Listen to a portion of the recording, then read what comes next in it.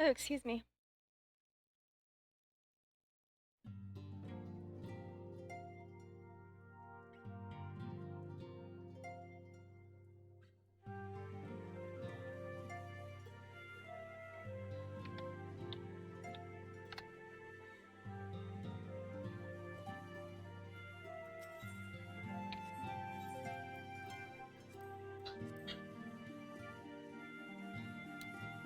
Did we unlocked Duty Roulette 50, 60, 70 dungeons because I finally did like a level 50 dungeon that's not Castra Meridian. I'm in the Praetorium. Oh, that's funny.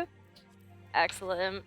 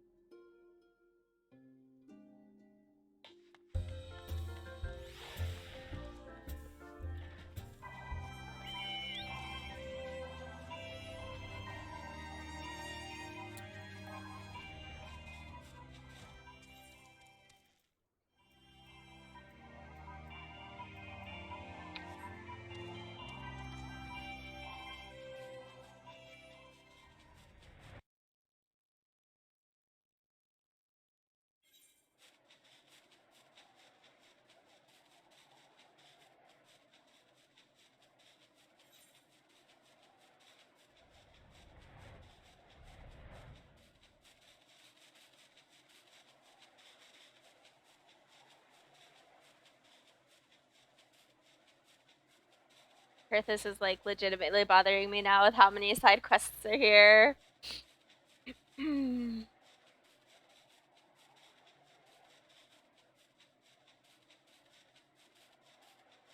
Fly, little chocobo, fly.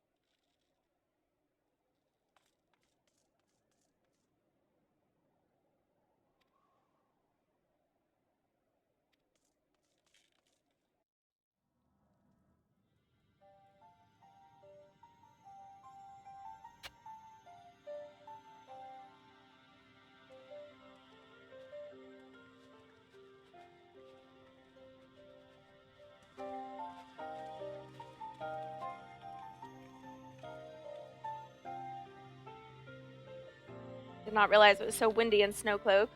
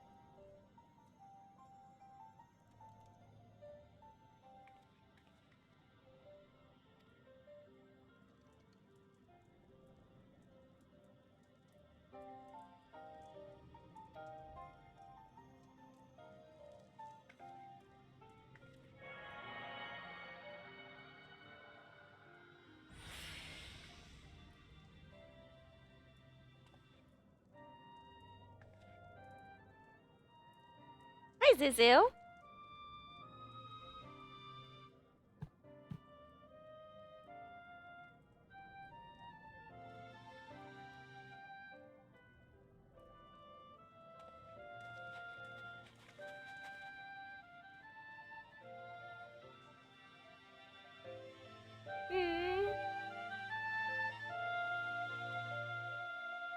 I'm sad that, like, well, I guess it doesn't matter because it's ARR, but, like, ARR doesn't take, like, a lot of the cutscenes you have, like, they're not as expressive as you have later on in other expansions.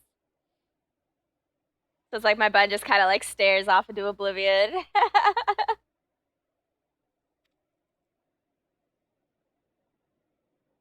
But it's okay.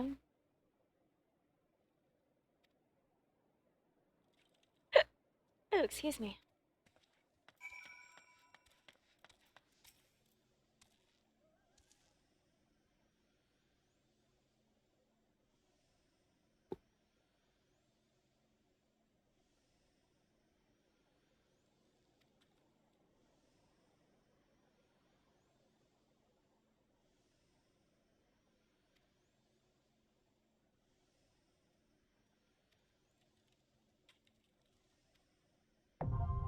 Oh boy.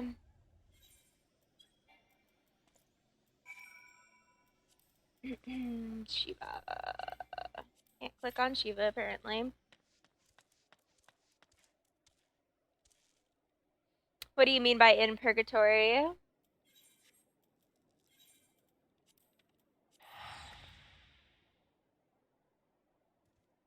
Oh, are you talking about like the ARR purgatory? Oh, okay. No, actually, they like so I did a bunch yesterday and I was surprised at how quickly it went. I think I did Leviathan all the way up into essentially Shiva yesterday. Granted, I like streamed for 10 hours, but like it didn't feel sloggy. If you know what I mean. And like I'm like obviously like I'm queuing solo as a DPS. If I were queuing with people that would like give me an insta queue, it would probably be a lot faster because I have a lot of this like, oh, I'm gonna go back and like do fates and blah blah blah blah. But it's actually really not been that bad. They cut out a lot of like the fat between like before you do Leviathan, because you know how you would go, like, you find out, like, oh, they might be summoning Leviathan, and then you go to Western Lenosha. Like, there's that whole, like, kind of area right there that previously used to just have, like, a bunch of, like, stupid fucking fetch quests. Like, that's all gone. Like, you essentially, you show up, you talk to Merowib, and then Merowib's, alright, let's go fuck up the Sahagin. Like, that's essentially all that. And then, yeah, then as soon as you're done with Leviathan, you do, like, a couple things, and then it's off to do Rama. Yeah, I'm pleasantly surprised. They cut out a lot of the fat.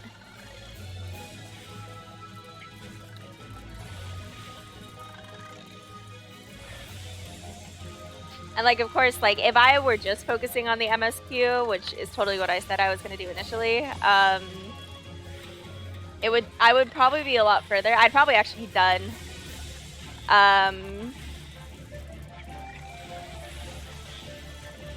But like, I don't play this character outside of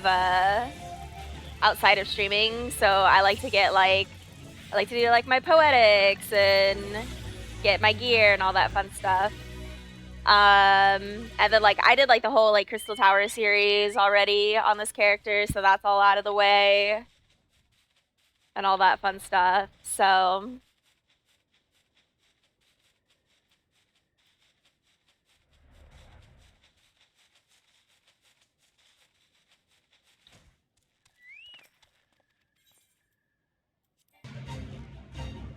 the reason I'm not having people boost my Qs is because I want to have like an actual relatively good idea of like, if you were a new person that didn't have like any friends and you decided to play DPS, like how long roughly would it take you to get through all this shit? So it hasn't been too bad. The queues are fairly not so bad.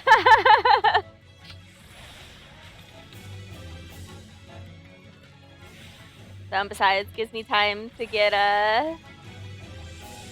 seals for the Grand Company. So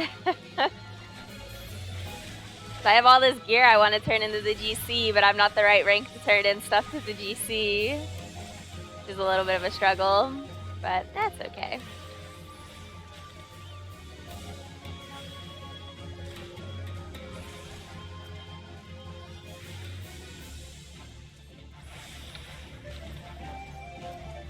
like, I went back and I did, like, Garuda, Ifrit, and Titan hard, which obviously, like, you don't need to do.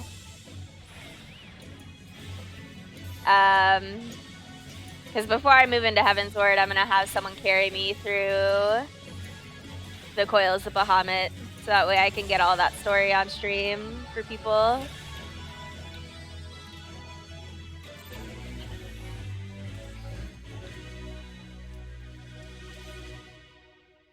Two fates.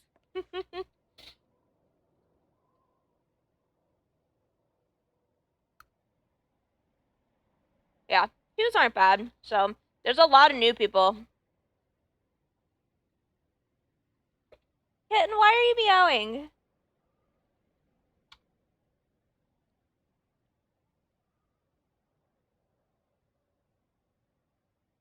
There's something wrong with this person account. Uh-oh.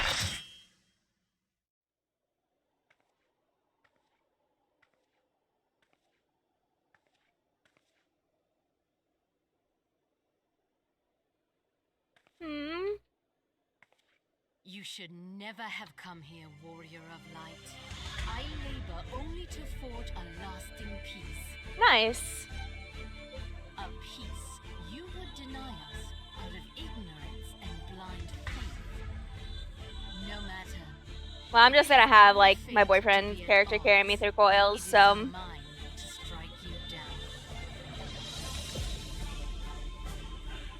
We whom gods and men have forsaken shall be the instruments of our own deliverance. Partake of my flesh. Fill this vessel with your light. Walk amongst your brothers and sisters once more. Why are you yelling?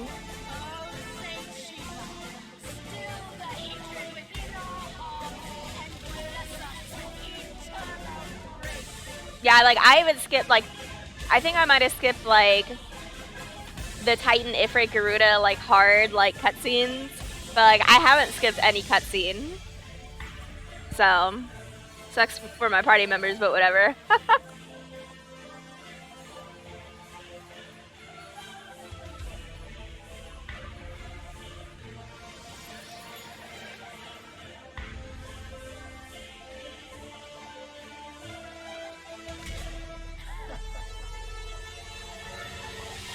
Hi! Why are you being a meowy butt, huh?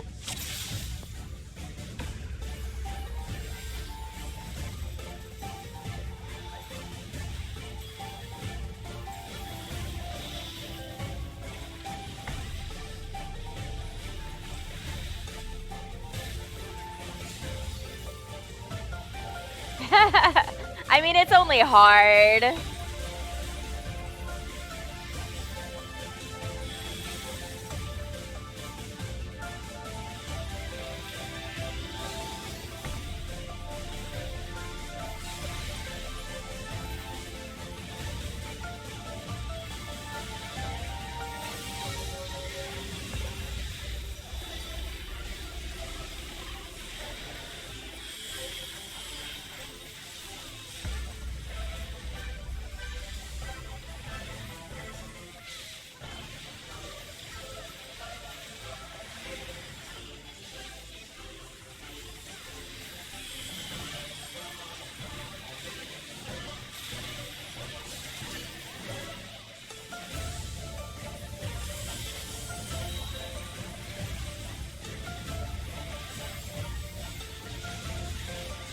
Like, you don't even need to stack for, like, sword or anything, and the tank just takes it by himself. Easy clap. Hey, sweetie.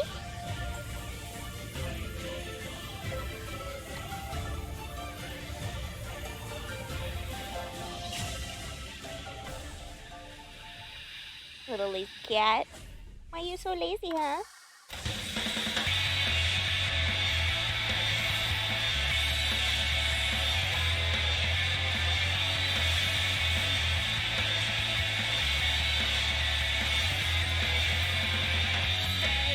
Shiva circles are so... Wow. I was gonna say, like, the middle's open. I'm not used to that.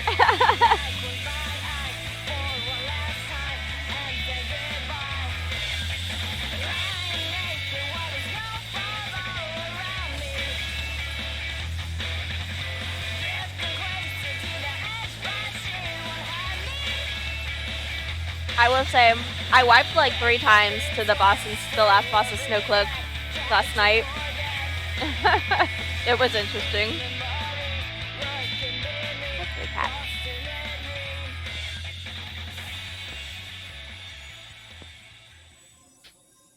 Yeah, it was funny. Well, it wasn't really funny, it sucked, but it was kind of funny at the same time.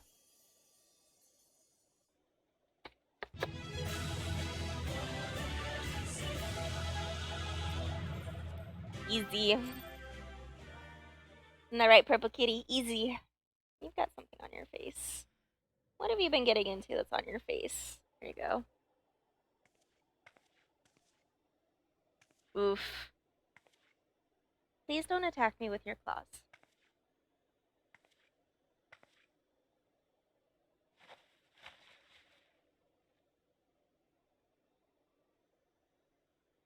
Fool. Blind, bloody fool.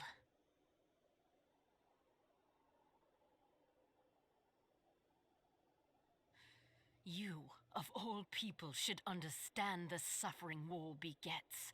That no sacrifice is too great if it brings an end to the violence. Ow. Your claws hurt. Mine is the righteous cause.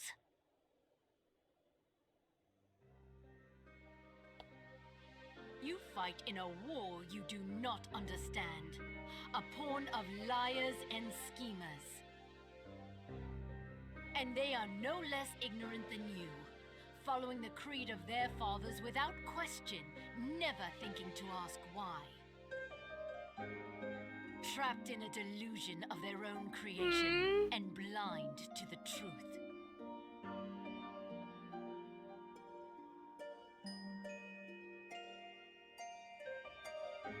Warrior of light, redemption is not beyond us.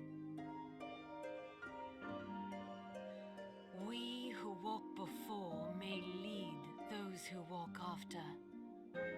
Well, I plan to do Heaven's Warm, Stormblood, and Shadowbringers on this character, so... See with eyes unclouded.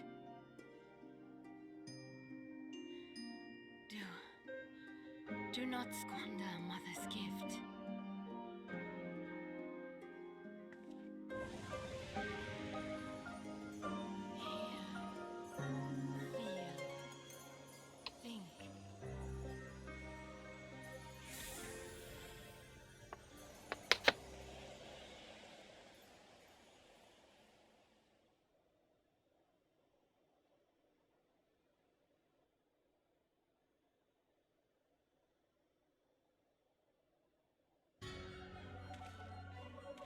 Oh?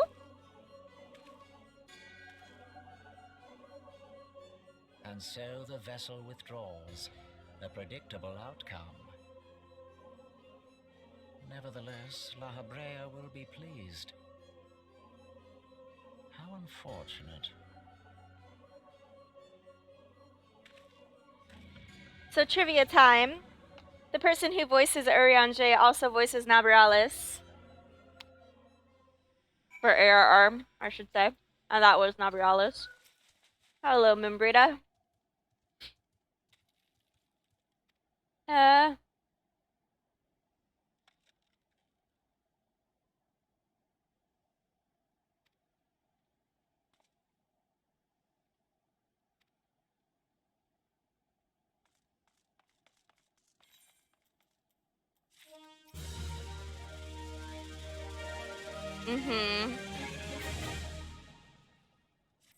I mean, it's a little difficult when, you know, you have one that talks in Old English with thou and thy and all that fun stuff, and then you have one talking normally.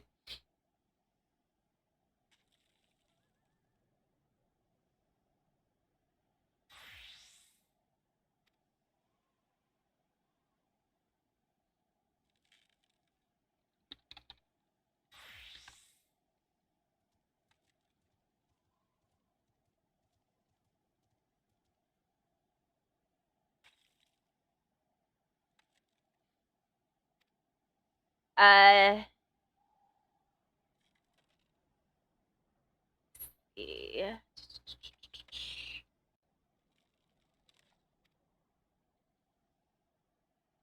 I did not hit my head, Mimbrita, I promise.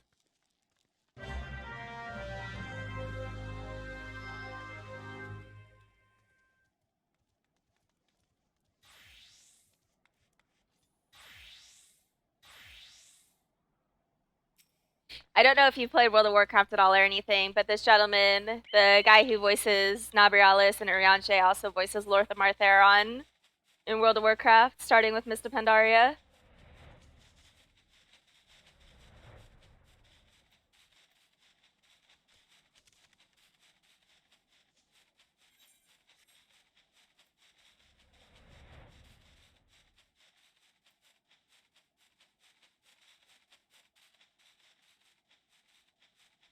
Let me tell you what, flying in ARR is literally the greatest thing in the world. I think that has cut down a lot of time between these quests too.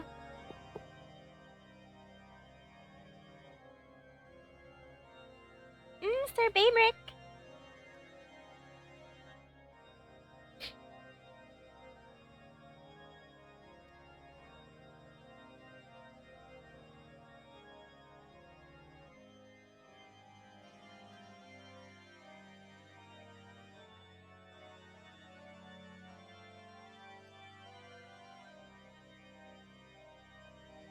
Mm-hmm.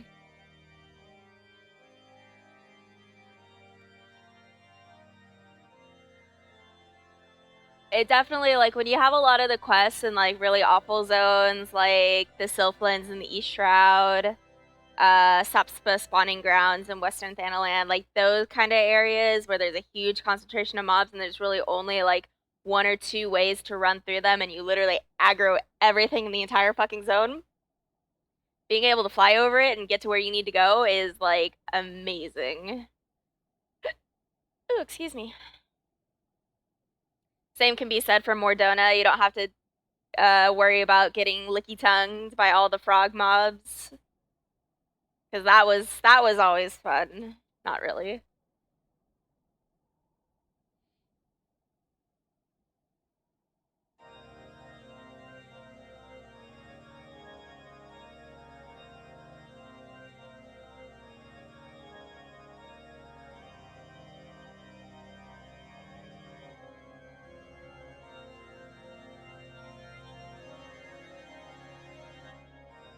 But of course, Sir Baemrick. Amric was like my first like actual like I want this character to be my fucking husbando in this game. I didn't really like I wasn't a big like Thancred person because I know a lot of people were like, oh my god, Thancred! And then I don't think I paid enough attention to Horshaphant back in ARR to really kind of give him another glance, really. Although I do love him now. He definitely is husbando material.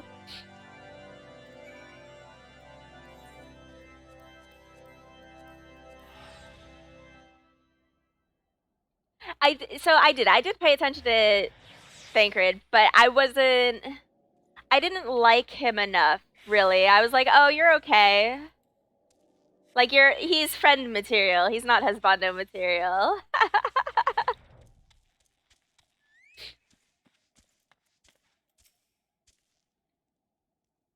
What are you doing, silly?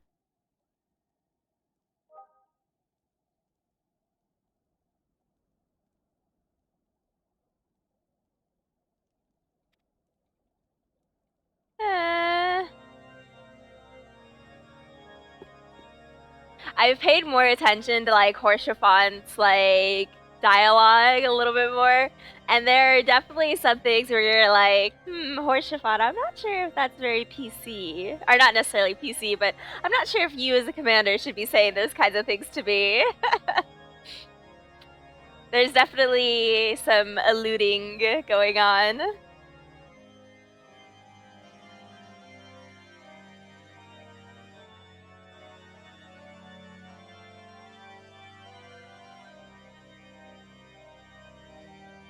There's like one cutscene where you come in and he's like, we'll make sure the hearth is like forever warm for you. And then Alpino like walks up and he's like, ah, thank you. And Horshaphant's like, oh yeah, I guess you too.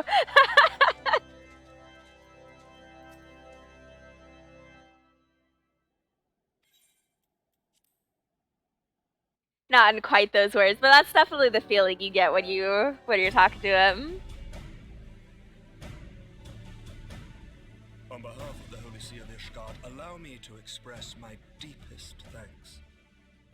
Never before have we been required to contend with a primal. Indeed, there were fears in some quarters that our knights might not be equal to the task. From what we have now learned of these beings, I can say with certainty that we would have lost a great many men had the Scions not intervened. Then the argument for preemptive action should be self-evident. Perchance now you will reconsider my proposal that Ishgard move against Nautalon. Ere we first met, a similar proposal was tabled, but the Holy See decreed that we were to observe, and that military action should be taken only in self-defense. All things considered, it was not an unreasonable decision. Since the Calamity, 2 vigils have fallen to the Horde, while Garuda has never shown any inclination to storm the gates of judgment. Which is why this unprecedented crisis and its resolution may prompt a change in policy. You who have faced these primals know well the threat they pose. Ishgard did not. Not until now. And there is naught like a brush with death to change a man's outlook. At the very least, this should silence any lingering objections to our arrangement with Revenant's Toll. The Holy See may even feel moved to grant us its formal endorsement. So far as it is possible, the Scions shall be compensated for their service. We should be grateful for any aid you can provide. As a gesture of good faith, I shall withdraw my previous request. Your people are doubtless needed elsewhere. That will not be necessary. We too have a vested interest in watching Dravania's movements. I see. Once more, I must thank I do love Amaric's voice. Sir Emeric, if I may, do you truly believe that Midgard's-Oma could return?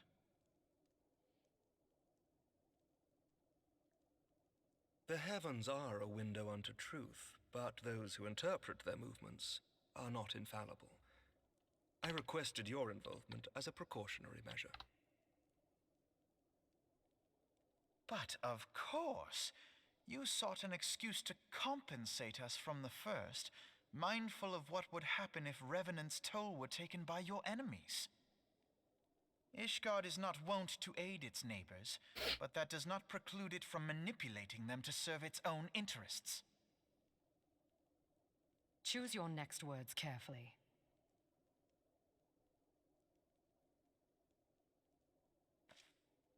Do you know what sort of man becomes Lord Commander of the Temple Knights? One who comes from good stock. I did not. Yet here I am now. Why do you suppose that is? Because I swiftly learned to tell the difference between words, deeds, and beliefs. You are correct, Master Leveilleur. Ishgard desires to see Revenant's Toll flourish, as it would present a troublesome obstacle to our enemies from the south. We are so glad to be of use to you. As we are to you. Ours is a mutually beneficial arrangement, lest we forget, one born of necessity. The dragons grow more restless by the day, and the heretics harry us nigh without cease. We have contended with such troubles for No, centuries. Keeper of the Lake is actually one of the very last dungeons you do in the ARR MSQ. Yet as a Actually, it is portion the of last Ishgard dungeon, with technically its speaking. possessions, the leaders of Ishgard are not wont to render up their trust to Essentially, you do outsiders. Keeper of the Lake, and then But with the Ishgard perseverance trial, on our part, they may and yet then be you're at the made to very see the end, light. and then you have all those lovely cutscenes. Nevertheless, one must take care when walking the road less traveled. Wise words, Sir Emeric. I shall make a point to remember them. I must apologize for my earlier outburst. I hope it will not sour our good relations. Not at all. You but spoke from the heart. I trust you understand that at times my duties may prevent me from meeting with you. On such occasions, my second in command will speak for me.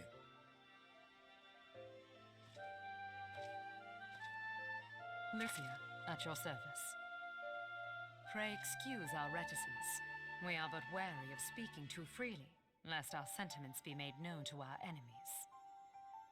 Know that the Lord Commander and I are of one mind. For the sake of Ishgard, and of Eorzea at large, I pray our peoples can put aside their differences. Those who dwell in the past risk losing sight of their future. Should aught befall one of our shipments, pray inform Lucia immediately. You may also relay to her any words you might have for me alone. Not being of Ishgardian birth, she owes no allegiance to any noble house, making her as near to incorruptible as one can find in my homeland. Suffice it to say, I trust her completely, and so may you. Which reminds me, Lord Orchefort, if you would be so kind. Certainly.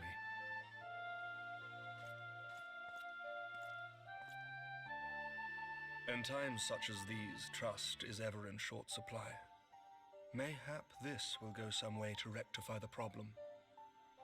The results of our investigation into the heretics' recent attacks, as well as our interrogation of the merchant you detained. Sir Emmerich, I cannot thank you enough. Think nothing of it. Ishgard may be many things, but Have it is fun! no friend to Garlemald. Did I not tell you to have faith, my friend? No, you won't have fun? What's the point of doing EAS if you're not gonna have fun with it?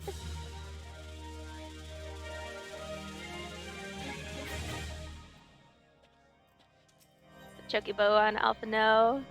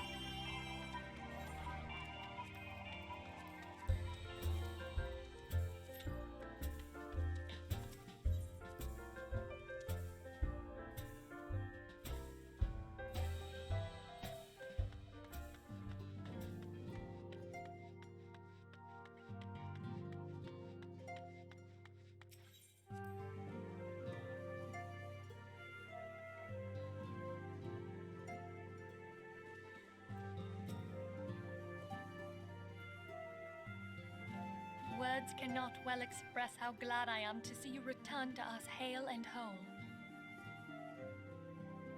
Needless to say, I am most eager to hear your account of that which occurred in Kurthis, assuming you're ready to speak of it.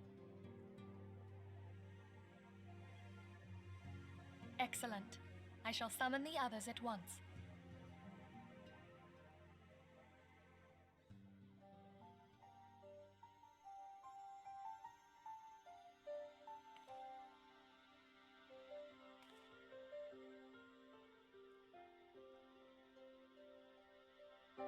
Iceheart used her own body as a vessel for a primal soul? Master Louisoir's writings make no mention of such a possibility. Can we be certain this entity was a primal? As certain as we can be that good King Mogglmog the 12th was a primal, I should think. Both were ostensibly summoned. Let's not quibble over definitions. Of more concern is the implication that Iceheart retained her will, even after she was possessed. We are talking about a mortal, wielding the power of a primal.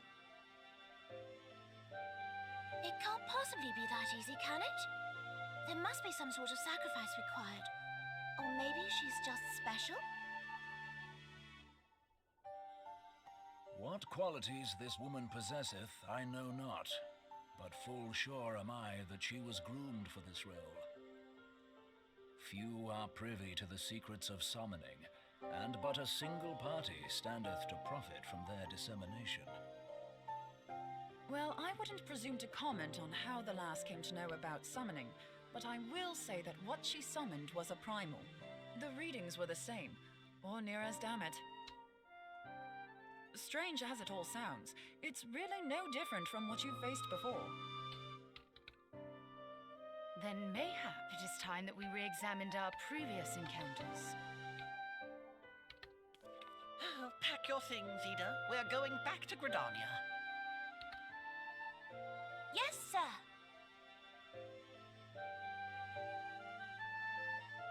About Iceheart's final words to you. Hear, feel, think. Hydaelyn speaks to her as well. If Iceheart is blessed with the power of the Echo, she will doubtless have used it to further her goals.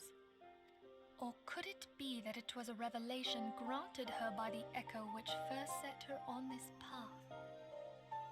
She did say that the Ishgardians were blind to the truth. Do you think she has knowledge of the origins of the Ishgardian-Dravanian War? It would do much to explain her unwavering conviction. Did not the Lady Iceheart implore thee to seek the Keeper of the Lake? And did she not imply that in so doing thou wouldst come to see with eyes unclouded? Midgard-Zoma was a king amongst kings who reigned for centuries on end.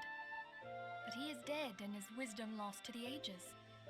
Unless the Ishgardians' fears are well-founded, it would seem we have yet another reason to stand watch over the Keeper of the Lake. For a mercy, we are well positioned to do so. Iceheart, Shiva, Ascians, and Midgard-Zoma. I shudder to think how they're all connected.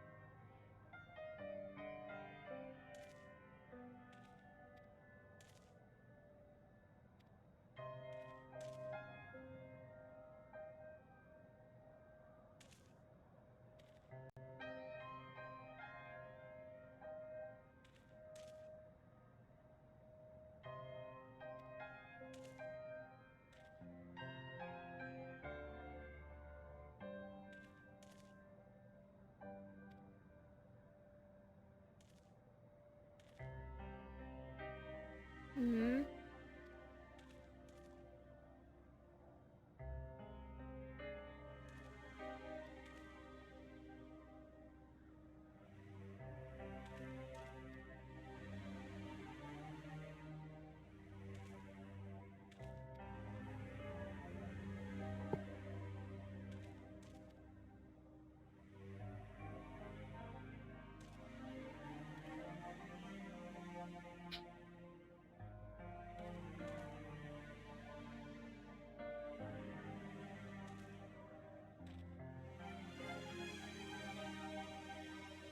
Hmm. Indeed you would, Ilberd.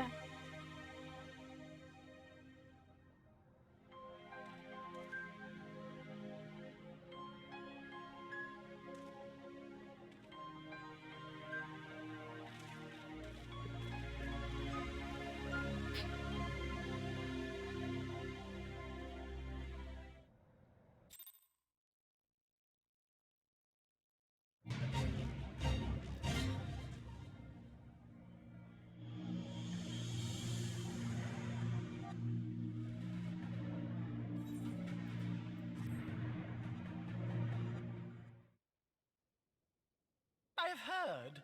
Truly bothersome business. No, I do not foresee a problem on that front. The main concern is Roban. There is no telling what the brute might do. Have the Blades watch him in the flames day and night. You may leave the Sultana to me. I shall personally attend her grace.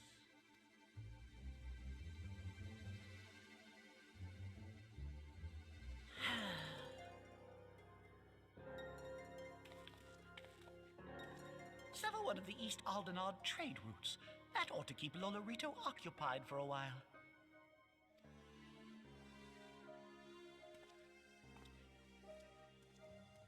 Nanamo Ulnamo. For my sake, pray be a good little Sultana to the last.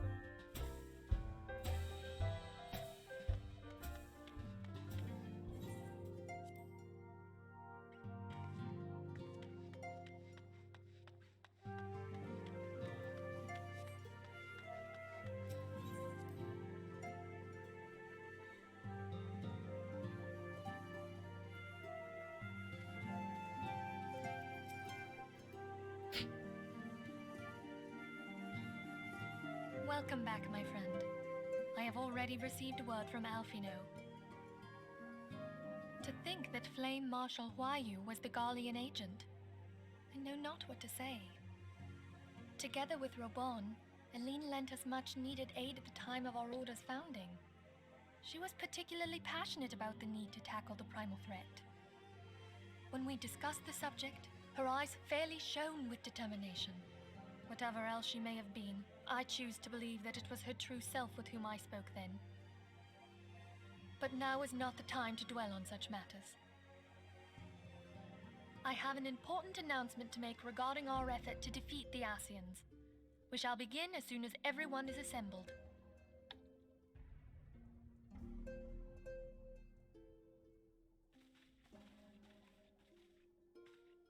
My thanks for coming, friends. Moonbreeder, the floor is yours.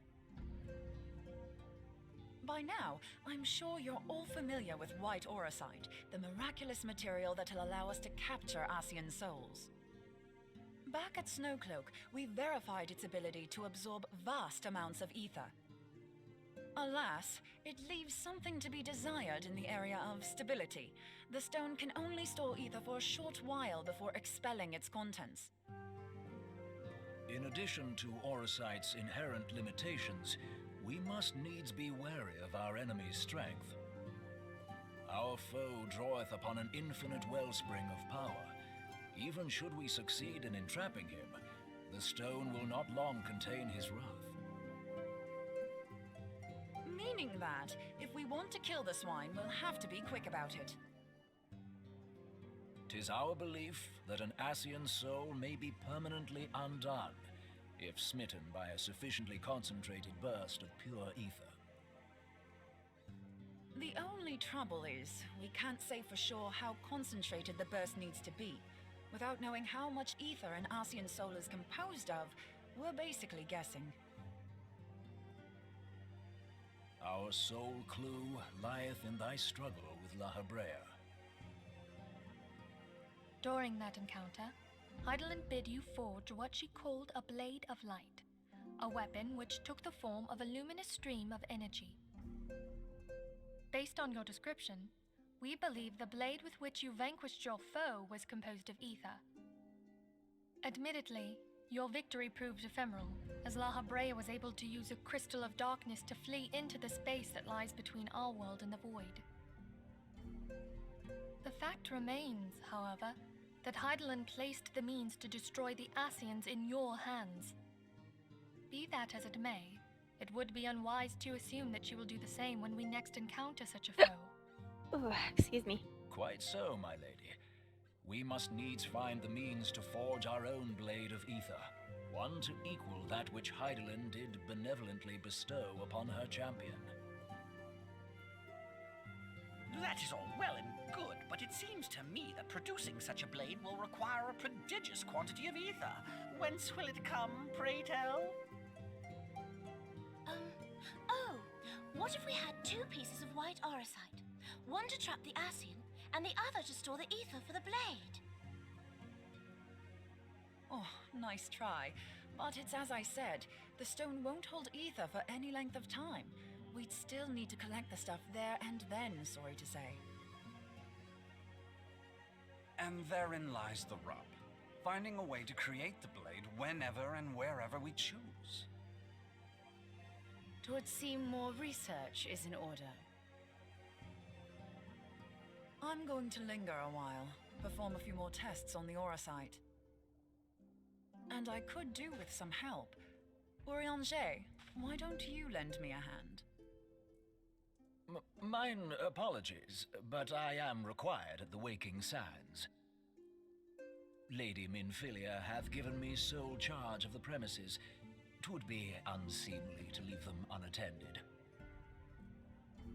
Sole charge, you say? So you're basically alone there, then?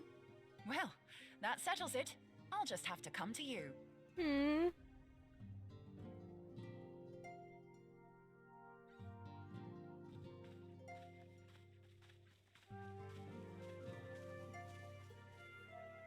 While you were afield, word arrived from the Sharlayan motherland. You will recall that a survey party was dispatched to investigate the incident of the Isle of Vow. What they discovered was troubling, to say the least. According to the report, the isle has been erased from existence. 'Twas as if a hole had been torn in the very fabric of reality. Aye, yet the mystery endeth not with the isle's disappearance. It hath come to light that a number of scholars in various other locales were reported missing at a similar juncture. What's more, they all had something in common with the head of the students of Baldessian. Every last one of them was researching a phenomenon called dimensional compression, or the rejoining as the ancient texts call it. I'll be damned if that's a coincidence. All indications suggest Ascian involvement. But I sense that a force greater still is at work. The entity the Dark Beings call the One True God. We must pray that my dear friend Kryle regains consciousness soon. If she bore witness to the Isle of Val's final moments, she may be able to shed some light on this mystery.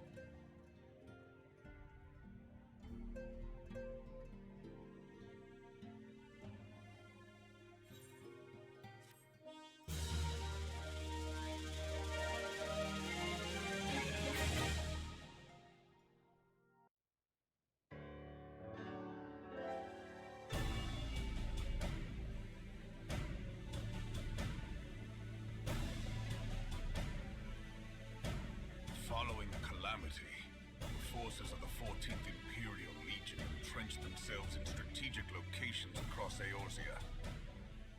So swiftly did they accomplish this, it was suspected that they had received help. To think that it came from Huayu, my right hand. There is more. We have reason to believe that Huayu didn't deal exclusively with the 14th. She also answered to a higher authority in Garlemald. But this higher authority could not have been the Emperor. By consenting to the media project, Solus Zos Galvus showed himself to be more concerned about preventing the spread of primal influence than claiming Eorzea for the Empire. He would happily have seen the lot reduced to ash. We believe a number of high-ranking figures within the royal household were against the decision, but that they knew better than to oppose the Emperor openly. Of course, this didn't prevent them from making clandestine provisions, in which Huayu played a part. Alas, these provisions did not prevent Dalamud from falling, and the ensuing chaos changed the face of the realm forever. Yet Eorzea survived. To all intents and purposes, the Meteor Project had failed, and the Empire was left to rue its lack of a decisive means to eliminate the primals. Until, that is, it stumbled upon the Ultima weapon. Even before the accursed thing was dug up, it seemed to me the 14th had the might to overwhelm our weakened armies. Yet they chose to hide behind their walls. Why?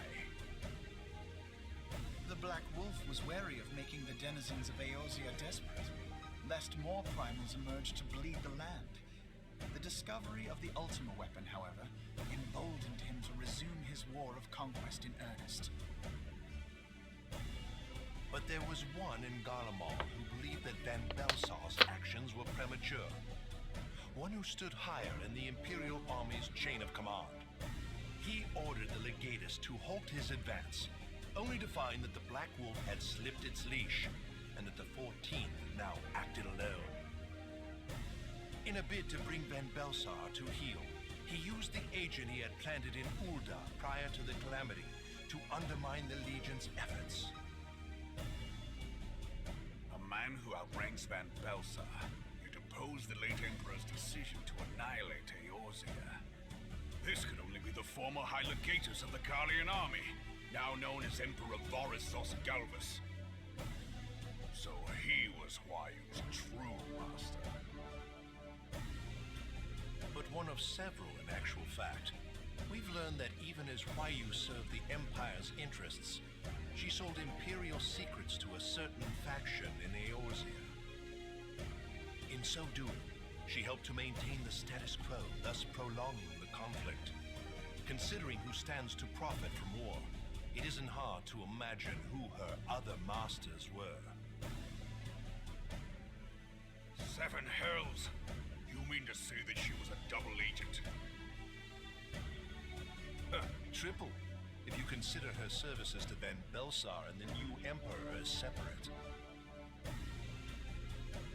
As neatly as these pieces seem to fit, one aspect of the puzzle remains unclear to me. By whose will was the Marshal feeding intelligence to the heretics? And try as I might, I fail to see how aiding their cause would profit either her Imperial or monetarist masters. Could it be that another hand is at work here? If so, Huayu must be made to reveal whose it is.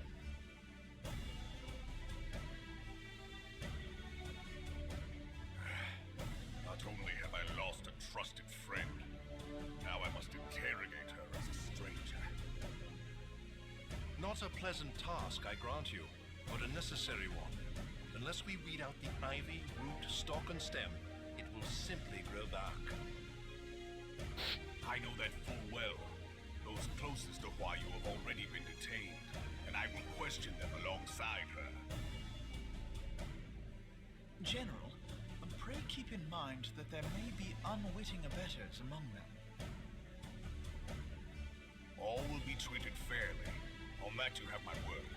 Those who are innocent have no cause to fear. You have ever been a friend of truth, General. I hope the unpleasant task of weeding out falsehood will not detain you too long. Though it be for the sake of Eorzea, doubting one's comrades is poison to the soul. And with that, I take my leave. Why are you booping my poor little purple kitty, huh? That's rude.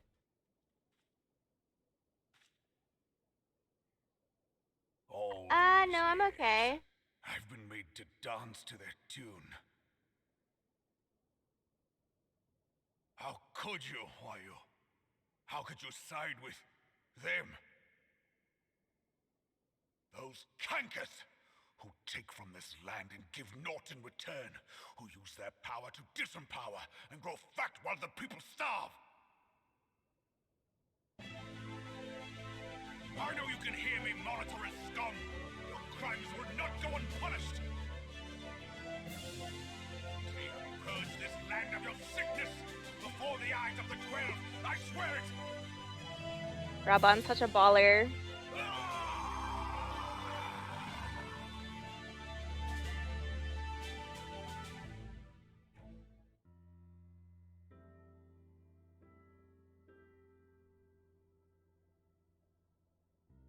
I shall have no further need of you this day. Your Grace.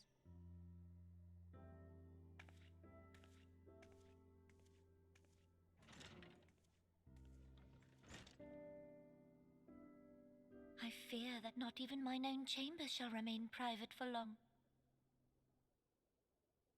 Has the situation grown so grim?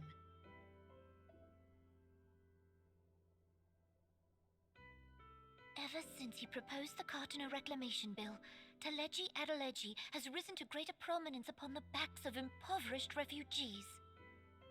The monitorists were ever united in their pursuit of profit, but the man's actions have torn a rift in their ranks. They snap at each other as rabid dogs. Yet now is not the time to be bickering among ourselves. If this bickering is a threat to law and order, might you not have grounds to dissolve the syndicate? Would that the solution were so simple, Admiral. Alas, my moving to dissolve the syndicate is certain to spark outrage among the influential merchant class, whom the Cabal represents.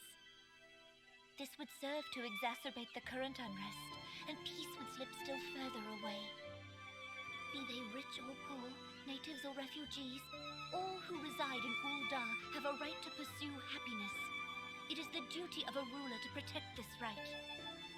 If I am to perform my duty, I must needs tread warily. It would not do to make enemies heedlessly. Were Lord Lolorito here, he would doubtless say that I have my head in the clouds. A ruler is required to take a wide view. Try as we might to cater to all needs, some will inevitably be overlooked. As such, there shall ever be citizens who feel aggrieved. It cannot be helped. But as you have informed us, the monitorists take no view but their own. They hunger for power while the masses starve. In the absence of a common cause, it seems beyond any one individual to make Ul'dah whole. And the presence of a Garlean agent within the immortal flames only makes matters worse. Even accounting for Ul'dah's historic reliance upon mercenaries, such a grievous breach of security is unprecedented. I fear this business will provide the monitorists with a rod to beat Raban.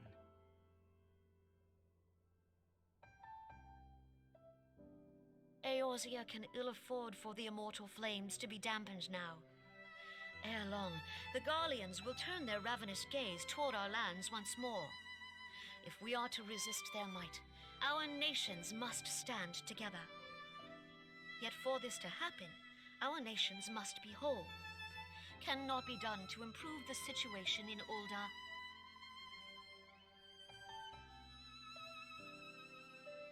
The true wealth of Ul'dah lies in the health, happiness, and hopes of her citizens. Alas, the citizens shall never know these things, so long as their lives are ruled by the ambitions of the few. The monetarists claim to represent the best interests of the people, but in sooth they desire only to manipulate them for their own selfish ends. For the government to serve the people, it must be formed of the people.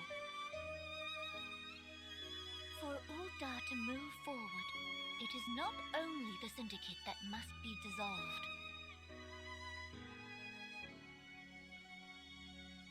Nay, you jest.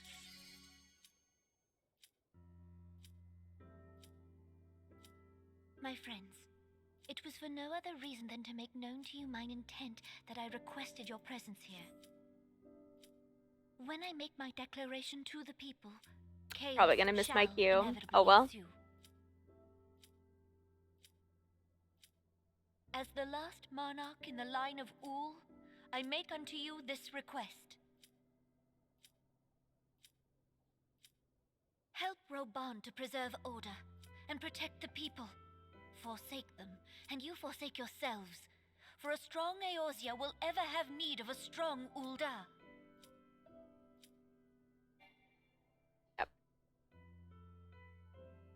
Your Grace, are you certain of this? There is no other way. When the time is ripe, the nation shall become a true republic. Both royalists and monetarists shall cease to be.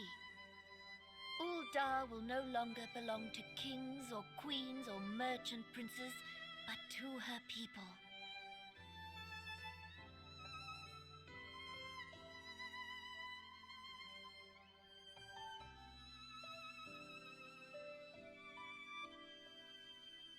Roban, forgive me for casting aside all that you have toiled for in my name. Beyond this gesture, I am powerless to help my subjects.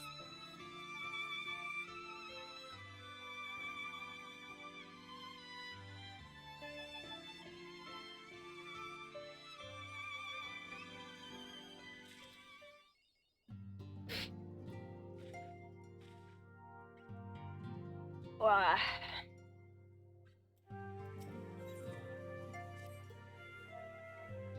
Hey, Stinky.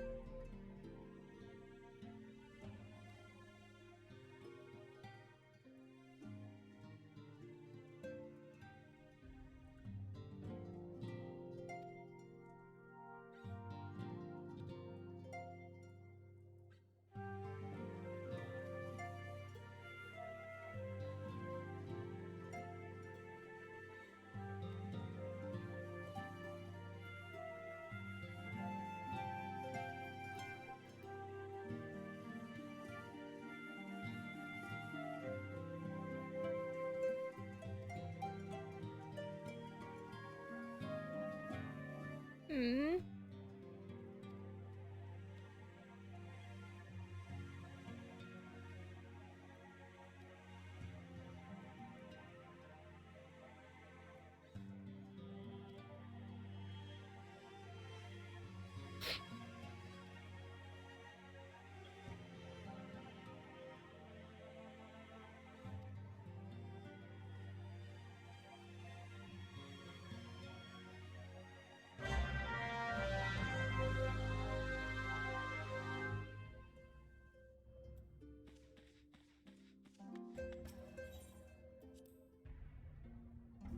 Cat.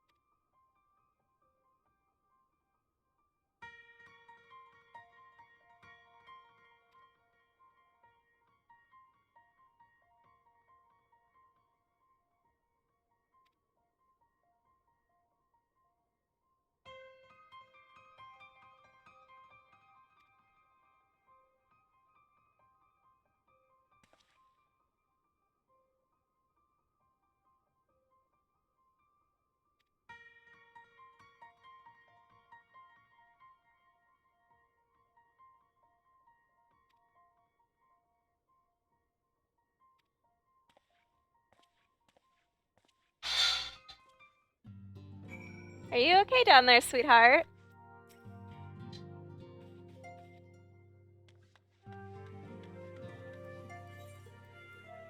What was that? Ah.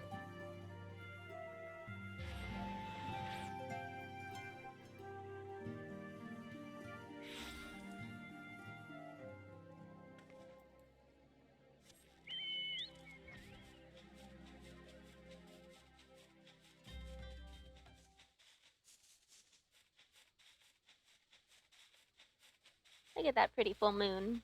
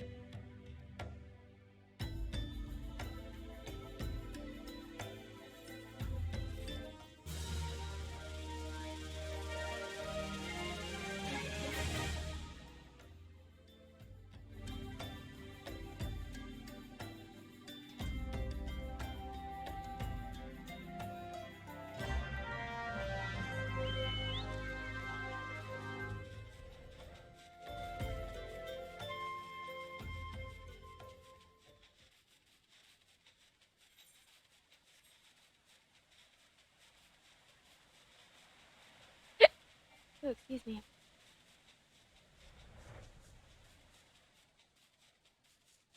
Hmm.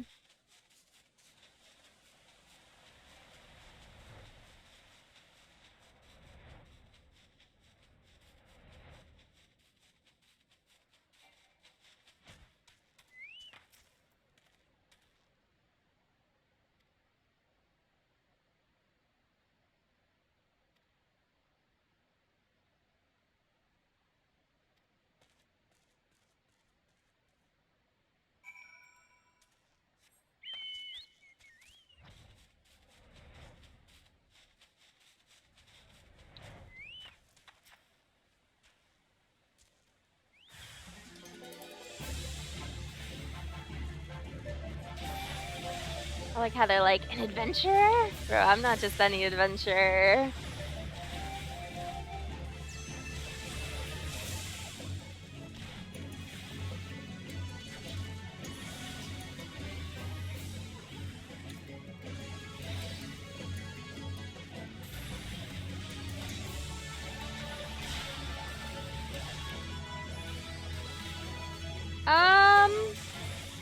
Don't think I'm gonna be making anything with eggs.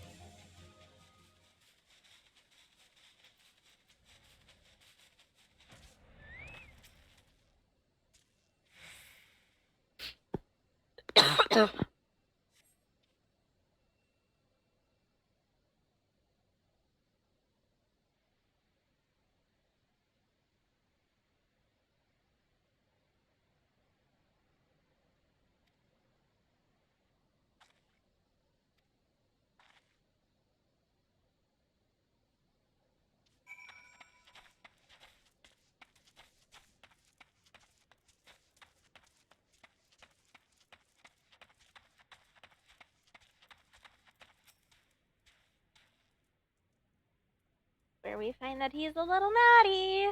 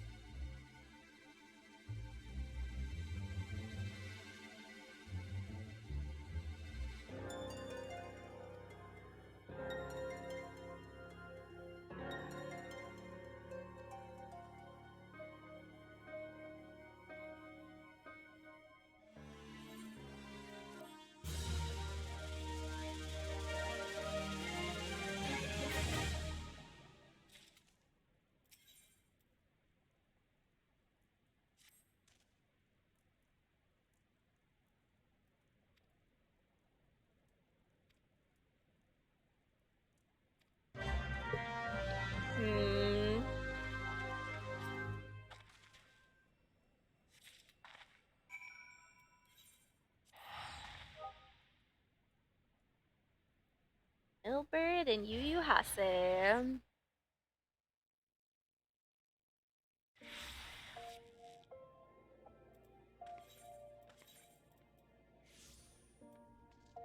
Definitely where we start seeing some problems arise on top of the problems that we already have.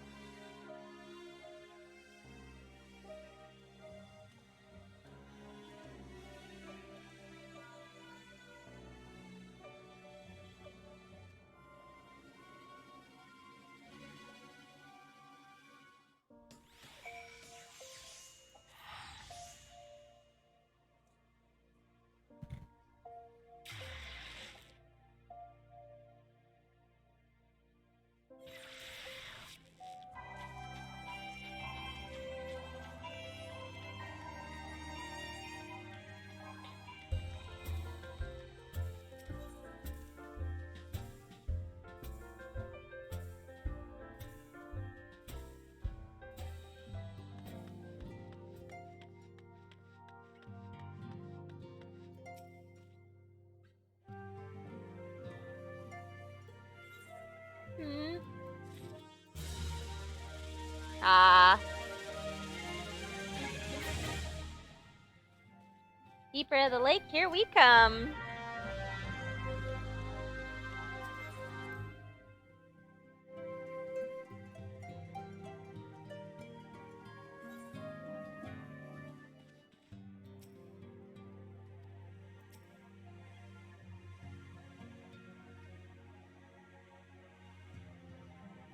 We have a guest from Ishgard who wishes to speak with you. I believe the two of you have met. We have. I had hoped to speak with Commander Avyuir as well, but I cannot afford to wait any longer. The Lord Commander sent me hither to request your aid in a matter of grave import. You see now why I had Tataru summon you. Now that we're all assembled, perhaps you would be good enough to elaborate on the nature of the matter which brought you to us. The Observatorium's astrologians have sounded the alarm. Last night, the Dragonstar burned with an intensity not seen in 15 summers. Not since the Dravanians engaged the Empire in the Battle of Silvertear Skies. The northern sky doth burn full bright upon the Wormlord's call. The red behemoth beckoneth, and flame consumeth all. The old Curthan rhyme, aye. The brightening of the Dragonstar is said to accompany the roar of a great worm. The astrologians believe that it was Midgard Soma himself who cried out on this occasion. After an absence of centuries, the King of Kings did return to lead his kind against the might of Garlemald, only to fall in his duel with the Agrius, proud flagship of the Garlean fleet. Devoid of life, his corpse remaineth entwined about the Magitech monstrosity even unto this day. Ariange has the right of it. Whatever this alteration in the Dragonstar portends, the Great Worm has shown no sign of life. Tataru, have the Domans reported aught out of the ordinary?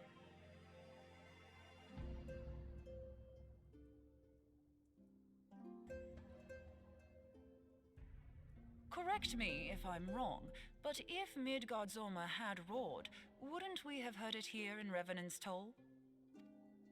Roar is but a figure of speech. Dravanians can communicate in ways beyond our ken. It is for this very reason that we are forced to look for signs in the heavens. We cannot say with any confidence that a great worm roared at all, much less that it was Midgard Soma. Only by directly examining the Keeper of the Lake can we be certain. However, it will take too long to gain the Holy See's approval to dispatch the Temple Knights. Therefore, Sir Emric would entrust this task to you. Do you accept? Thank you. We knew you would not disappoint us. Now, if you would excuse me, I must return and assist the Lord Commander. We have precious little time to prepare. To prepare for what, pray tell? When a great worm roars, his brethren cannot choose but answer. We prepare for battle.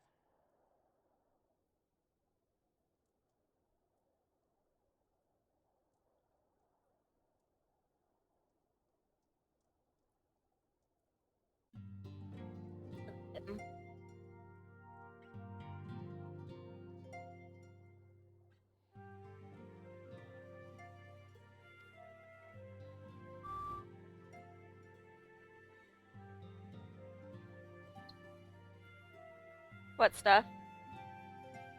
Oh, I mean... Well, not only that, but you ate the other one. I'm pretty sure we bought them at the same time.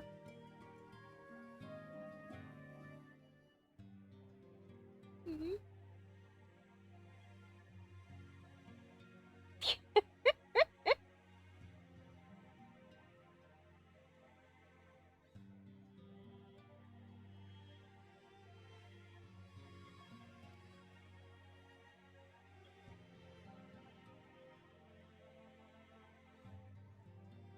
Now, stop harassing her.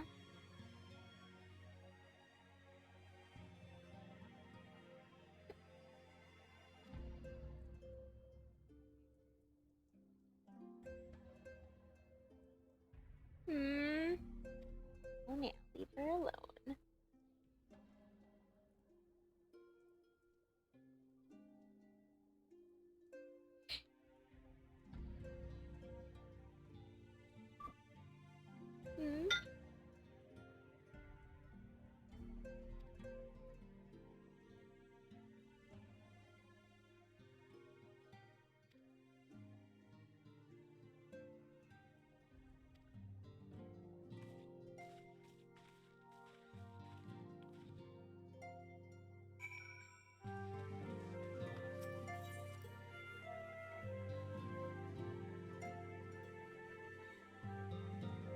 Yawn.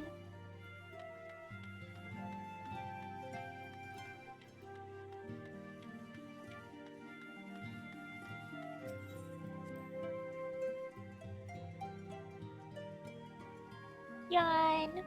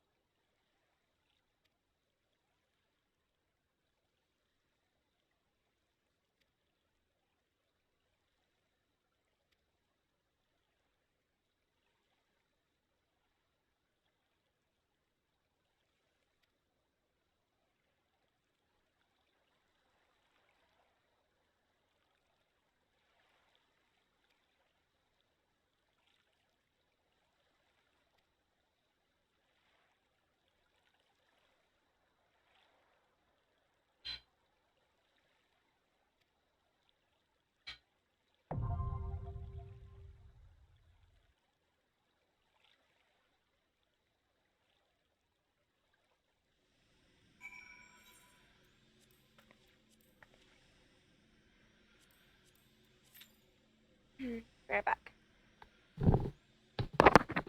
Hopefully my kudos will come along too. Is that what you said?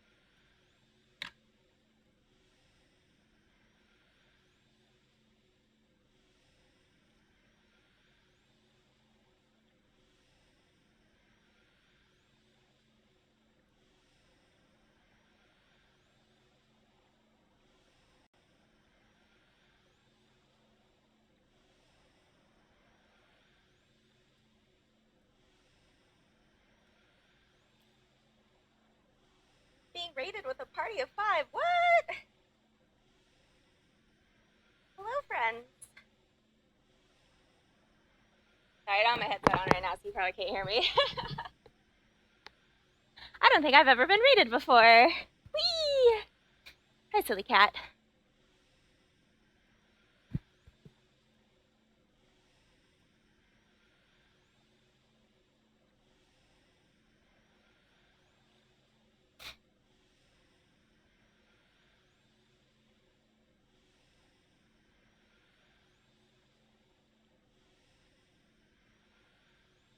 Sorry, we're not doing much right now. We're waiting for a queue, so it should hopefully be popping any second here.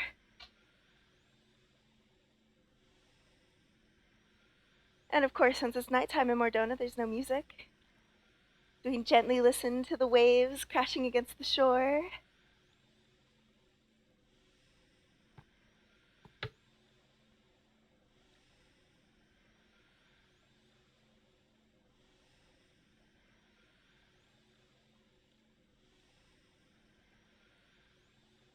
Oh yeah. No, I've done all this before. So like this character is an alt, and what we're doing is we're going through the ARR stuff to see how much better it is, and I can say for certain it's a lot better. It's a lot more streamlined than what it used to be for sure.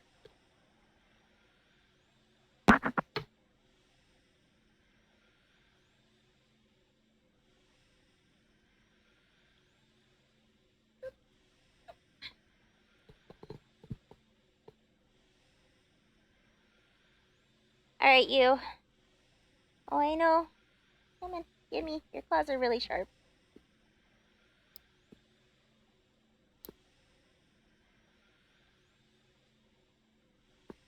Two seconds, little purple kitty.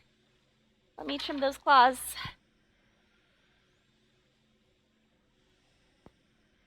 May I have this paw, please? Otherwise you're gonna run away. I don't think she's lazy enough right now for me to trim her claws. Hi, silly cat.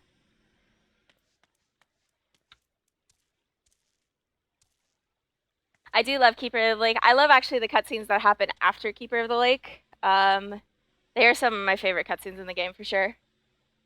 Yawn.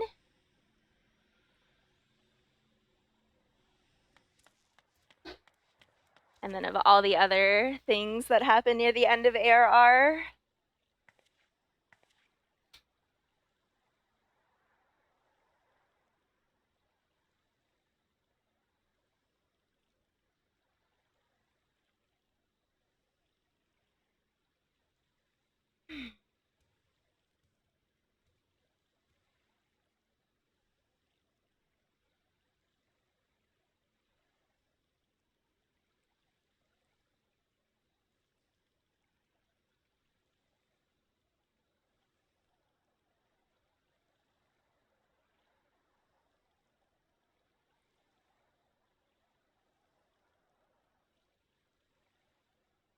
There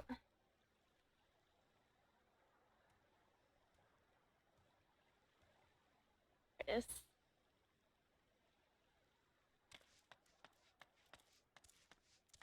Watch, as soon as I go to Northern Thanaland, my queue's gonna pop. I'm calling it right now. I'm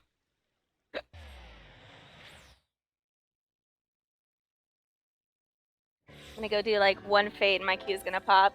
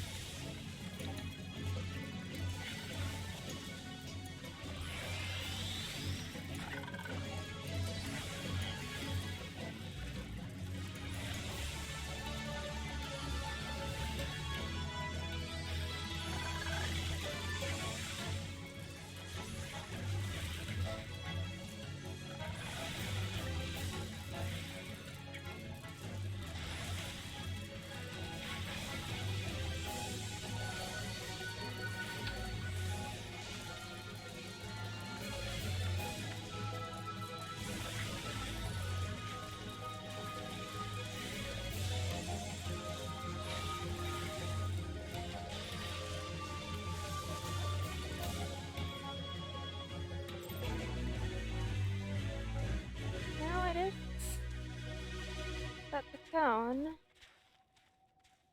Strange. Okay.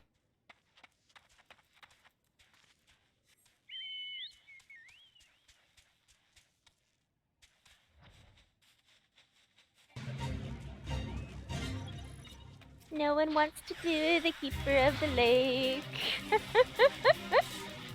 Sorry.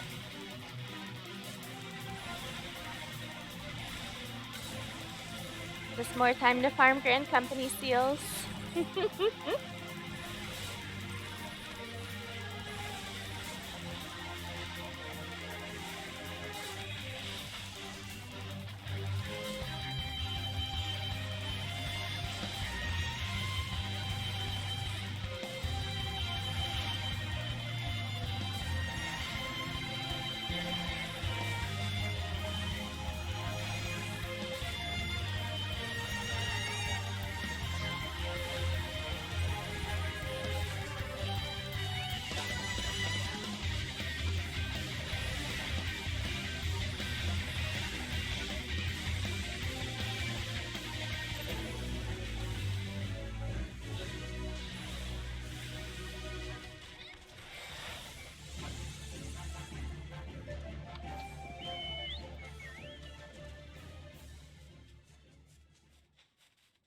Like, actually, no one wants to do Keeper of the Lake.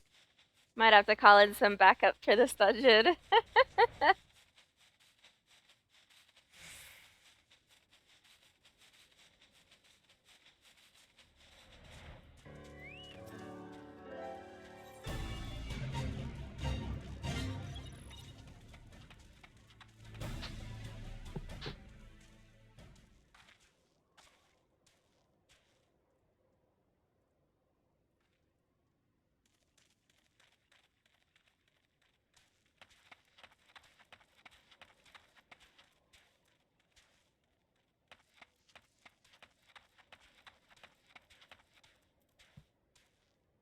It is really fun to see how many like new people are playing the game right now though, because as I've been doing this stuff on this character, I've seen tons of leaves.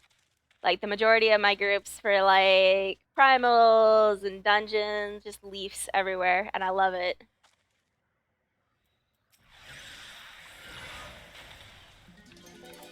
I love seeing new people coming to try the game and see what it's all about and all that fun stuff.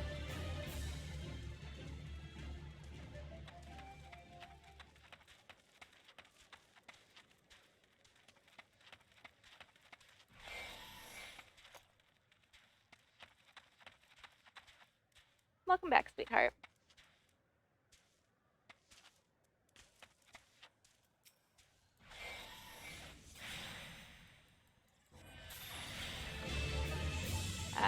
It's only gonna hit one of them, I think. Yeah.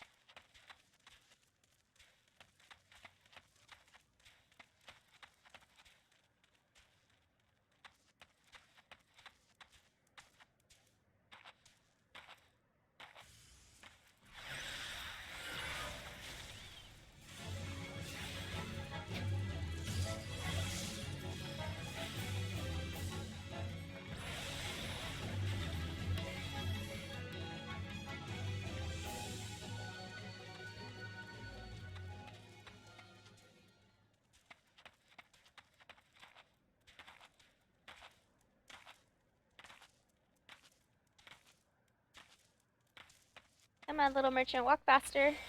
Oops, I don't know how I transpose.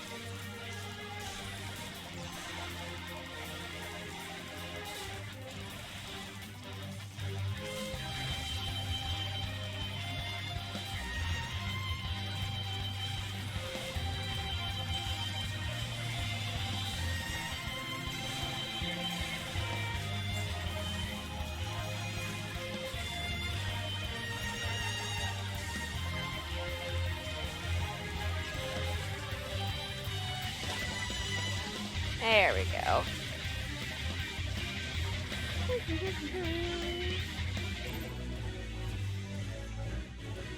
Oh, I leveled.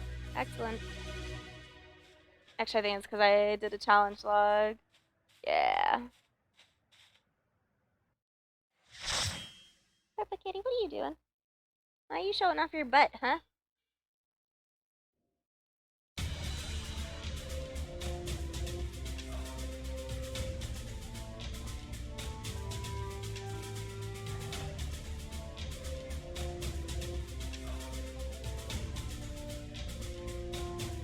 Let's see, all leafs in the dungeon. We're gonna go with 3 out of 4 being leafs. Oh no, just me apparently.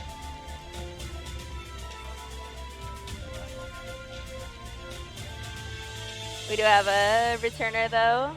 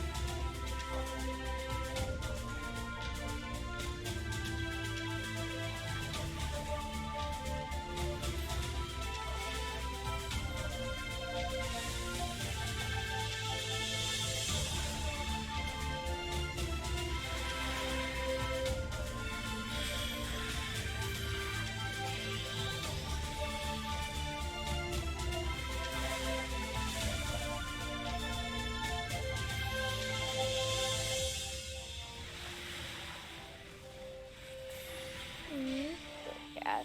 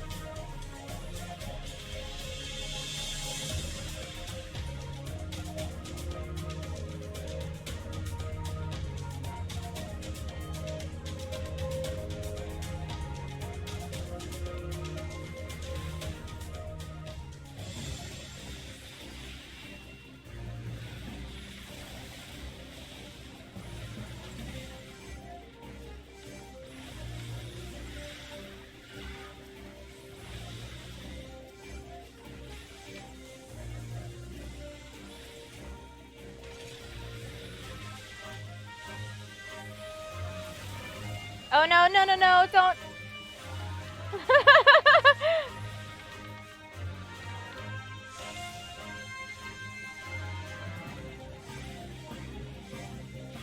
Oh god, all of those are gonna explode.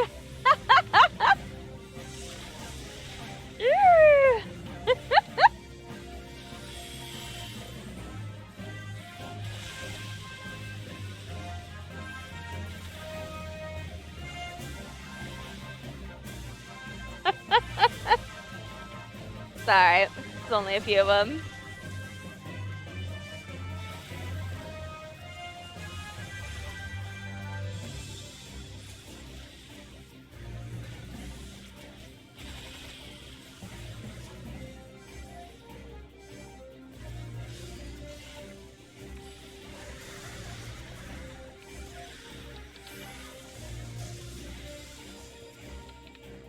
I don't think I've ever Swiftcast flared to move tanks away. That's funny. Whatever. I probably could have freeze. That would have been probably the smarter idea.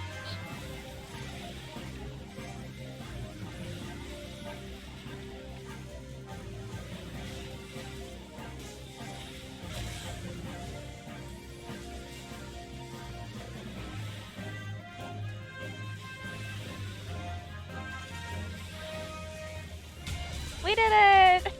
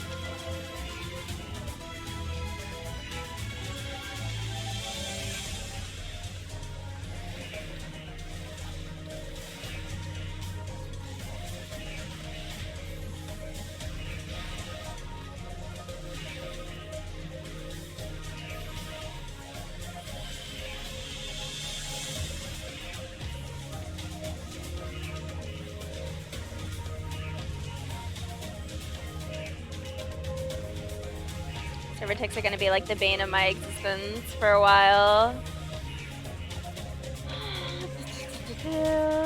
That's rude.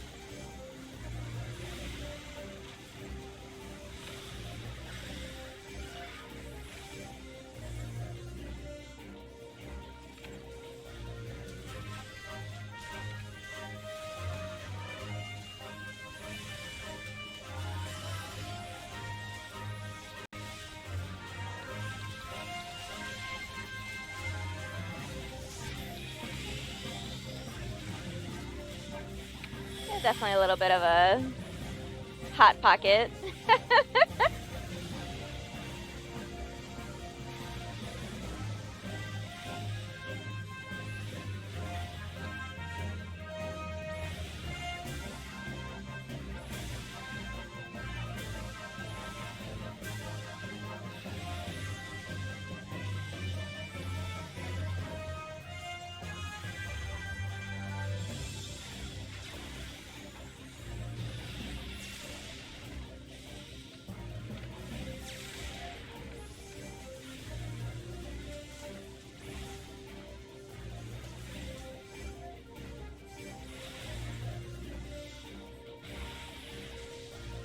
Gonna casually cut the arena in half. Oh, this is bad.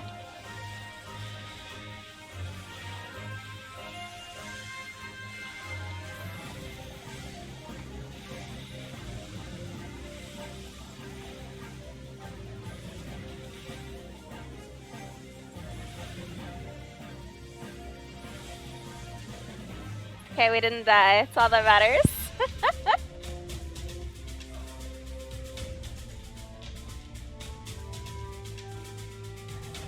I think the healer bunnied me, actually.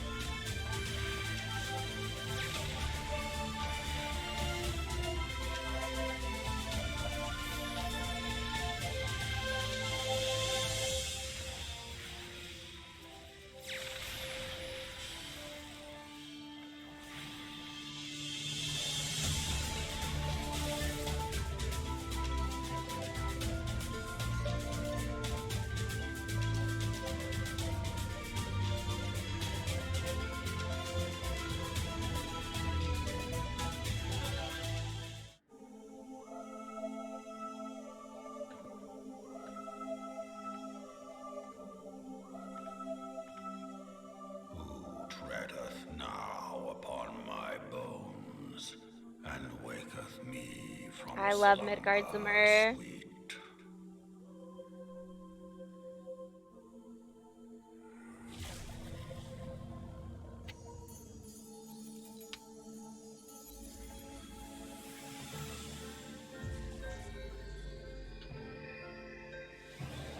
Thou hast forgotten the face of thy Lord.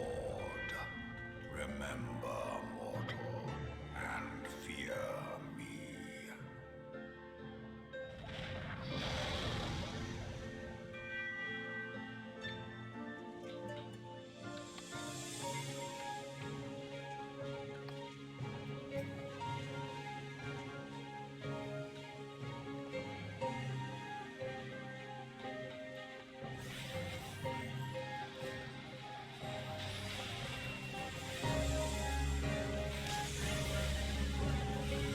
They waited. How kind.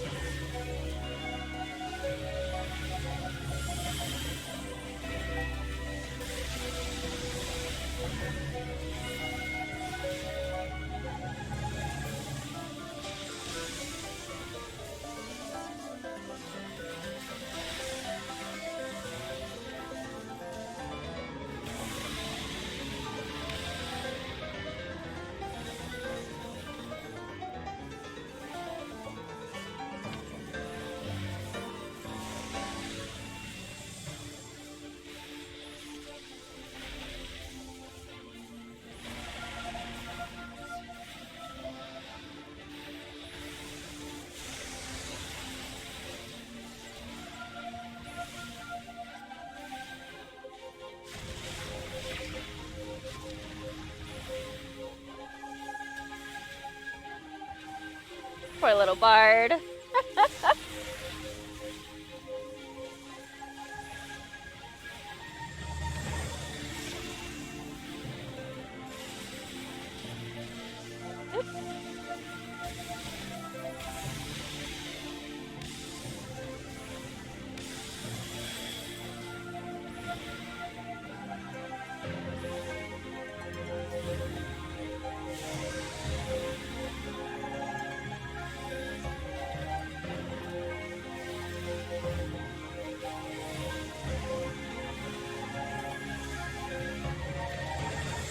I know, Midgard Simmer, fuck off.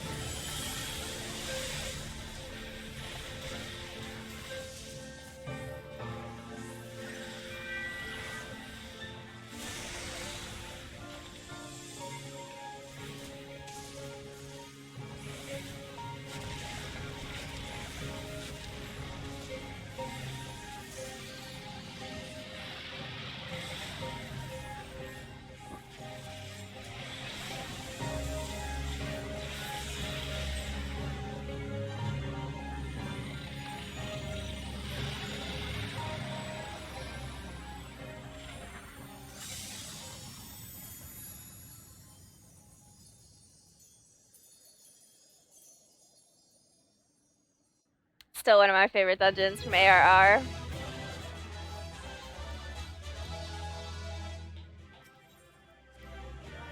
Oh boy, I got 2 comms. Excellent. And now the fun cutscenes begin. By her gifts hast thou earned a moment's reprieve.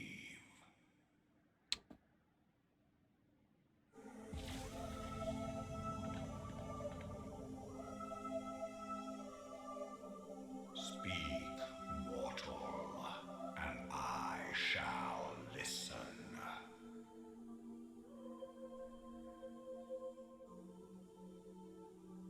Guided by a star.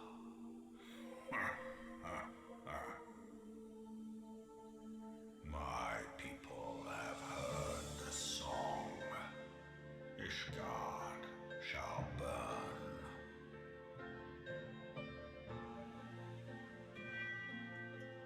Sons must answer for their father's misdeeds. We do not forget. We do not forgive.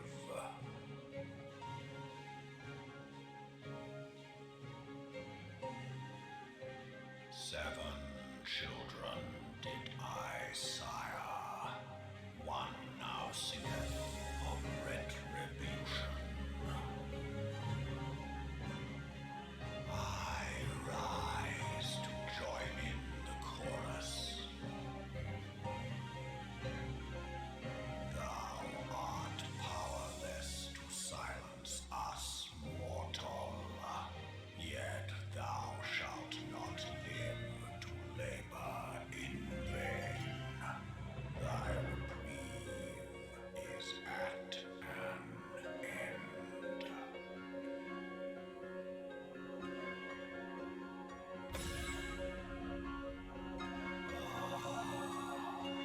Trickery is thy shield. This frail, noble creature is not gifted, but chosen. Hearken to me, Hydaelyn. I remember, and I consent.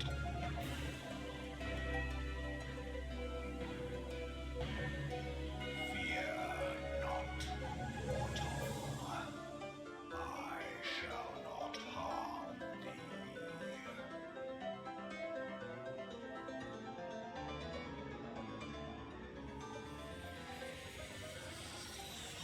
And then laser beam through the chest.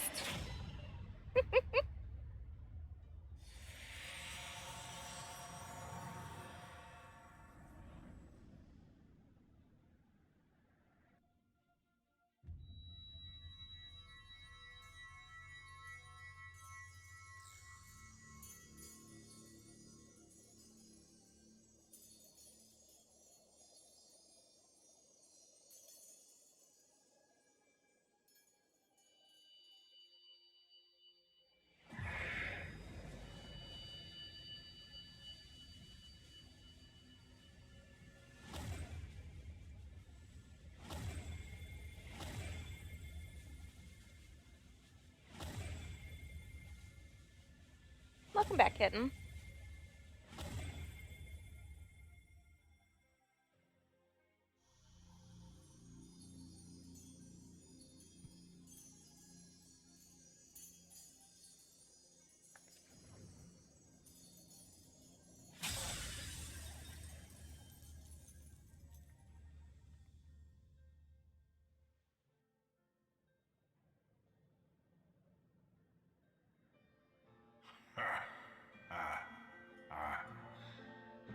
Mayhap thou thinkest me an oath breaker. Thou art mistaken. If thou comest to harm, it shall be by another's hand, not mine.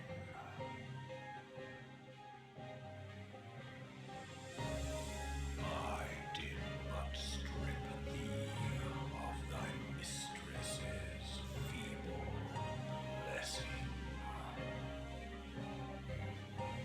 Thou didst profit much by her grace, but no more.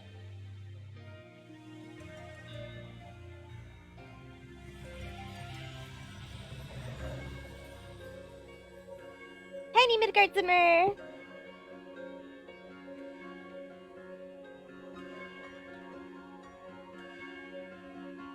Their covenant binds me to thee.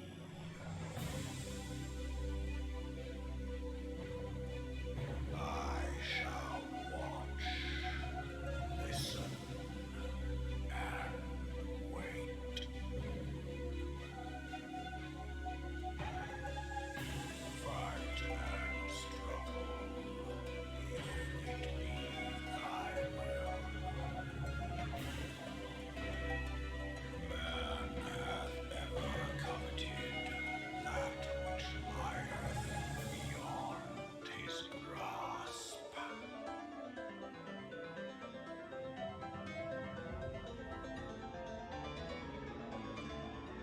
I drink of her body, and thence of mine own find new life. When it hath grown whole, the loyal and penitent shall rejoice.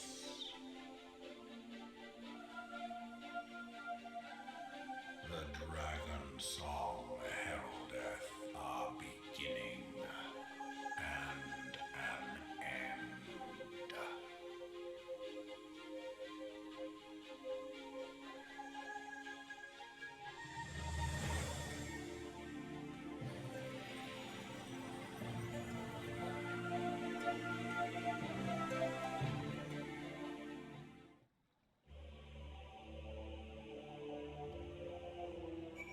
You may now summon the Midgard's minion. Excellent.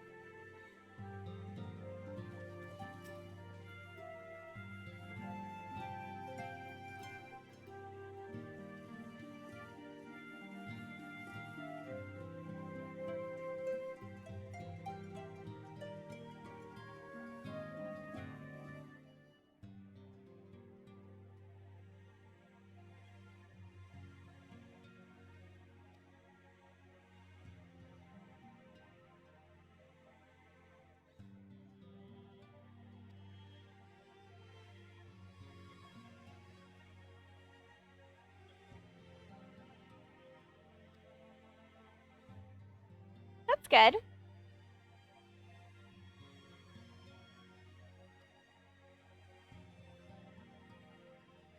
She's chillaxing.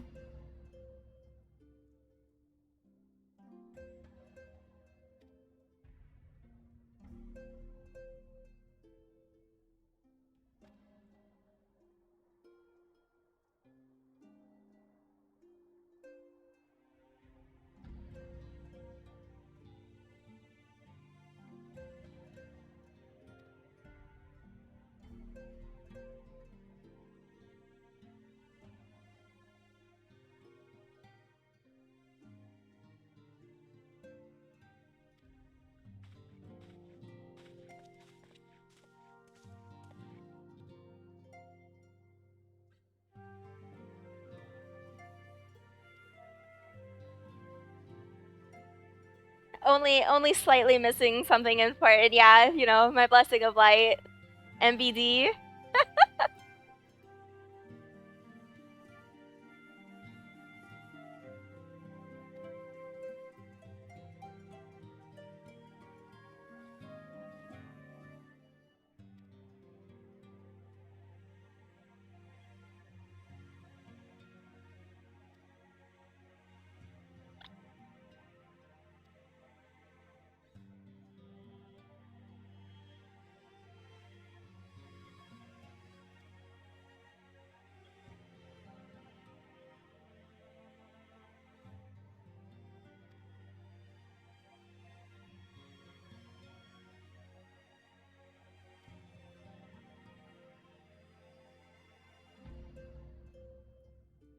Hmm.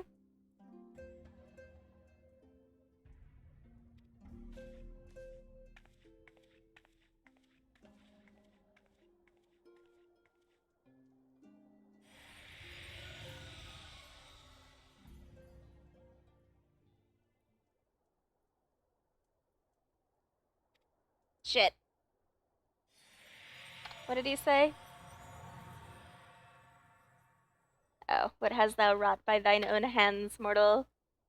Hmm.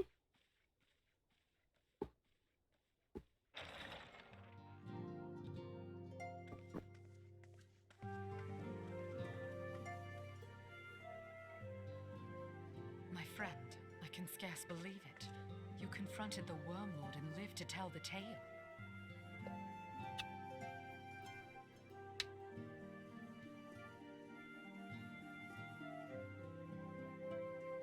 I give thanks to Helone for your preservation. It is our sole cause for gladness. It bothers me that they call their deity Helone. Great worm has roared, and it makes little difference if it was one of the two in Eorzea or any other. The Dravanians are coming. I am told that Ishgard has magical defenses against Dravanian attack, though I am not privy to their exact nature.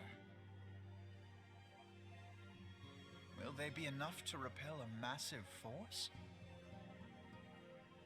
Ishgard has weathered countless assaults over centuries. This will be no different. And now that you have confirmed the threat, none can ignore the Lord Commander's calls for the wards to be strengthened. I dare not presume to speak for him, but I expect the Lord Commander would sing your praises. I must away, but we shall meet again soon. Indeed.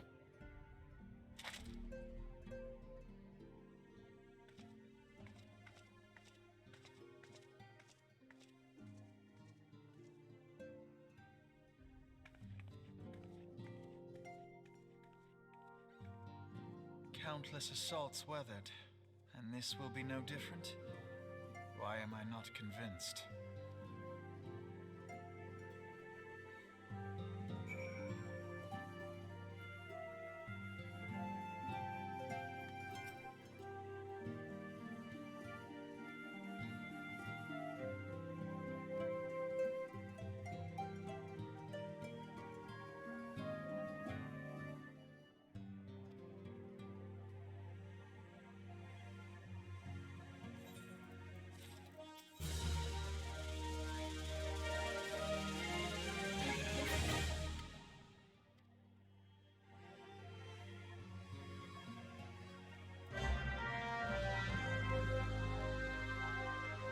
Rita is over here, actually.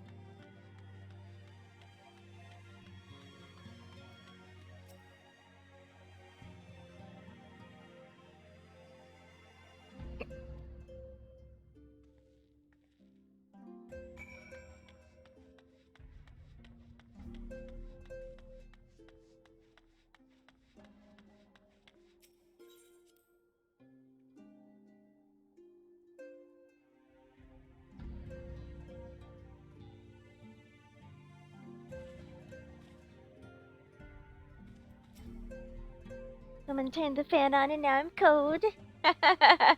Sorry. That's what blankets are for.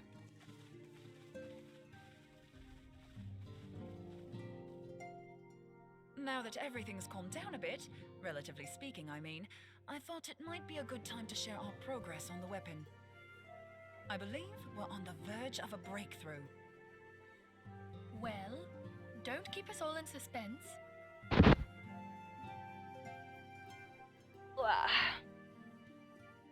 Hey, why are you trying to steal my blankie? Get your own Just in case blankie. anyone's forgotten, let's start by reviewing what we already know. So, an Ascian is an immortal because its soul doesn't return to the ethereal realm when its host is defeated. Instead, it flees to the place that lies between our world and the void. Therefore, the first step to permanently defeating an Ascian is preventing its soul from making this journey. Class and time. If you recall, when we last gathered here, I had verified that white auracite has adequate capacity to entrap the beings, albeit only briefly. Which left the small matter of their extermination. Aye. To unmake an Ascian soul, one must needs smite it with a concentrated burst, or blade, of purest ether. However, we wanted for both the data and the means to forge such a weapon. Short of experimenting on an actual Ascian, you see, there's no way to gauge how much ether its soul is made of. As such, we don't know what etheric density our blade needs to have in order for it to work. So we'll just have to make the densest blade we can and hope for the best. Though that would require a lot of ether. Hang on a minute. Why didn't we think of this before? White auracite can hold an absolute heap of ether, can't it? Please tell me you're joking. God's sakes, Ida. I feel as though I'm reliving the same scene over and over with you. How many times do you need to be told that white auracite cannot store ether for long periods? Being intangible matter, ether is given to dispersion.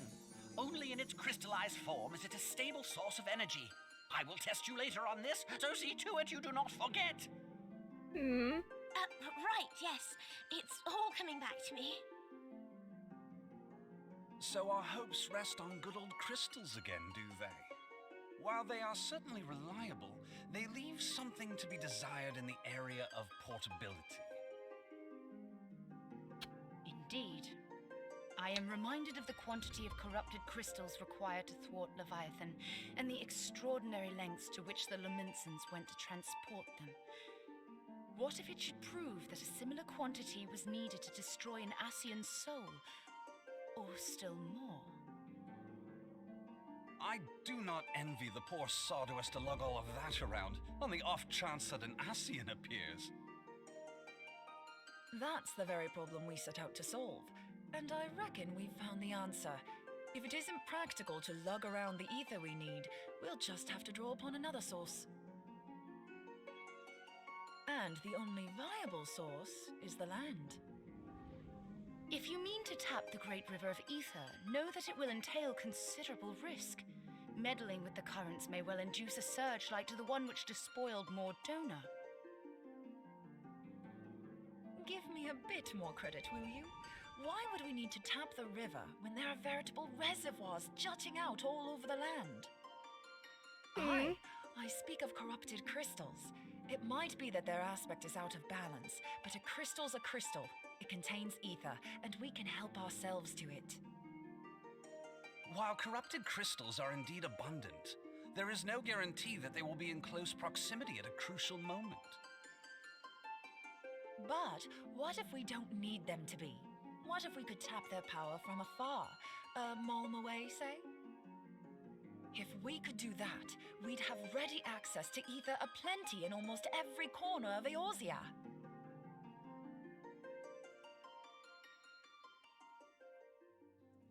I've yet to put my theories to the proof, but I've got a good feeling about this. If no one has any objections, I'd like to see where this avenue leads. If you think it worth your while, you have my blessing. But tell us, what are your theories? I, for one, am most eager to understand the process, however vaguely. I thought you might say that, but no one wants to listen to boring old theories all day, do they? I know I don't. So with your permission, I'd like to try something a bit more hands-on. I've already built an etheric siphon especially for this purpose, and I've been meaning to try it out. Thing is, the profusion of corrupted crystals in Mordona makes it something of a high-risk testing ground. If anything goes awry with the siphon, it would be better if it didn't happen within spitting distance of quite so much ether. Ideally, I need an isolated specimen. Does anyone know where I can find one? May I suggest northern Thanalan? There you will find corrupted crystals of middling size, standing a reasonable distance apart. Ideal for your needs, I should have thought. Oh, and if you do elect to visit the place, I should be much obliged if you would assist me in another matter while you are in the area. Has something happened? Movement has been observed at Castrum Meridianum. During Operation Archon, the Alliance dealt the stronghold a heavy blow. Its facilities were extensively damaged, and its garrison reduced to a fraction of its former strength. Not long after our forces withdrew, however, their ranks were replenished by reinforcements from Castrum's sentry. They now seek to rebuild, and to this end they have their sights set upon the ceruleum processing plant. Having lost the Empire's support, the 14th Legion lacks the resources to sustain itself. To them, this is a bid for survival, and they will doubtless fight like desperate men. Though I have dispatched the Crystal Braves, I fear their strength alone may not suffice to stay Why are the you Imperial grumbling over there, assault. Purple Kitty? I would request the Scion's aid in the defensive effort. If I didn't know better, I'd say you were trying to inveigle us into fighting your battle with the promise of shiny crystals. Well then, consider me inveigled. I won't lie, the crystals you speak of sound perfect, so the Garleans have to go. I love Minbrita. Besides, we can't afford to beat about the bush. There's no telling when the Arceans will next appear. Thine eagerness to hurl thyself into the jaws of danger cometh as little surprise. Exercise due caution, I prithee. Though you have become a Crystal Brave, you are yet a Scion, Alphino. We could hardly refuse you. Pray, join the Crystal Braves and lend them your support. Thancred and Papalimo shall accompany you. Papalimo? Ida and Yashtola, in the meantime I would have you assist Moonbreeder. Scout out the crystal clusters, that the testing may commence as soon as the Garlean threat has been eliminated.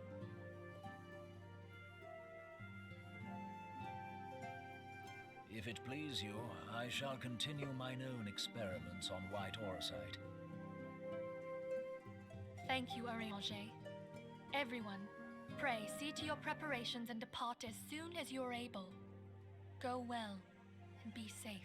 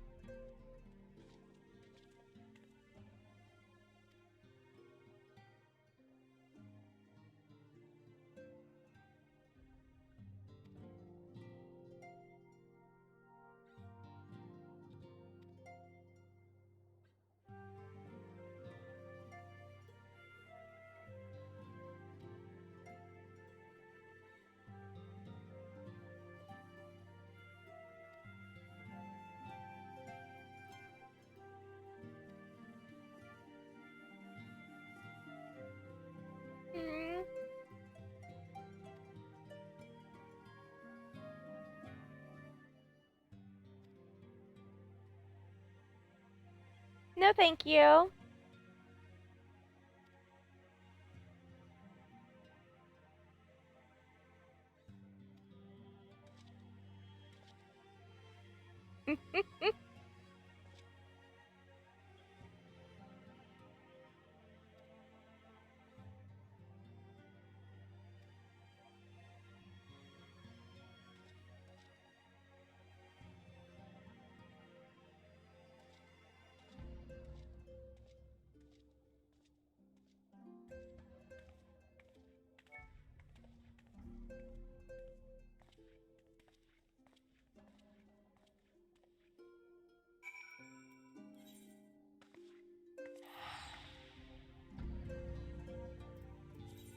Some of my gear spirit bonded.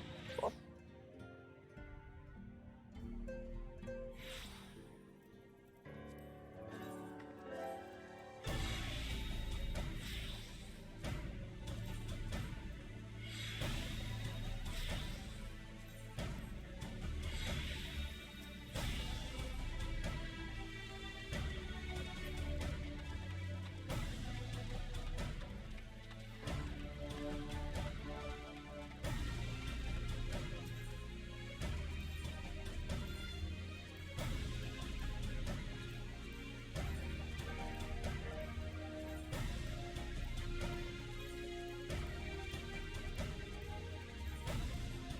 The actions repair all that stuff. Whatever.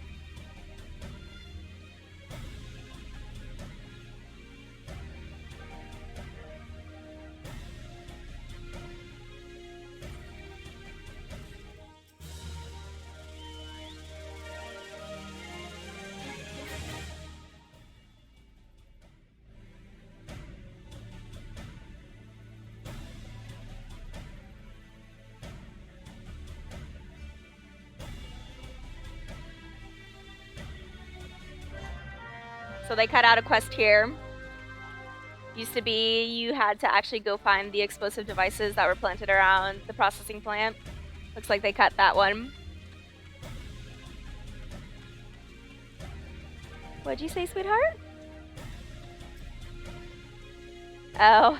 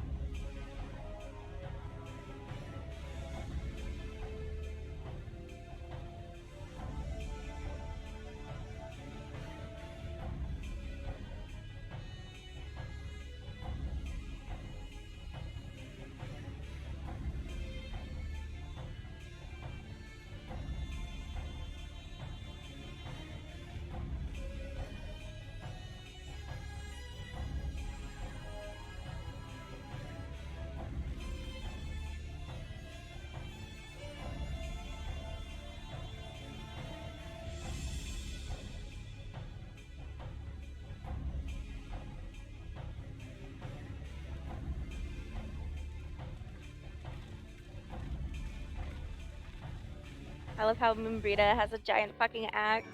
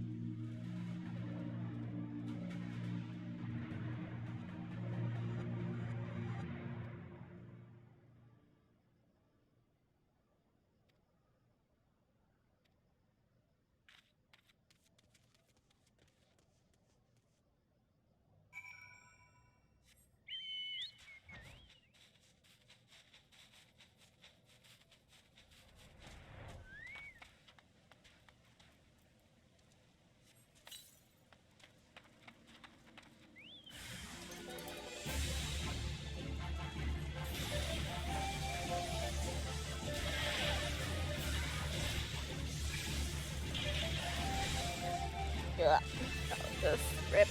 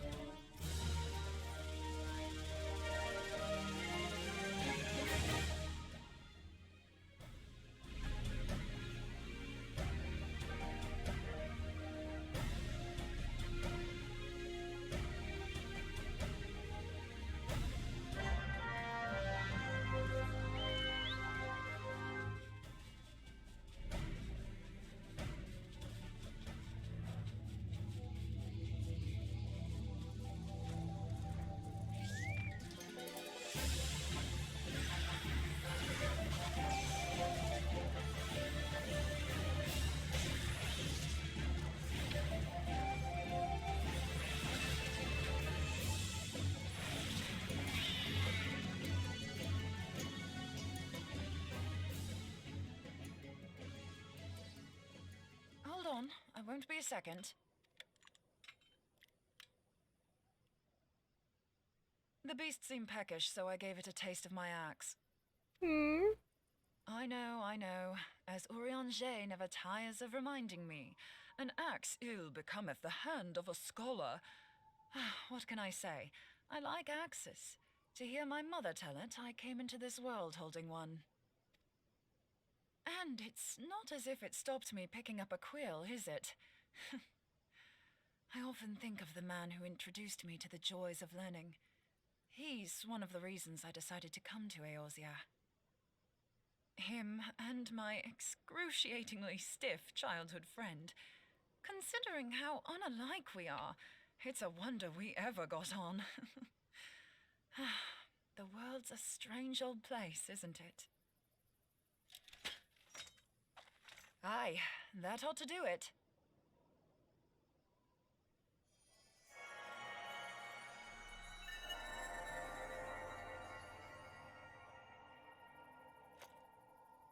So far, so good. At these concentrations, it shouldn't matter too much if something goes awry. Just enough ether to make it interesting. Did you see that? The way the crystal glowed? The siphon works, I'm happy to say. With a few refinements, it should satisfy our appetite for ether, which just leaves the small matter of forging our blade. I'm not sure how to go about it just yet, but I swear to find a way.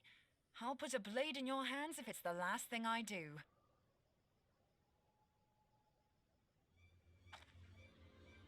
She senses me. A useful talent.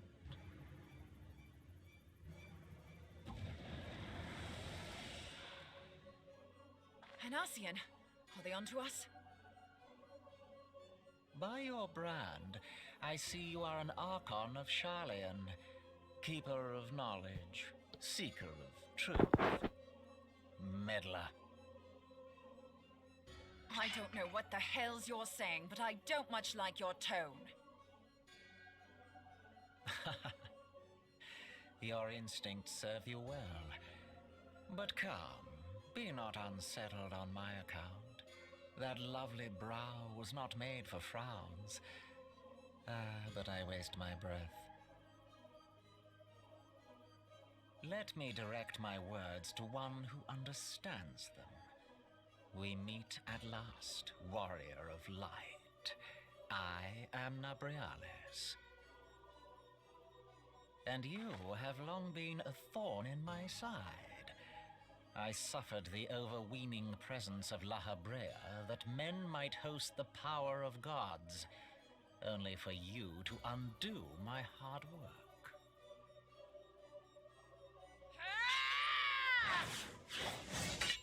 Oh, bugger.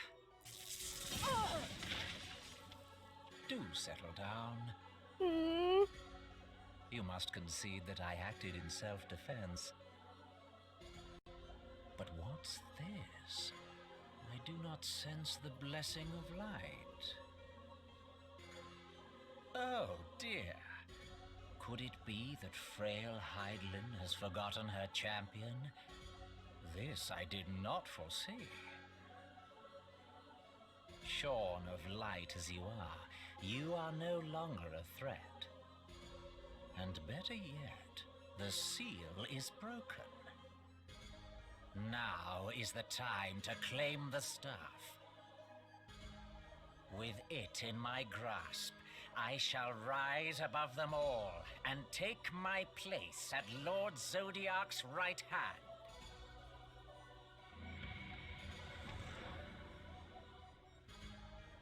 What did that bastard want with us?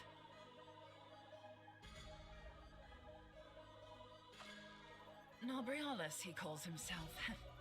With charm like that, I'll bet he has maidens falling at his feet. Unconscious. But this staff, you say just talking about it had the bastard grinning like a brat on his name day. Must be quite a staff. Oh, gods. He means Tupsimati, Master Louis Soir's staff. Minfilia's in danger. We have to get back to the Rising Stones.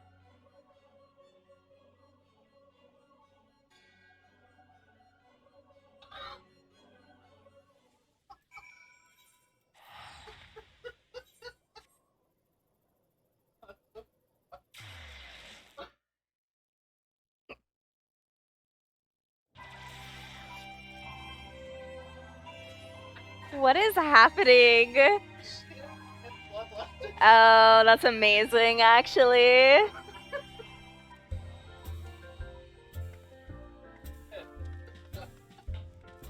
And it looks like he went full, like, Fist of Fury build, too.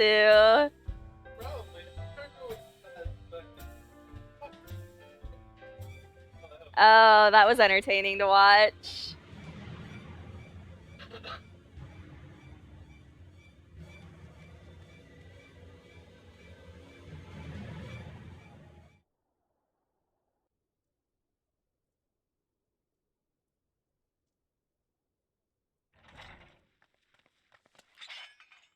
You two.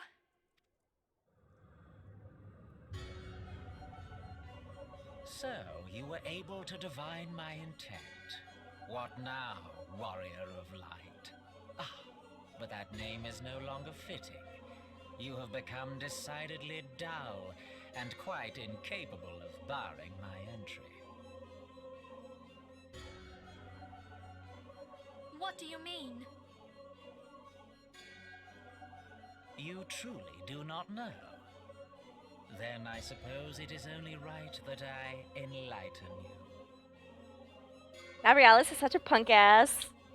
I love it. The blessing of light kept you and your fellow meddlers safe. It was that which prevented my kind from entering your domain.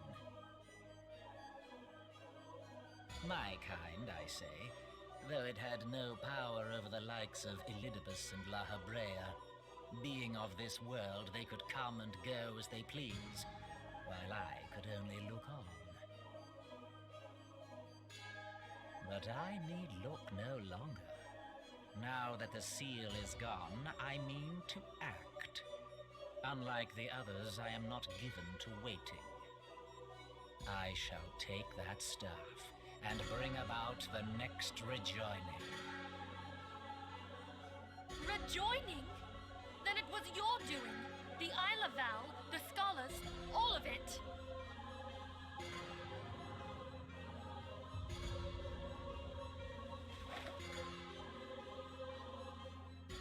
You will not harm her!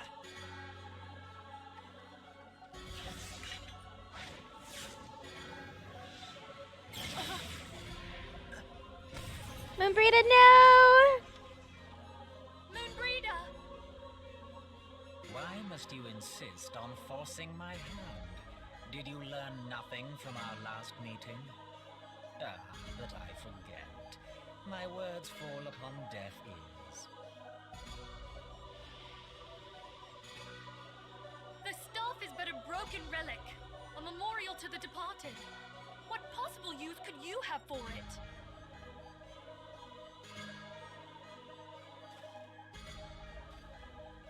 What use? You mean to say that all this time you kept the key, never knowing what it was you possessed? The staff Tupsimati, or rather the stone tablet it bears, is host to a great power. Together with the horn, it can be used to draw vast quantities of ether from its bearer's surroundings. How else do you think Louis Soir was able to invoke the power of the 12 without making them an offering of crystals? Summoning requires not only prayer, but a profusion of ether. Even a child knows that. If I did not know before, you may be certain I do now.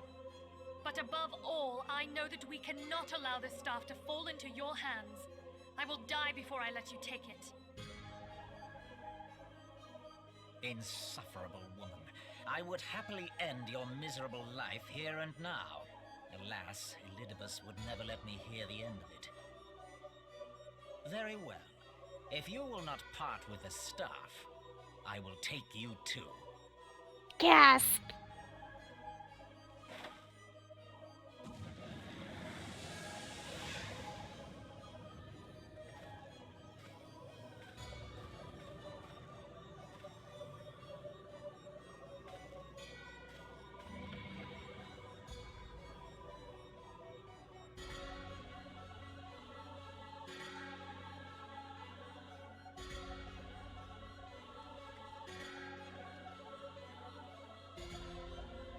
After them! Quickly! Before the rift closes!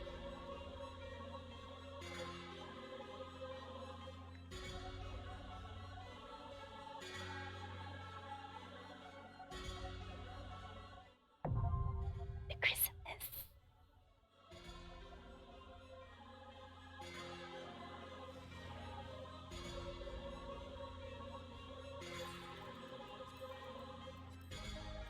What am I like? We're child. Chrysalis. I don't know why they put it right here instead of like down here where it should be.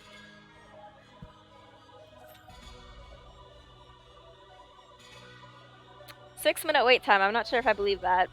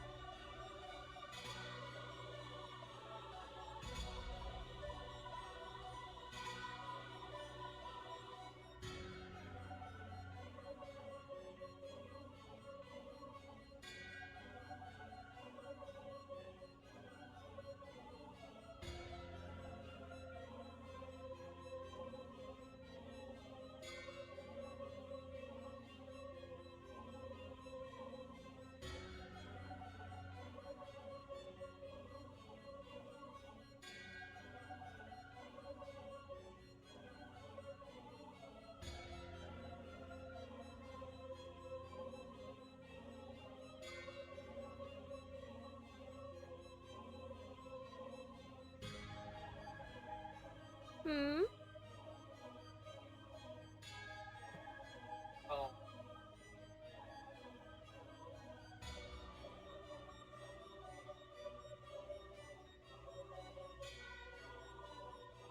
That went bad. Play together. Mm-hmm. That happened. On. That Stitches is really good then. Oh no!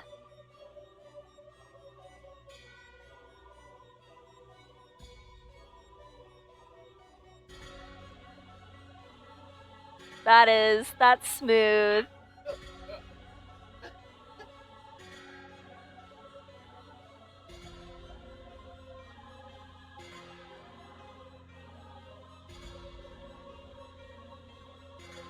Fucking ETC.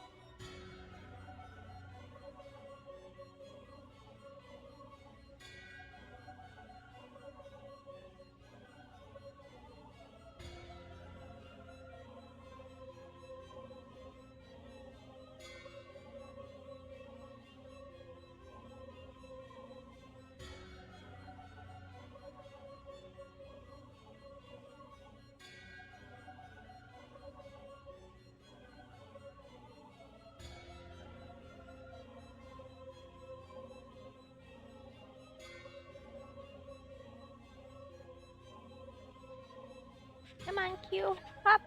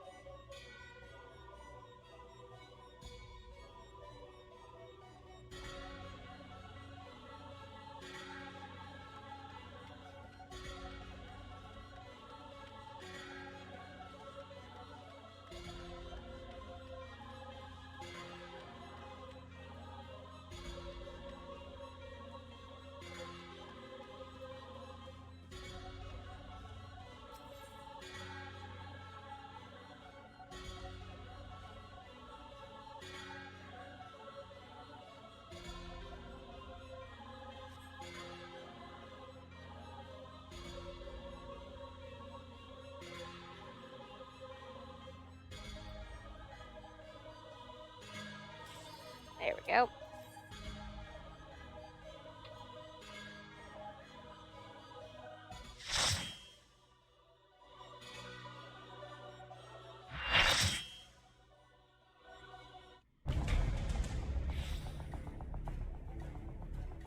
Right, meow?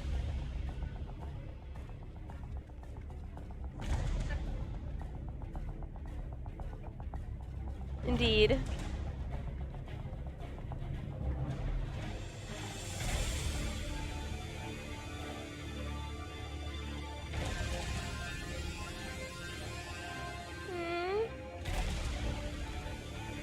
Sorry, we're about to beat the shit out of Nabrialis anyway, so.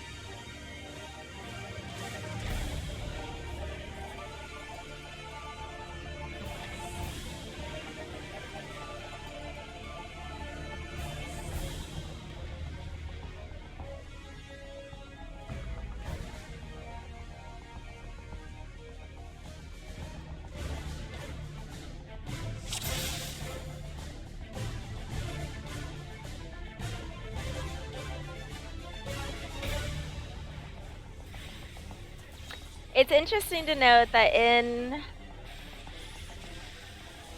this arena, there are 14 chairs to represent the, the convocation of the 14 and the the Zodiarch.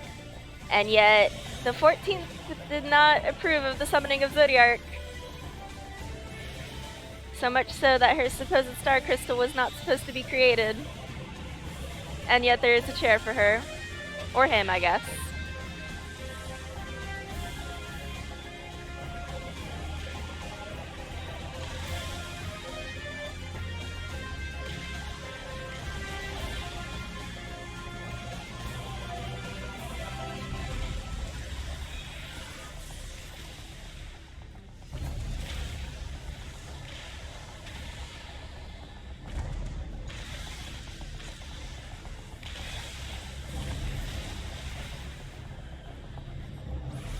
Like one of the orbs got from Nabrialis.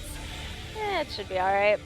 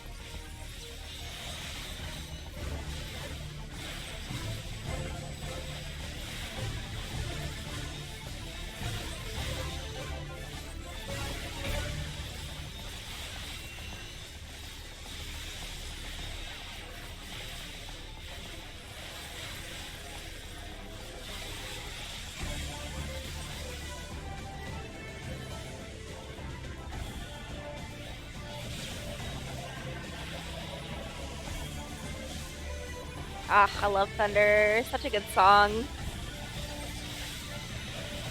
Although I am kind of sad that like they didn't give like La Habrea and Nabrialis like their own themes, but oh well.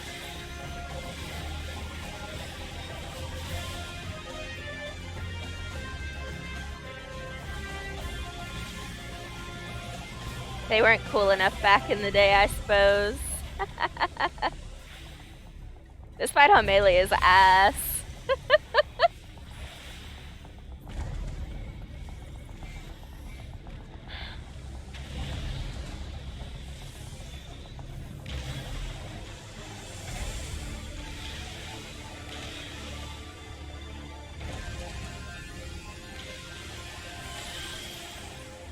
Oh.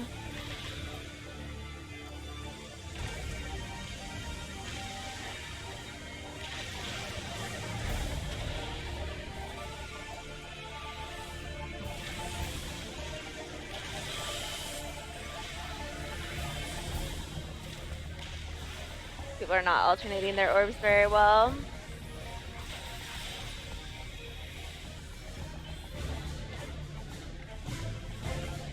I think both the samurais have died. Oh wow, it's 3 samurais and me.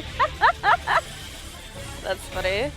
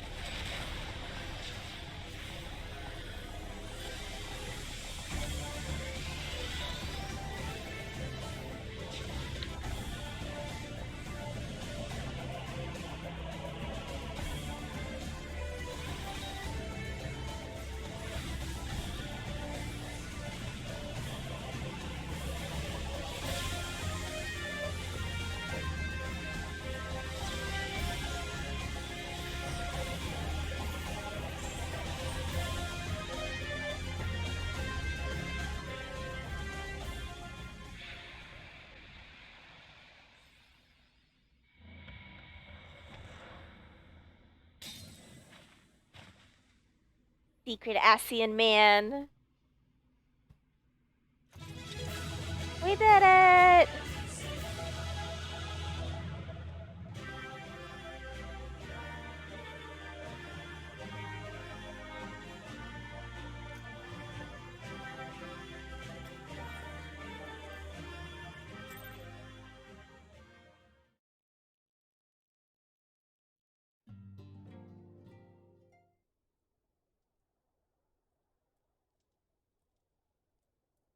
You're safe.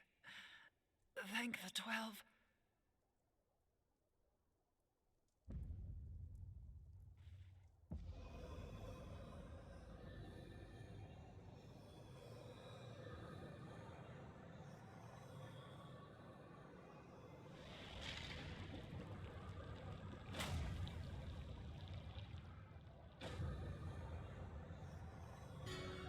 may have bested me this day, but what of the next?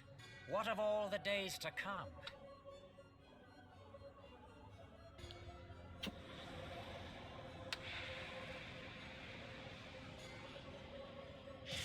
I love how flamboyant all the Asians are. Light no longer holds sway here.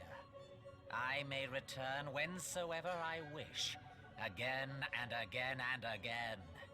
Eventually, you will falter, and the staff will be mine. Until next time, scions.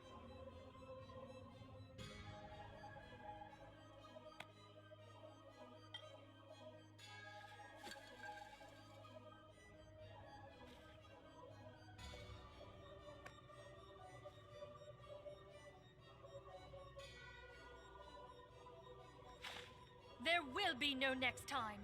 This is the end.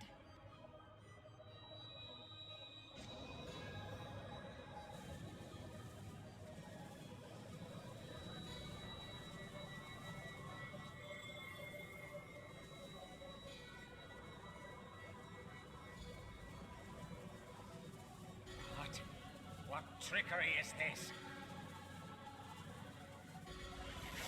No. No!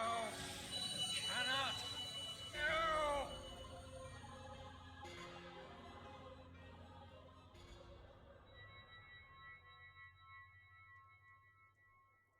Use Tube Samati to gather ether.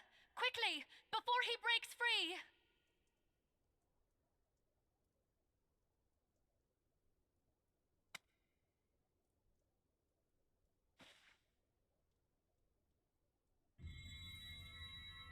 Concentrate. Call to mind the time you struck down La Habrea with the Blade of Light.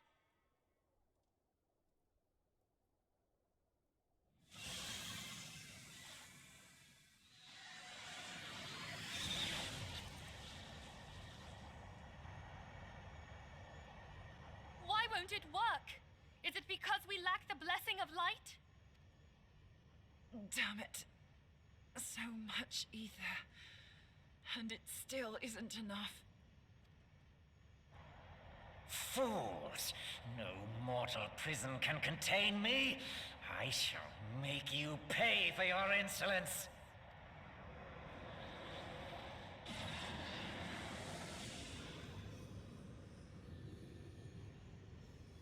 Please, Mother Heidelin, hearken to our plea.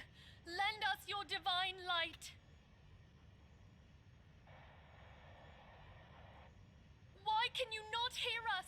Do our words no longer reach you?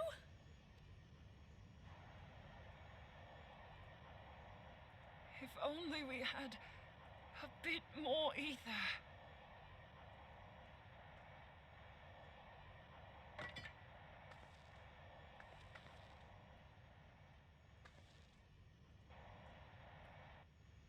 Moonbreeder, what are you doing? Master Louis Soir, I understand now. The choice you made in death. There is life. Farewell, Urianger. You damned old coot.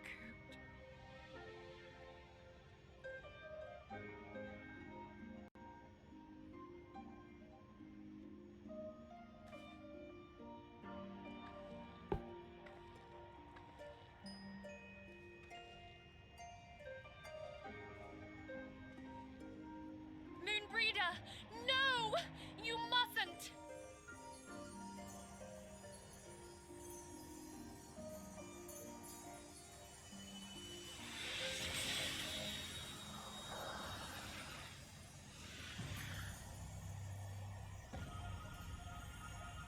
What?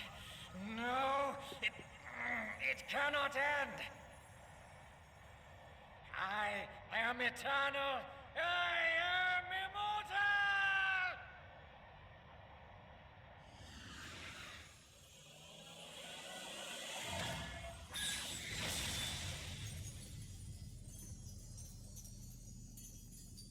Except not actually.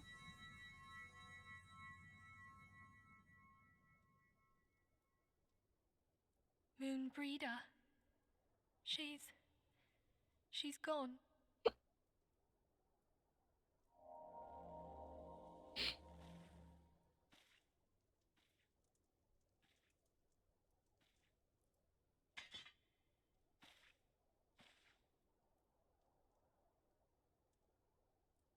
You did it, my friend. The Ascian is dead.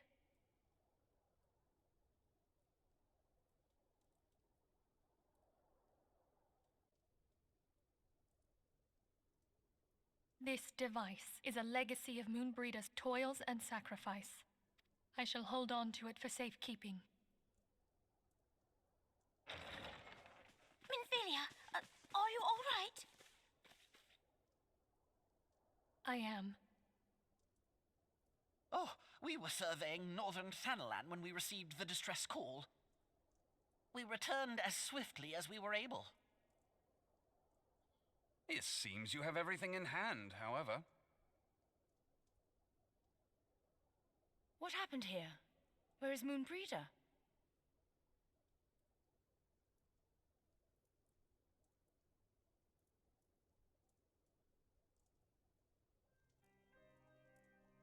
She gave her life to temper the Blade of Light. I have no words. Rather than await the inevitable, she took her fate into her own hands. Does Ariange know?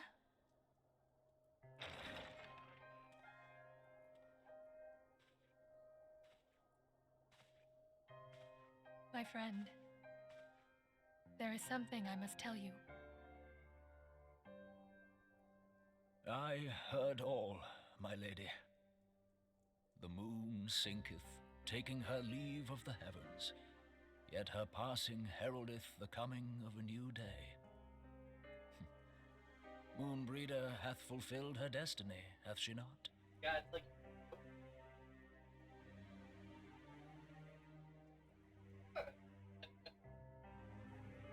Long ago, far across the seas in the Charlayan motherland, Moonbreeder and I did study under the sage tutelage of Master Louis Soir. Full oft did he impress upon us that knowledge existeth to serve the greater good. His sentiment, however, was contrary to the nation's policy of neutrality, which censured intercedence in the affairs of foreign lands. In spite of vehement opposition, he founded the Circle of Knowing, and journeyed hither to the heart of Eorzea. Through his noble sacrifice was the realm spared its doom. Yet this great soul, whom all should rightly have honored, was branded a pariah in his own land. His peers did accuse him of forsaking his duty as a man of learning, and of meddling in the course of history. When he left Charlayan behind, Master Louis Soir gave no word to signal his intent to Moonbreeder. Close as they were, as master and disciple, she was deeply wounded by the sudden exclusion from his confidence. Above all, however, she was confused. Try as she might, she could ill comprehend her master's motive.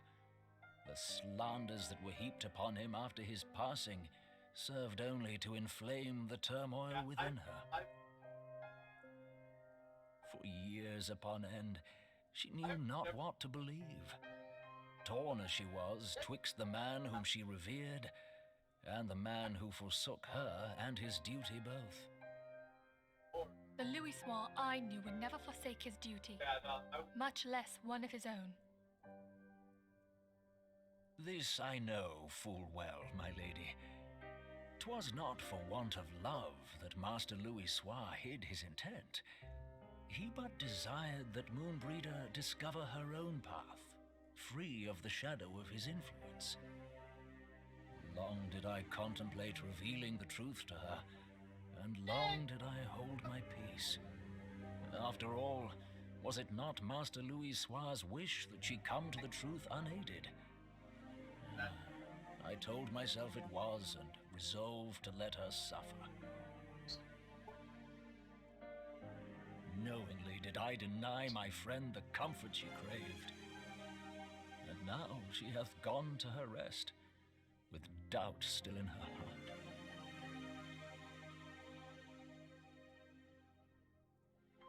Speakest thou in earnest? Did Moonbreeder truly come to understand Master Louisoix's will before the end?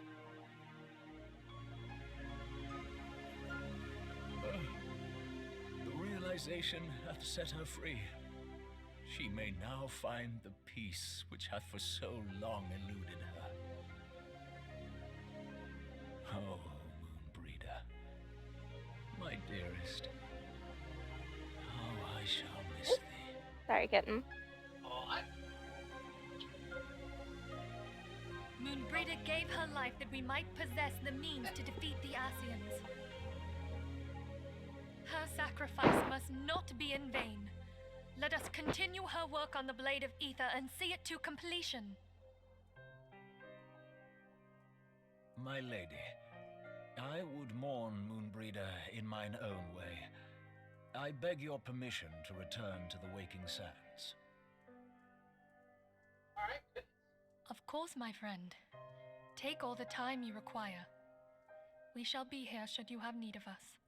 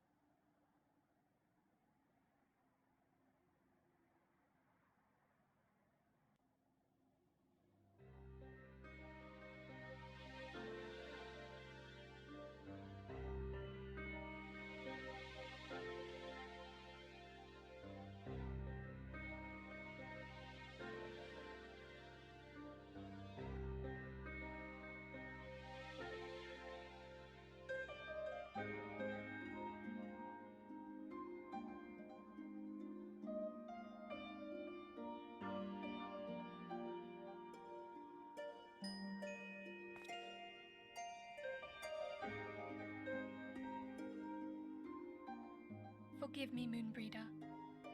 Had I been quicker or wiser, but I was not, and you paid the price. But you would not suffer us to wallow in our sorrow, would you? You would tell us to pick ourselves up and get on with it. And so we shall.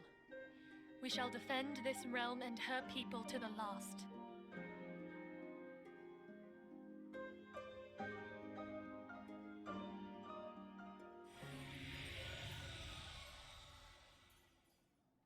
Life for death, a fair exchange. Other bargains will be struck.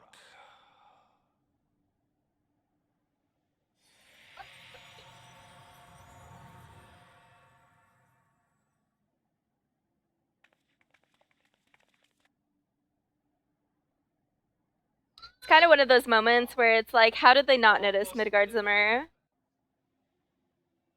He's a dragon. He speaks kind of loud.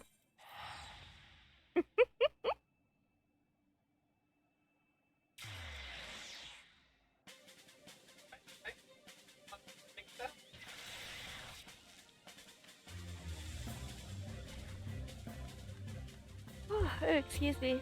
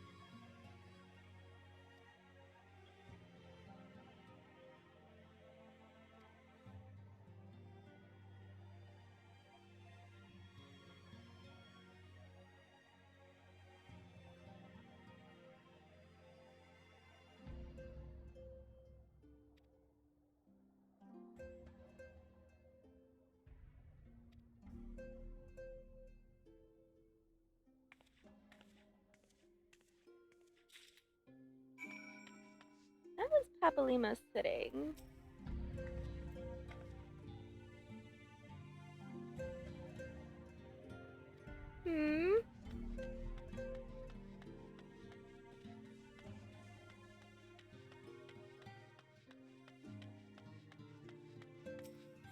I don't know if eloquent comment is how I would put what you tend to say, Papalimo. Perhaps snarky would be best.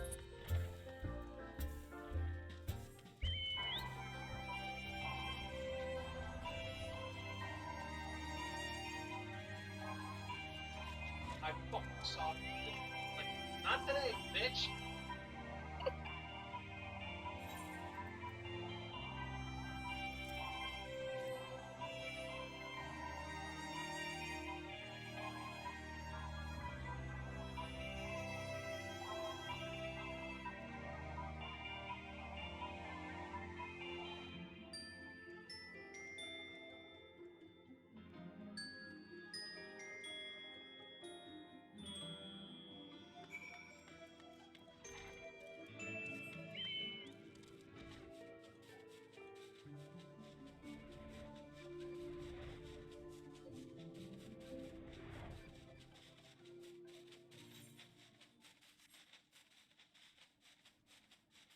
I'm curious if it'll let me fly over this. Oh, it will. Excellent. Make a mostly straight path down to Wraithfrost.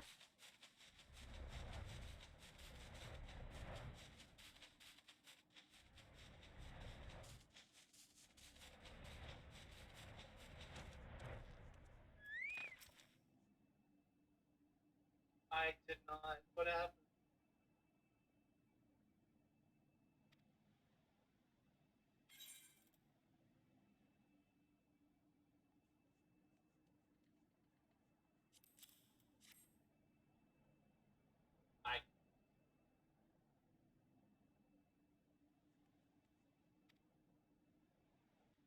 Yeah, I was doing.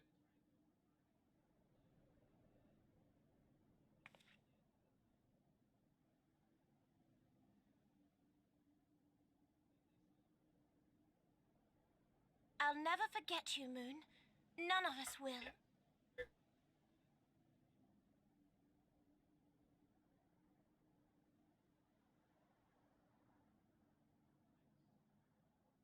The song riseth to a crescendo.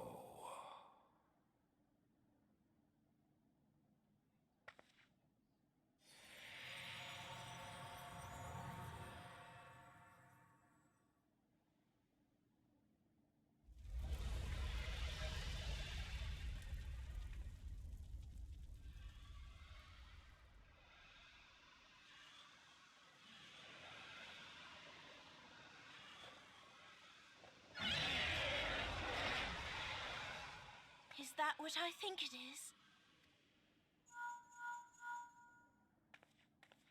Hello, can you hear me?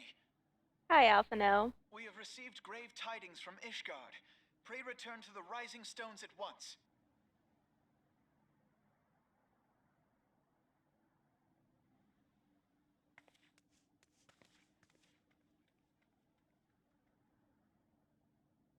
Sad it was during gloom weather. Would have preferred it to be clear. But alas, that is Mordona for you.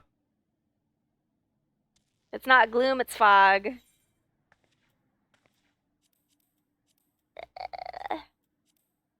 I was clicking on the right one. Retarded. Derp, derp, derp.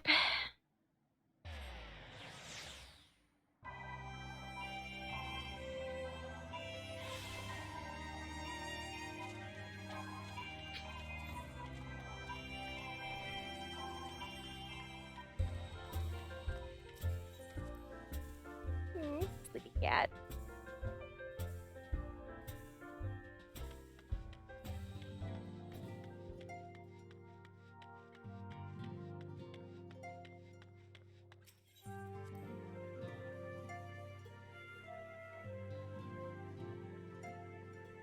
Oh, excuse me.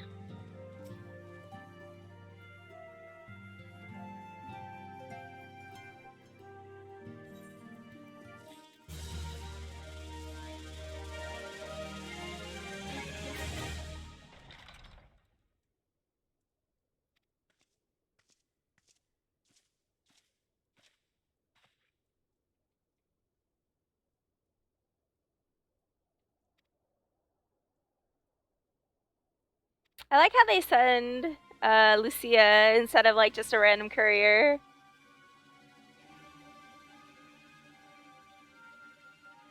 Sally forth.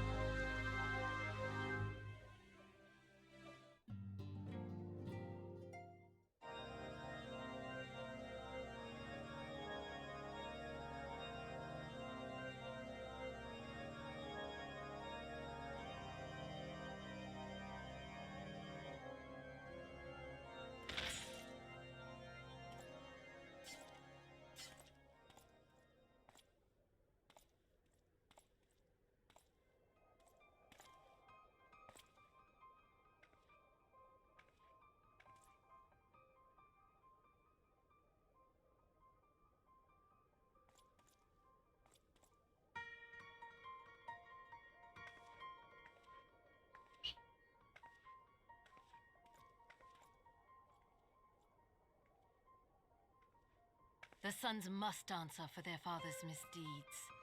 Only then will the cycle be broken.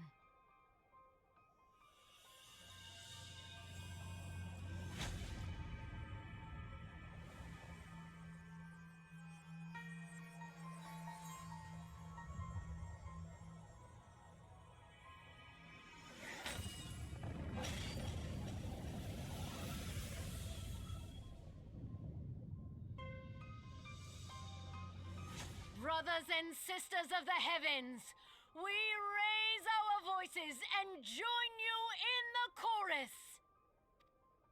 The sinner's feeble magics are undone. Come, claim your retribution.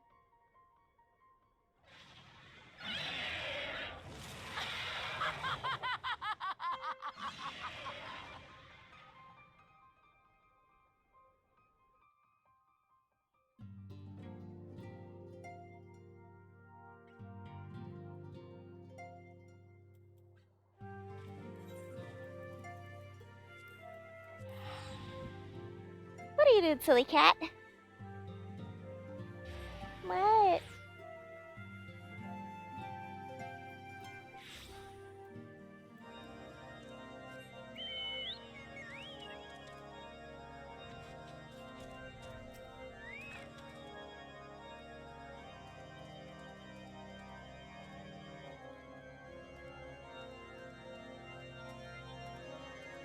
Goodbye, Purple Kitty.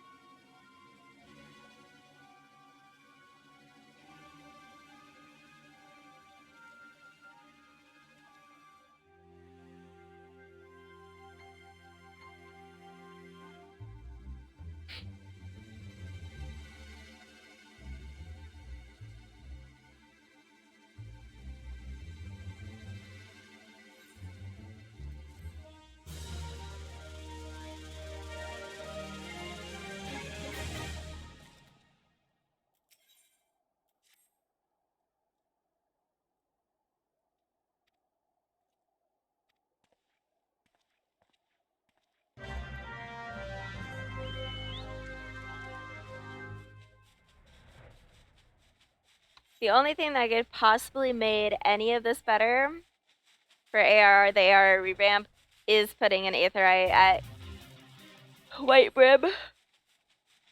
But I doubt they'll ever do that. Makes me sad. Welcome back, kitten. Go lay down. Go in.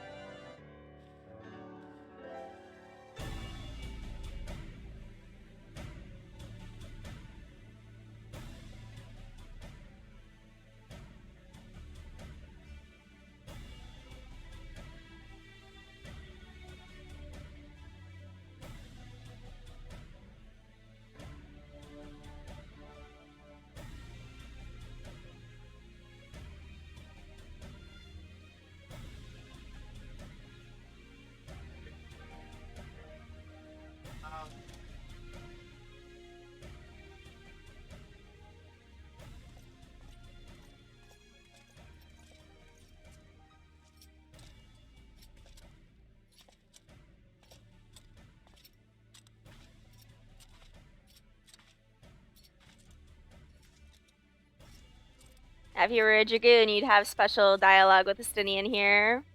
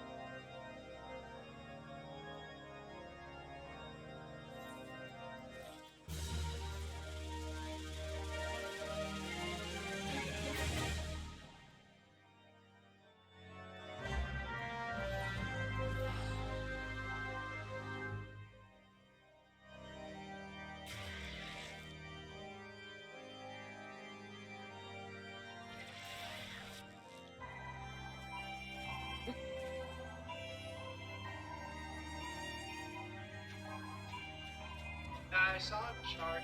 Like, fuck, I'm not.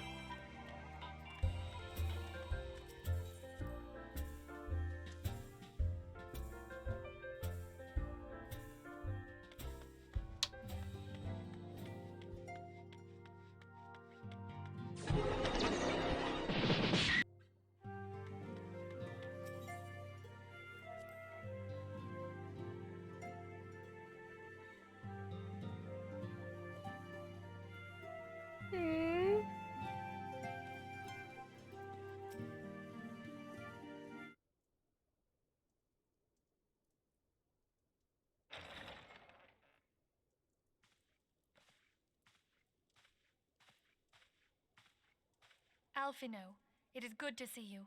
Tell me, what have you learned? Pray summon the others. Everyone must hear my report.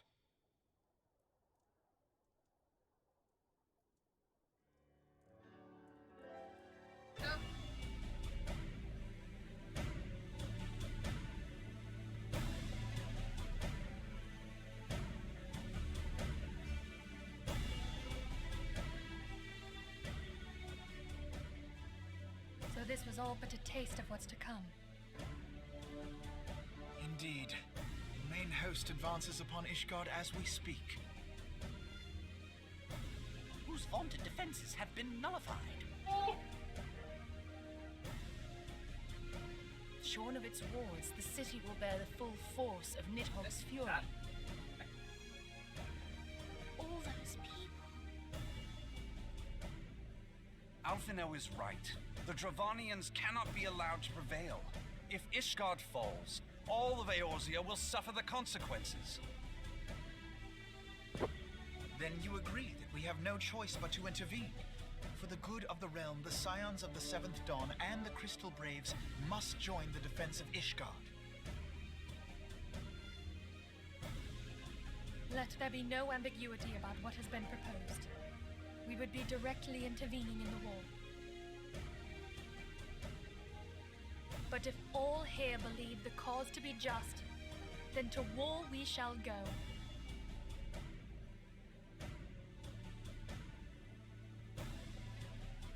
The path we now embark upon is perilous, but I pray you will walk with us to the end.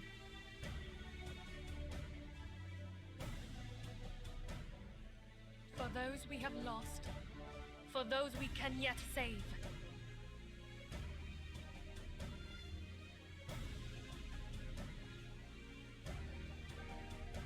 Then it is settled. I shall inform the Council of our intentions and request that they contribute their own forces to the defense of Ishgard. Like that. Hey.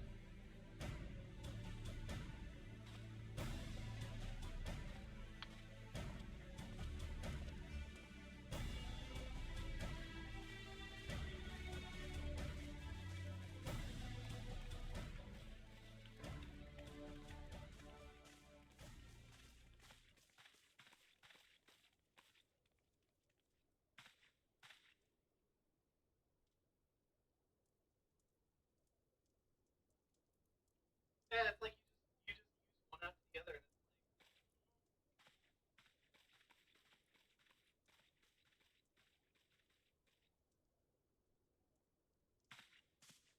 it's like, yeah, fuck you, Artanis. I stood in front of him so he couldn't get the thing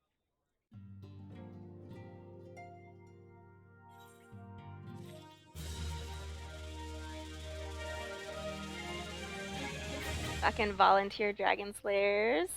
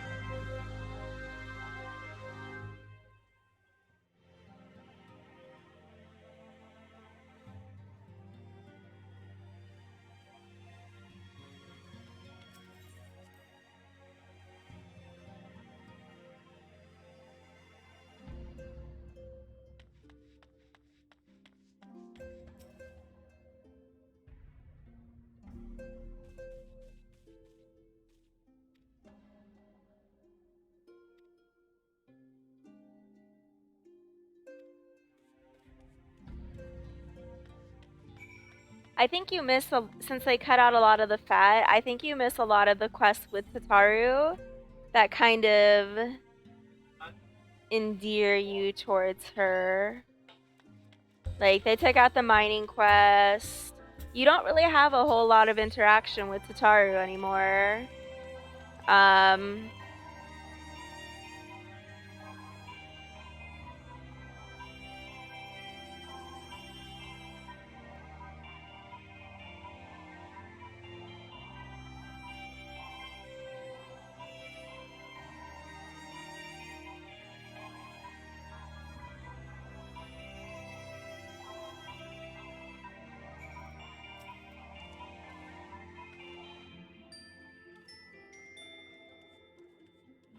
So, like, a little bit of the later stuff might seem a bit odd, I suppose, but maybe not.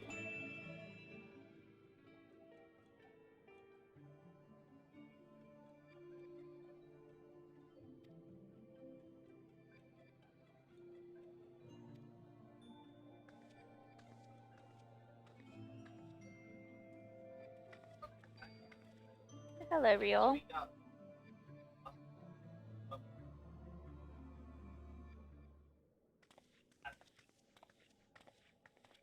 Sorry.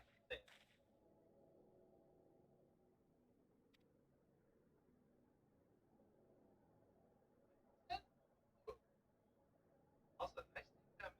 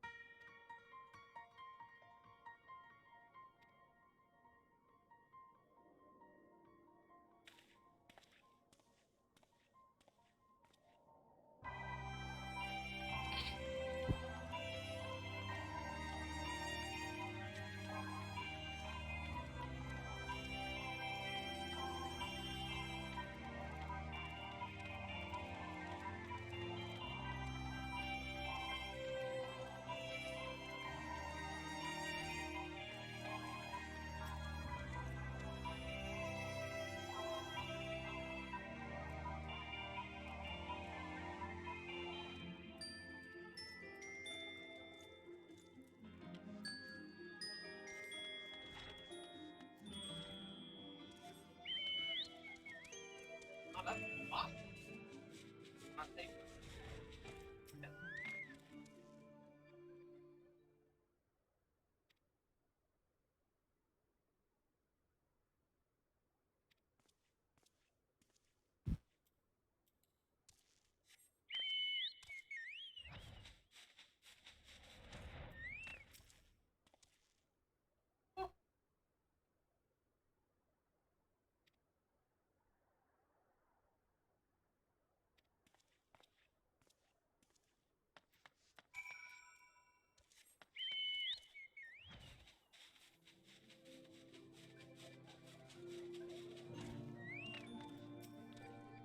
Oh my god. Oh, it's right there. Oh.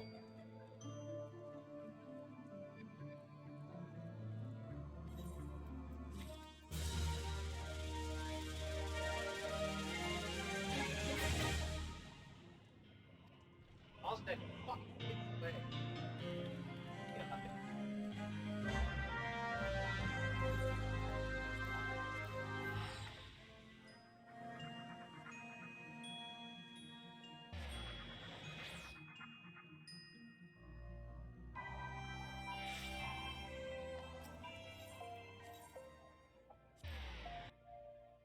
I should probably swap one of my favored Aetheryte teleport locations to Camp Dragonhead. Probably should have done that a while ago, actually.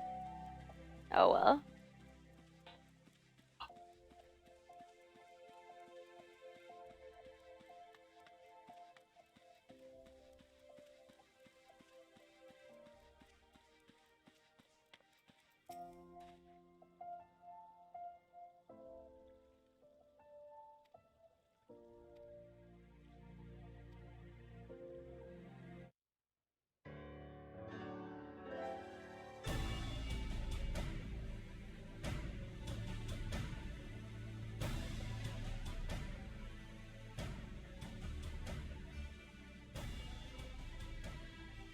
We are well aware of Ishgard's dilemma, and we agree with your assessment. Then I trust there are no objections to the Crystal Grave's intervention. Dar has none. Gridania does not object. The Crystal Graves are yours to command, Alphino. Do what you will. We shall pray for your success. It was my hope that you would offer more substantial aid than prayer. I know it is within your means. Do not presume that you have knowledge of our every concern. The Garleans and the Beast Tribes are but two of many. We are not in a position to contribute greatly to the defense of Ishgard. Not when our own homes are still under siege.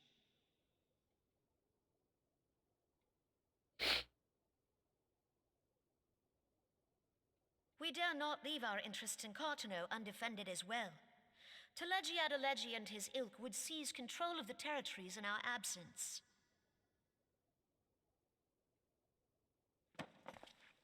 The enemy is at their gates, and you would cower behind yours? No one is cowering, boy. We will offer what support we can. Aye, support. A handful of men and no more. So fast. Would that we could commit more than a token force to this cause. Yet there are others to whom you might turn. The free companies ever want for work. Ah, yes, the free companies. They're not like to turn you down. I beg your pardon? You would entrust the survival of Ishgard to sell swords? Crises like these are the very reason why this alliance was formed. It is our duty to aid our fellow man. I like how the My duty is to my country and my people. If you expect us to place the welfare of a foreign power above our own, you're going to be sorely disappointed. Lest you doubt, Limsa comes first, then the Alliance, and finally, circumstances permitting, Ishgard and the rest. If you cannot understand so simple a concept, then you have no place at this table.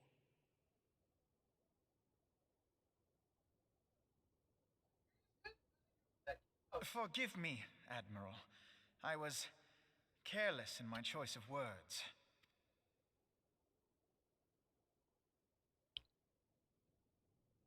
I suggest you assemble a party of elite adventurers, assuming you haven't already. Your fellows served us well during Operation Archon. I dare say they will do so again.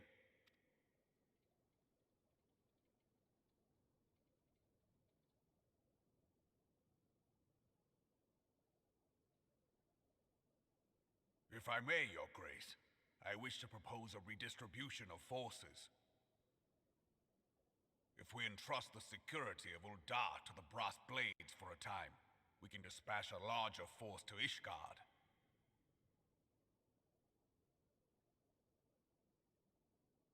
Your Grace?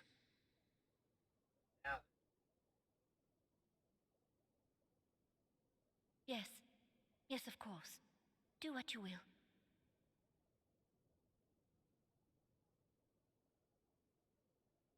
Do it.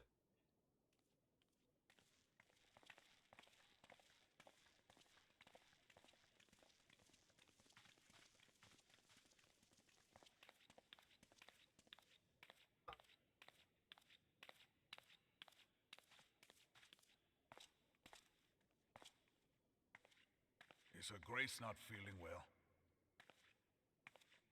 To the best of my knowledge, her grace is in perfect health. I see. Carry on.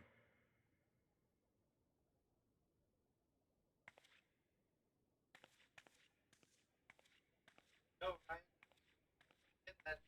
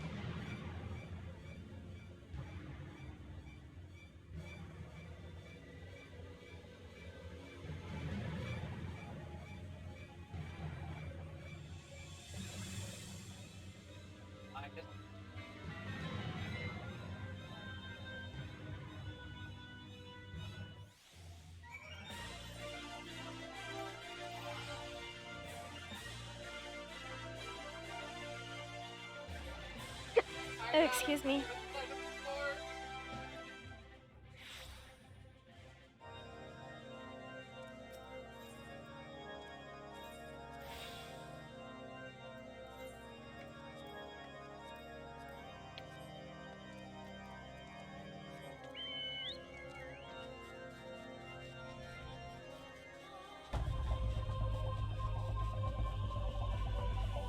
Nice. Would it be foggy?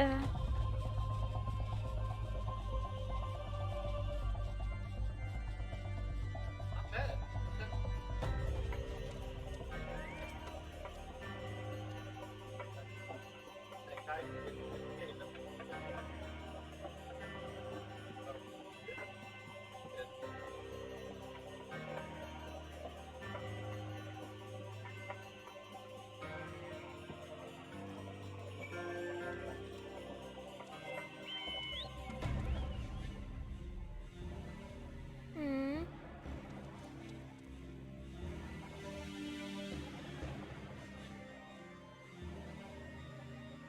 Oh, shit. Okay, so this person right here. I did not realize. So you have some interaction with her later on with rebuilding Ishgard. I did not know that she was actually here because she's actually a citizen of Ishgard who became an adventurer, and then these are like her adventurer buddies. That is things you notice when you replay the ARR campaign or story. The more you know.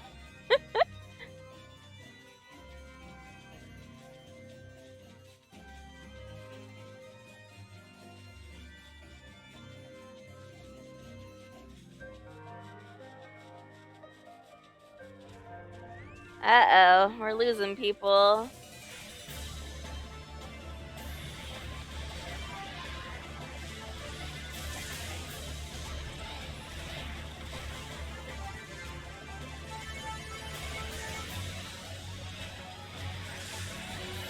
Because, yeah, like, one of the quests you do in the Firmament is, like, to, like, rejoin her with her, adventuring buddies.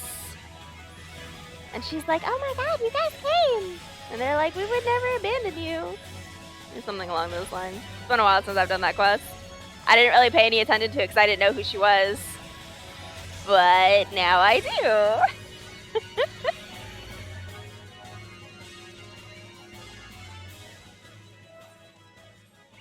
All the way up at Providence Point. Can I fly over the bridge?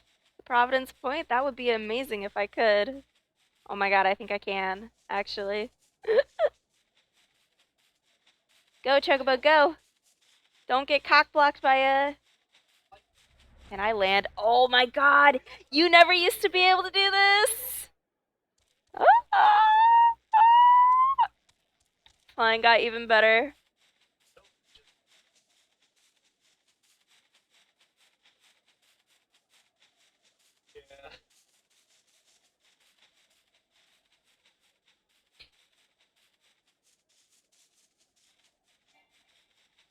I think you could do it if you could get out of bounds, but why does this guy? Whatever.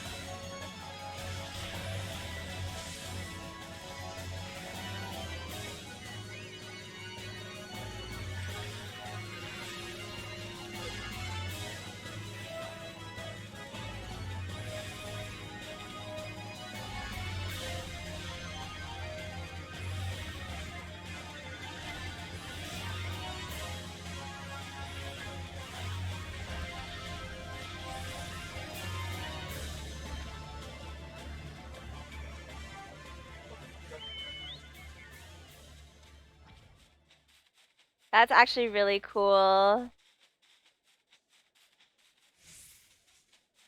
That you can, not that you can enter Ishgard, of course, but so they would stop you, like about right here. So you can't actually land here, and you can go no further than that. But you can run here. That's pretty cool. Although it kind of ruins the illusion that the Steps of Faith is about trial is going to give you. That's alright. Because yeah, you used to be able to go no further than this gate. I'm sure there's a way to get out of bounds, but still.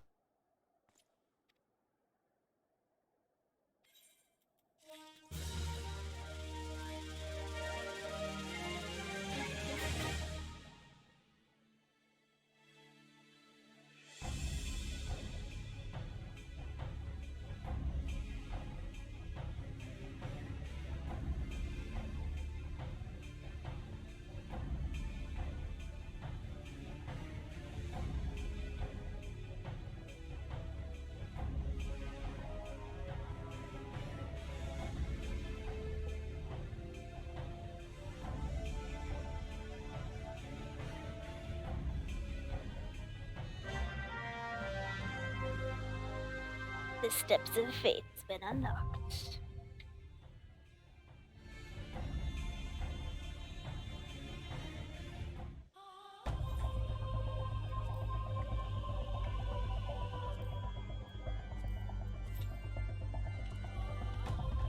Average wait time less than 5 minutes. Alright.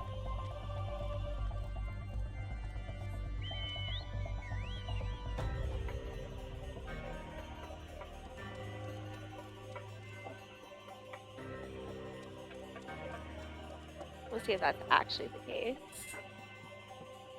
Why do you not wear regular armor? Interesting. I do have a dream that one day, preferably right here at Griffin Crossing, you'll be able to go into eastern Krithis Highlands and see the Dawn Vigil. Because you have Steel and Stone here, and then can't really see it in Corthus Western, but here is Dusk Vigil. And then on the eastern side, you have Dawn Vigil. So, we shall see. Probably not, but you never know. Can you touch down on any of this stuff up here? Oh, you can.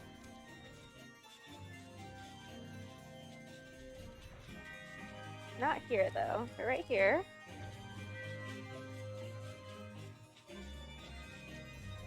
Mayhap one day.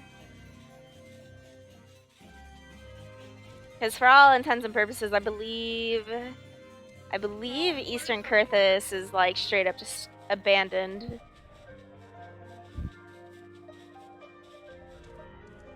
Yeah, I want to say that when the calamity happened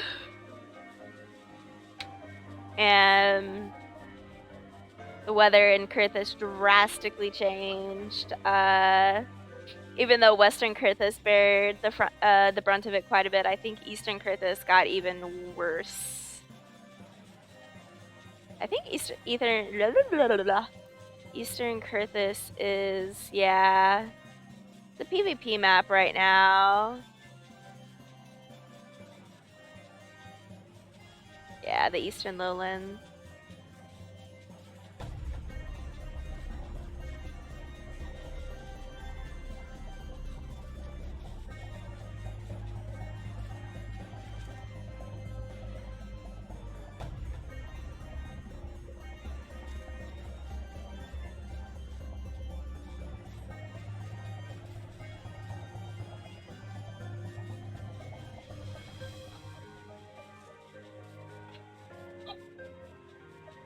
Still would be cool to see one day, though. Outside of a PvP map. Actually, funny enough, I don't think I've ever done the Fields of Glory. I know I've done Borderland Ruins and Sea Rock and Ansal Hakar, but yeah, I don't think I've actually done... No, I have. I've done it once, and I didn't understand what was going on.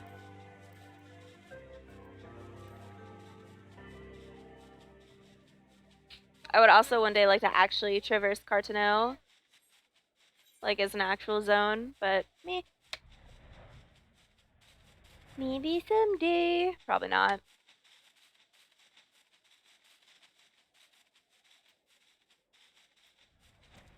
Especially considering that it looks like will be. So here's the peaks, the locks. I think it's actually the fridges. Essentially, actually no, it would be the lock. So essentially, like you go from here, and it would be like some way this way to go towards. Why is that? That doesn't seem right. It should be like right next to it. Yeah. So if you move this up, it would make more sense. Like up here. And then, yeah, like this area. Essentially, like the Garleans invaded this way. And then they invaded this way. And then went this way.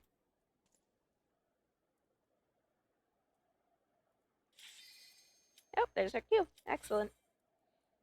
Excellent.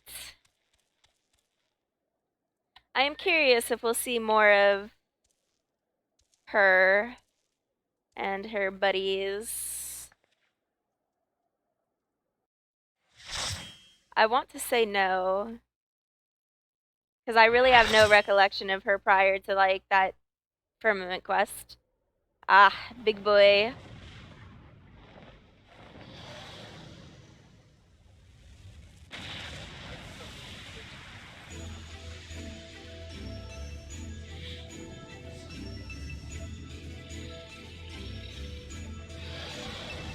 You want to know what's funny? They had to nerf this trial. It was too hard.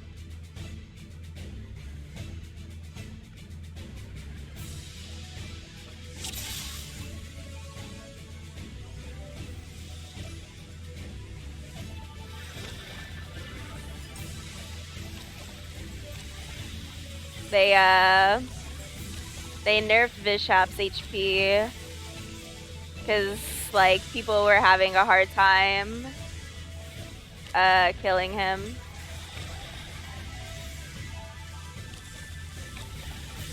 Come on, tanks, get this mob off me, please.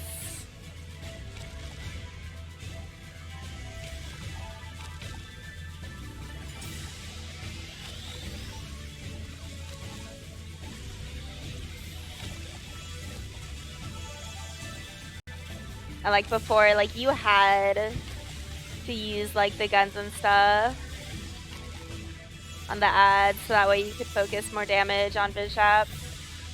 Oop.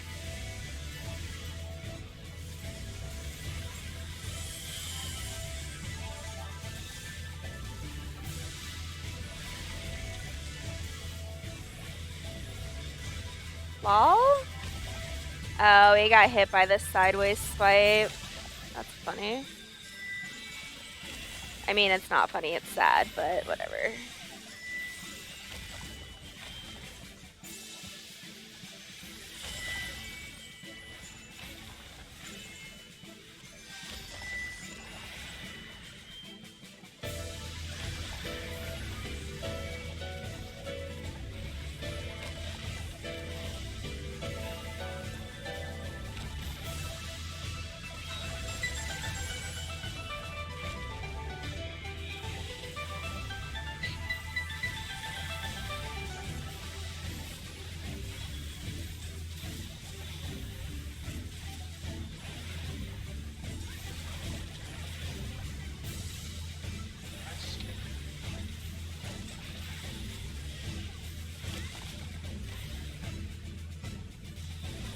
Are you okay, Purple Kitty?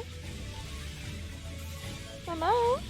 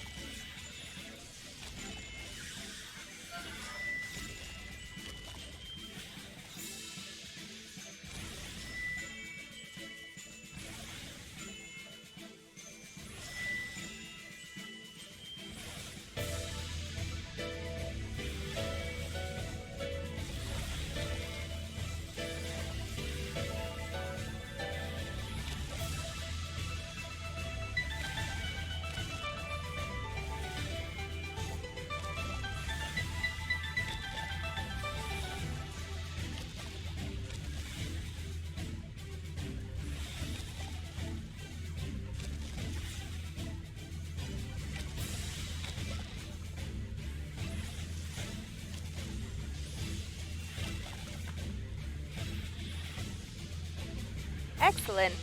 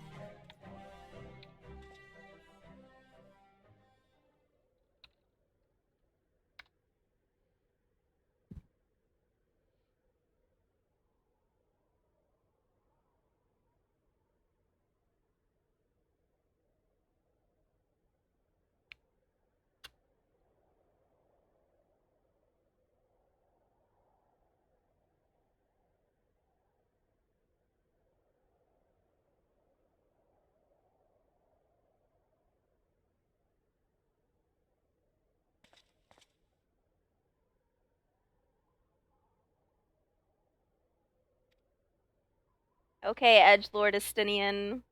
And pew! Because he's a Dragoon and he's got to make a flashy exit and entrance.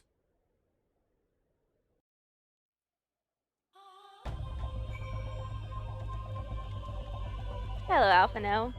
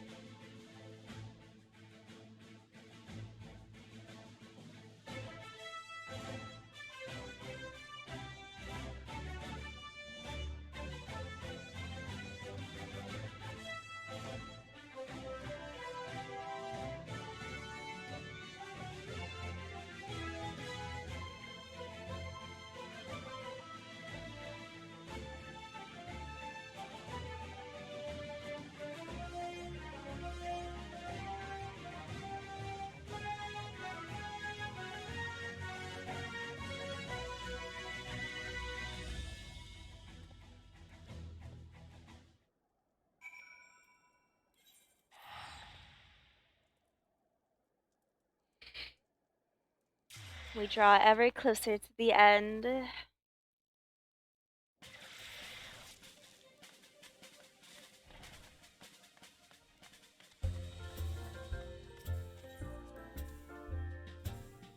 Purple Kitty, stop eating your toe jam.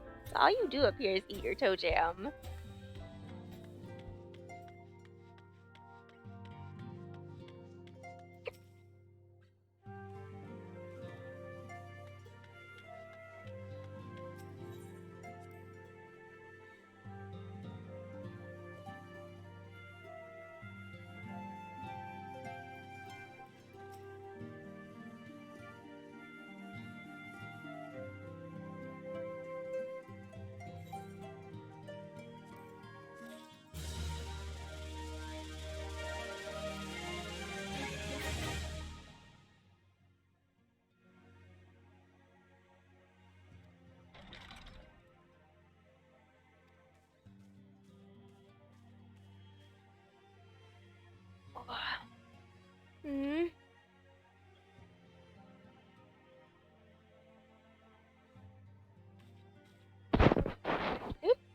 Sorry.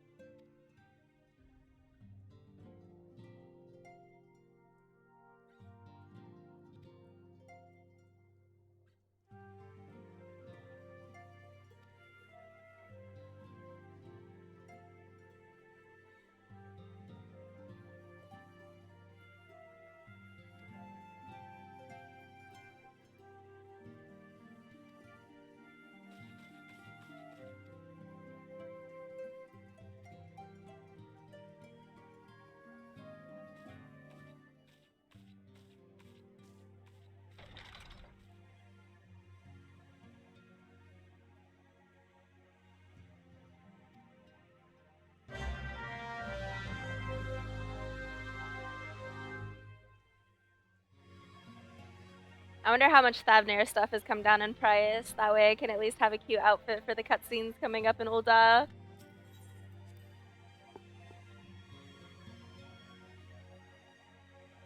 That or I'll just log on my boyfriend's account and have him buy it for me.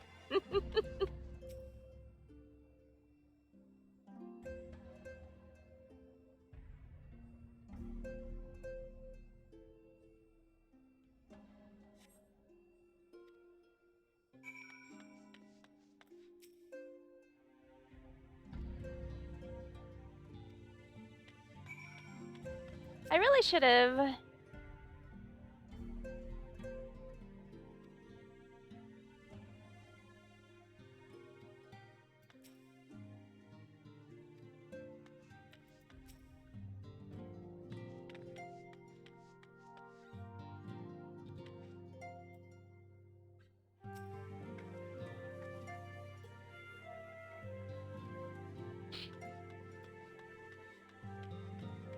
Anyways, I should have probably stopped to speak to the Scions a little bit more between like MSQ stuff, because sometimes there's like little insightful tidbits. And yet I did not. Alright, little Tataru, you are all the way up there. Boop. Tataru, what's wrong?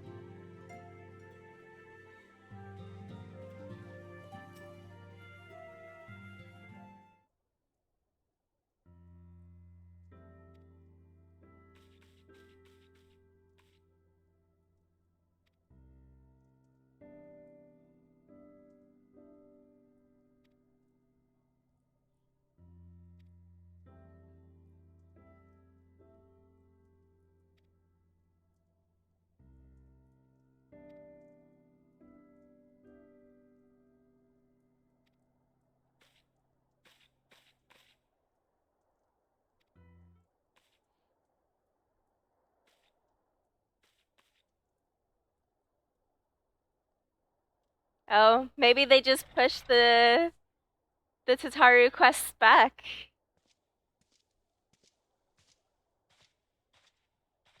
Or I'm just misremembering them, maybe.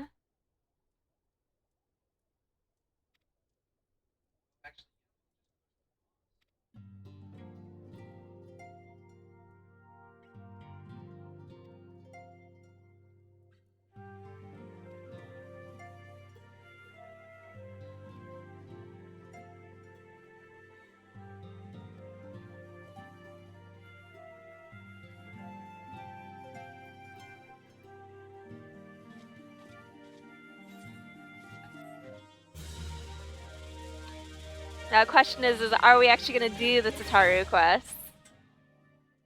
These are actually probably... Ah!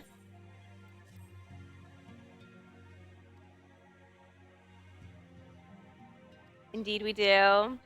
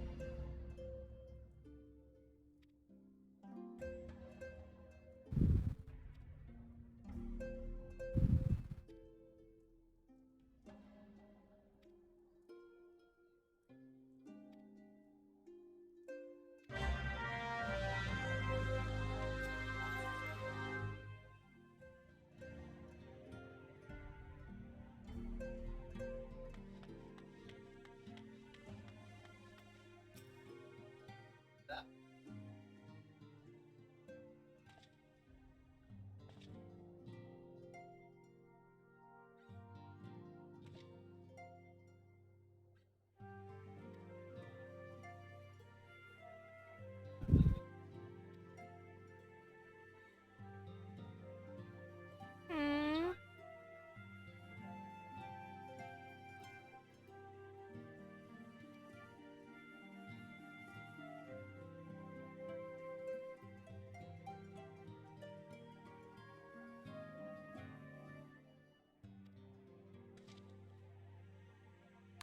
Fucking Hori Boulder and Coltonet are great little side characters.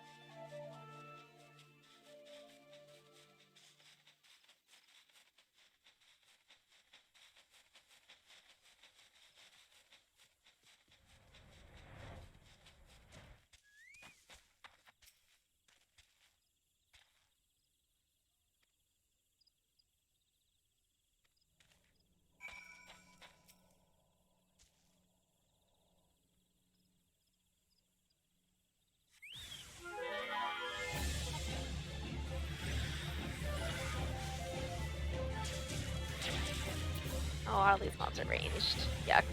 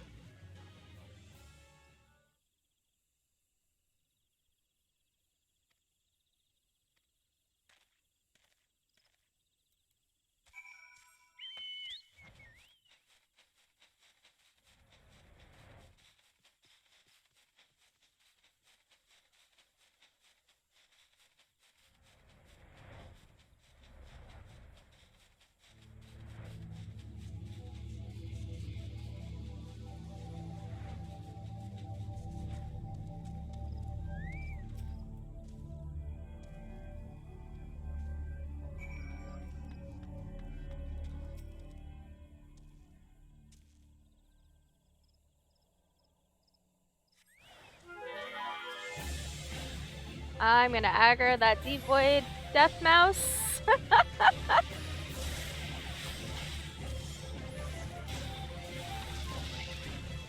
Ah, well.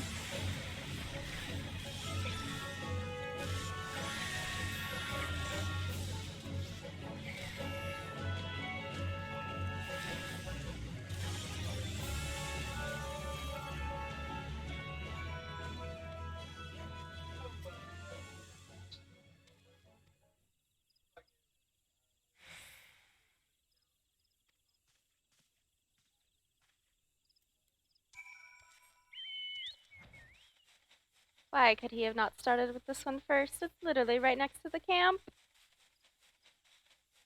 Interesting. He surveys the area that is essentially POTD, or Palace of the Dead, for those who've never done it before. And then he surveys Amdapor Keep, and it looks like Lost City of Amdapor. Interesting. And it should be noted that both of these dungeons eventually get their own hard mode.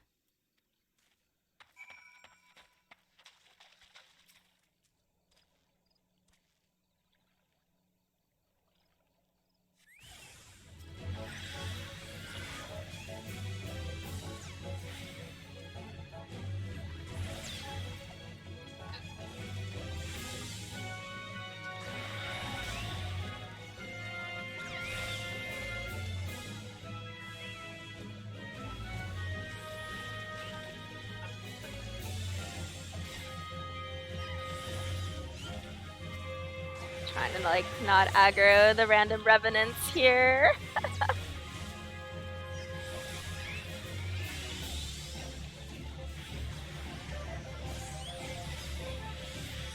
Oops, that was the wrong button.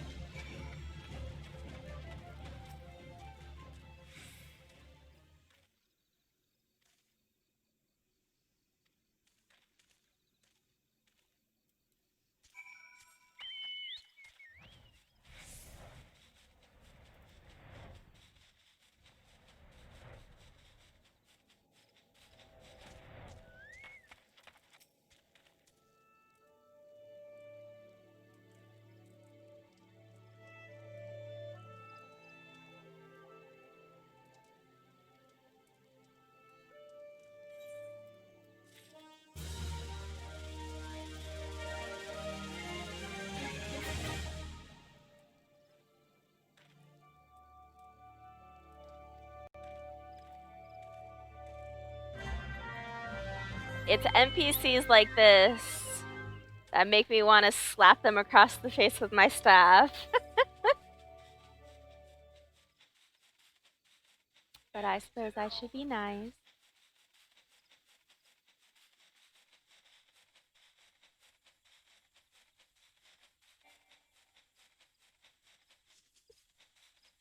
It is really interesting to see some of these like older ARR dungeons from like a higher vantage point.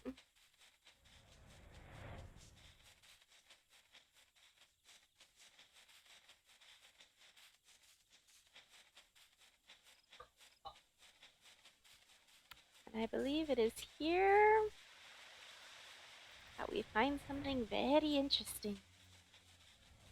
Besides a monarch ogre fly.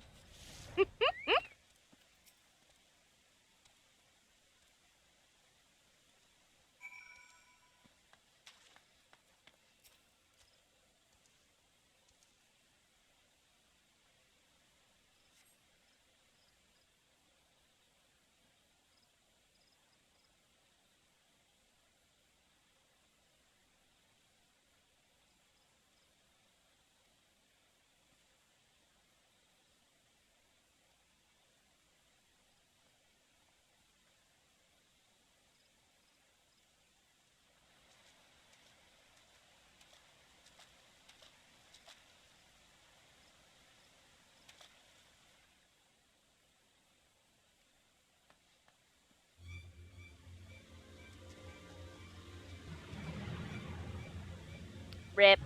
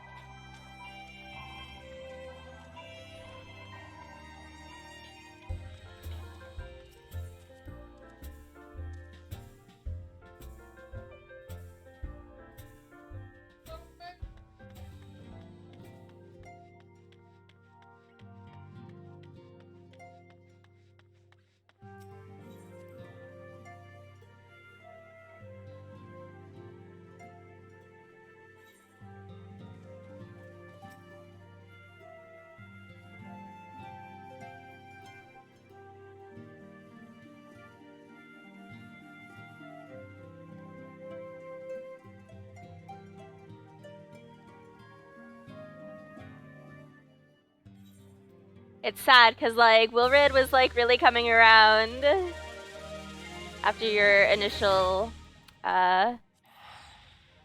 encounter with him. You got cut down. When you start to think something funky's going on. Ah, yes, my Arcanist quests. I'm sorry, not my Arcanist quests. The Tataru quests, which are arguably the best quests in fucking ARR. I don't care who you are, if you don't love Tataru, then there's something wrong with you.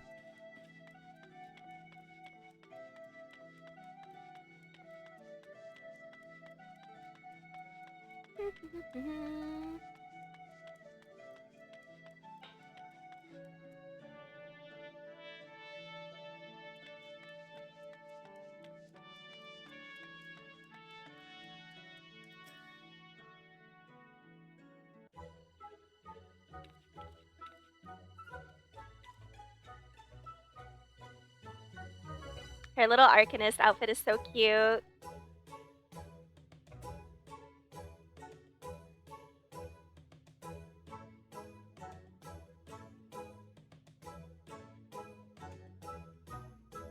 Hmm.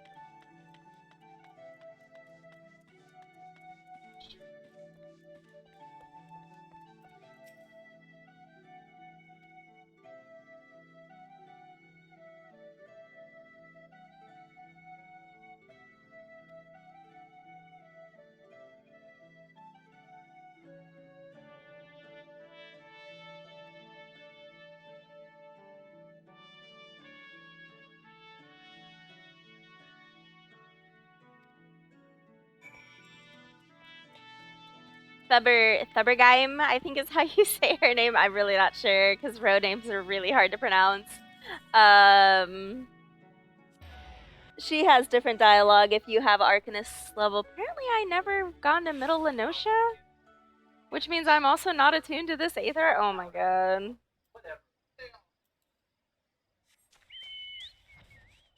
Hold that thought.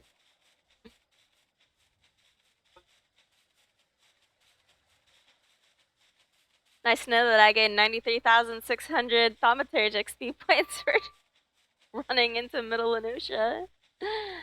Ooh, what have I been doing with my life? Apparently nothing in Middle Lenosha. I actually really didn't even realize that I A, had never been to Middle Lenosha, and B, that I was even missing the Aetherite for it.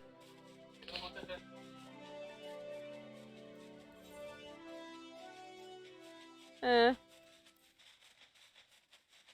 a good thing we're doing Tataru quests.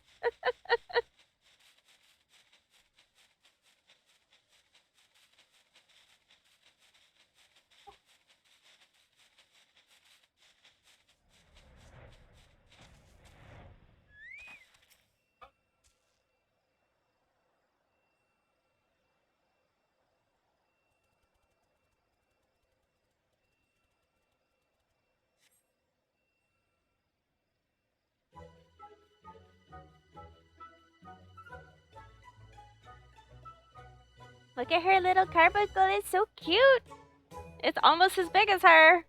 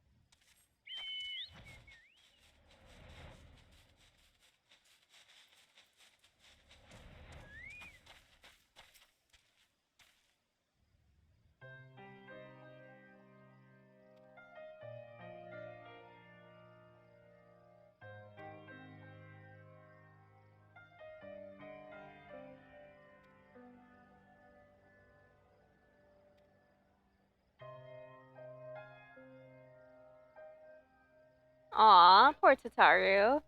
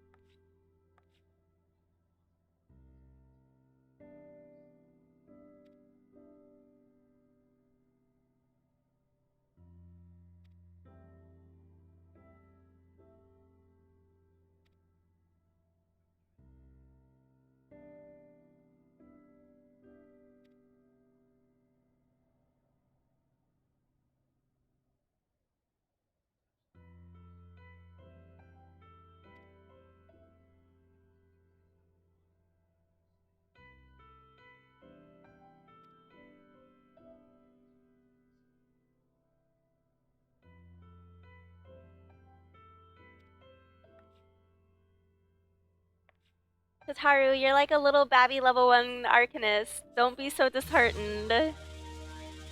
You got like 49 levels to catch up to where I am. Actually, more than that now that I'm level 54.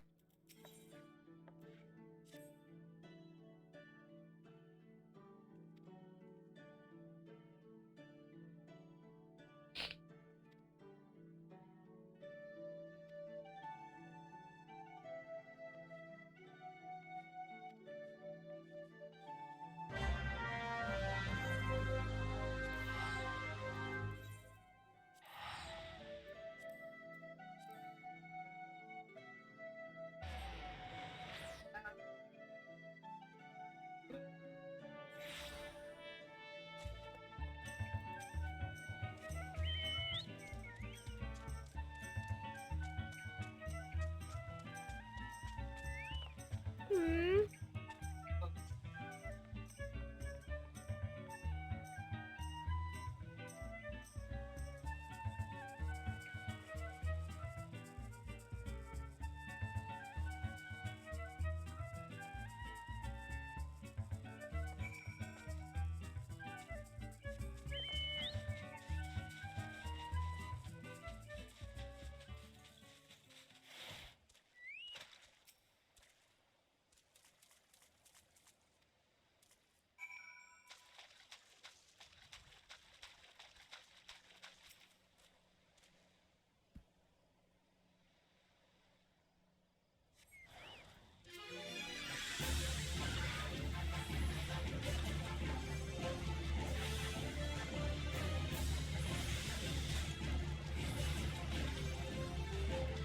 Why is this Mogar, like, so tanky?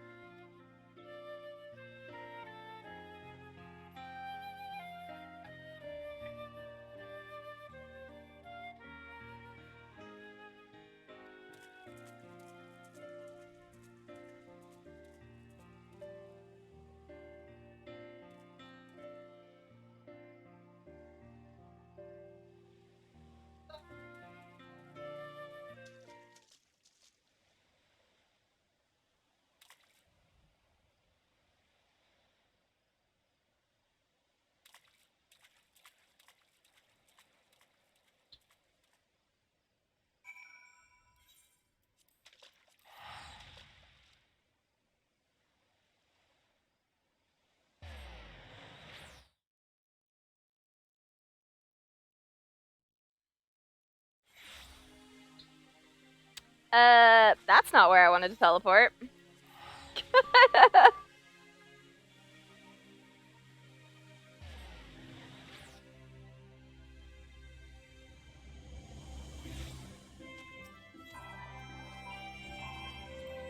Yep. Drive out.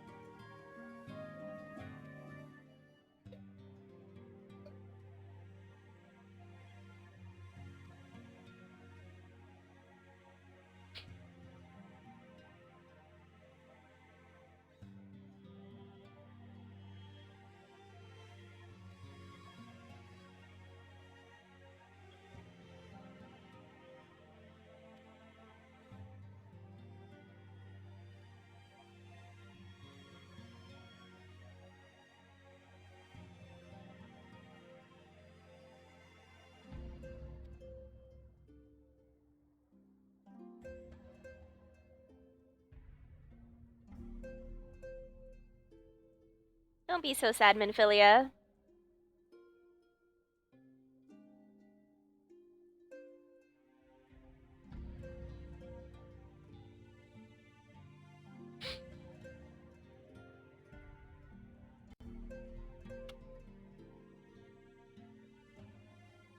Ow.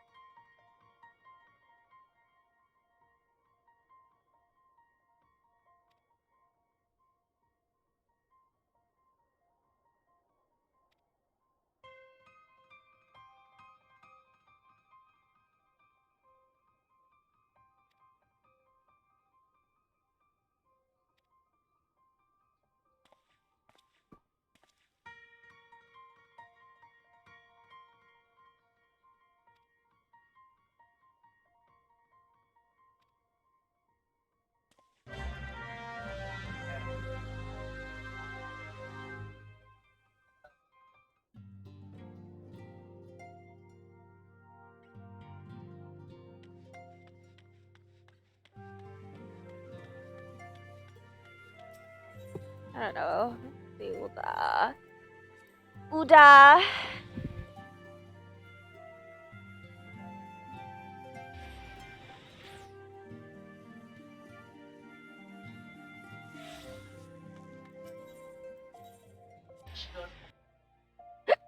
Oh, excuse me.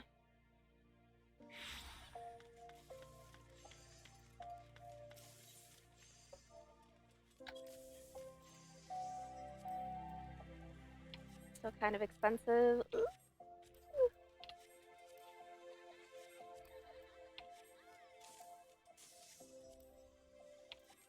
All right. Time to swoop some money.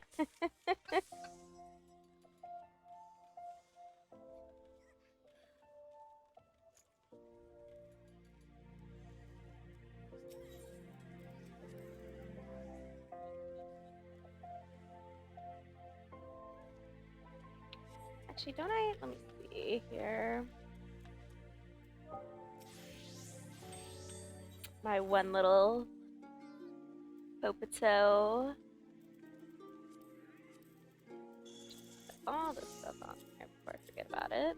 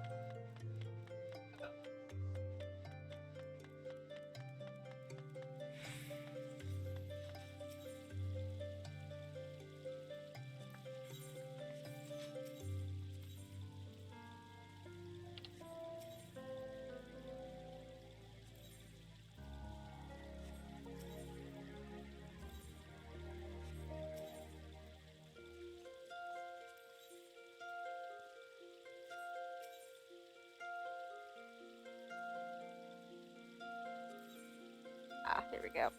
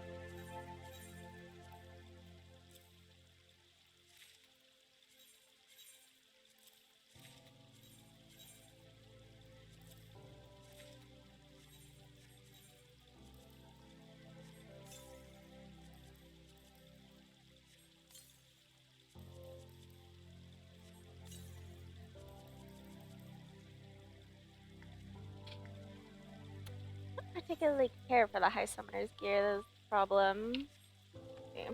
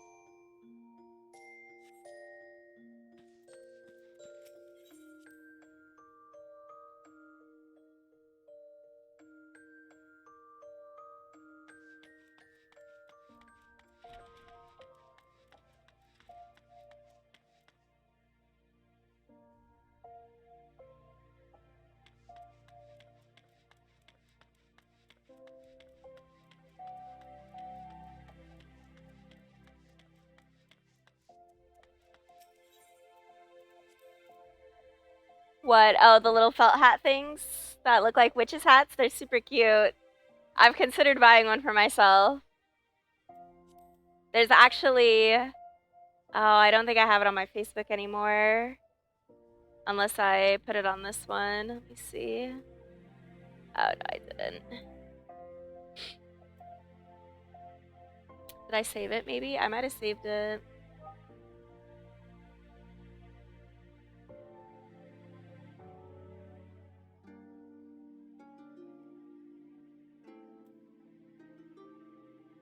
Let's see.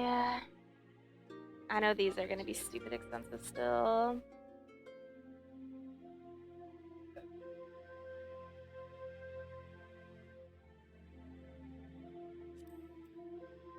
I got the Koopa jackets like relatively cheap.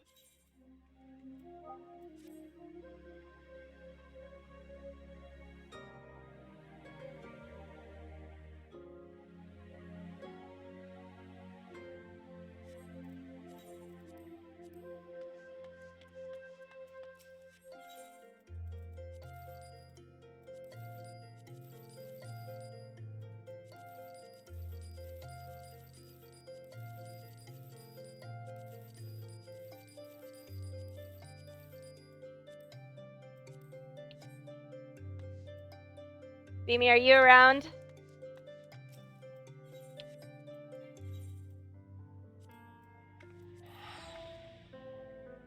I'm gonna buy some stuff on Avyuir, and I need you to trade it to Alamir for me. Because I can't mail it because you have to be on your friends list to mail things. And I cannot put an alt on my friends list. Because obviously one or the other isn't going to be logged in.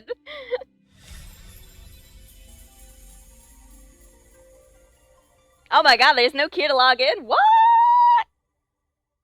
I'm shooketh.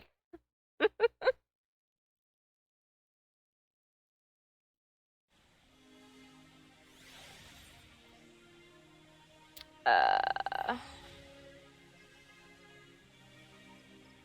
mean, I guess I could.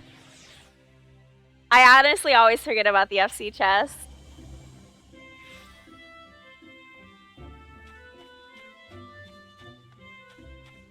I'm just gonna be a basic bitch and buy Thavnarian stuff. And wear Thavnarian gear in the cutscenes ahead.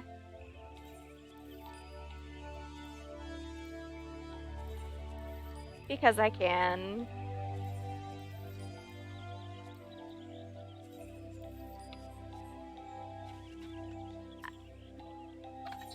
That was before. I mean, it's technically... I mean, you could obviously, like, ask one of your friends to buy you a cute set, or you could buy something off the Mog Station. To be fair, I haven't done anything else on my alt. Besides send her cute clothes. Oh, darn. Actually, funny enough, I think my alt would have had enough money to buy the Thavnarian set on her own, but then I would be, like, uber broke. Uber broke. My alt has, like, 500,000 gil for some reason. Where's my beamy? I have 3 Fantasias.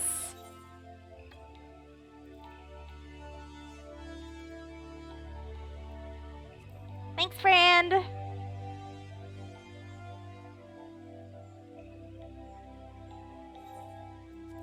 Cool. Eh?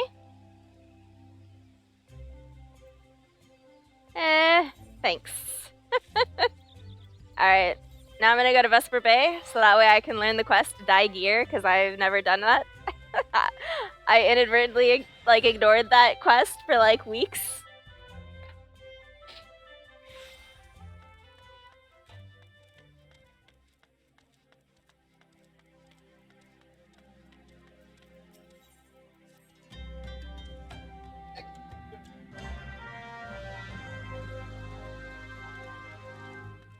I like how it's like, you just need to bring an orange juice to this person. Before, I don't think this Mender used to have orange juice, but he does now.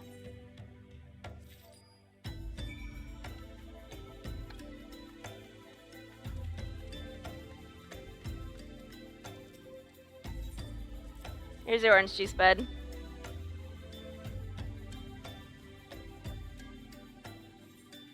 Thanks. Okay. Triple da.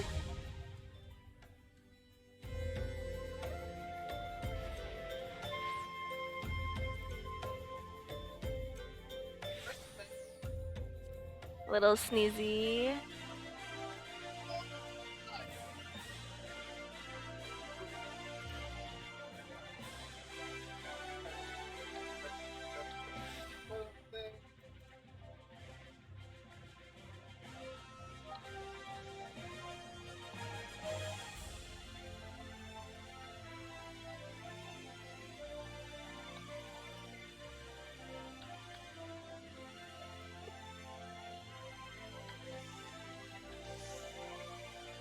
What color do I want to dye my Thavnarian gear today? Does it look really...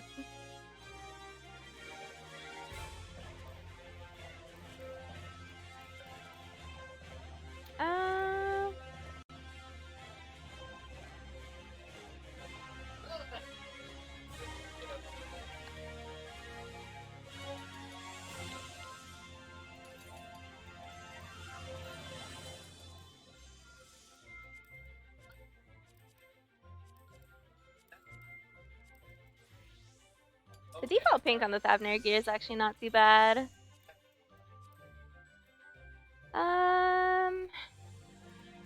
You kind of want to do a nice purple, maybe.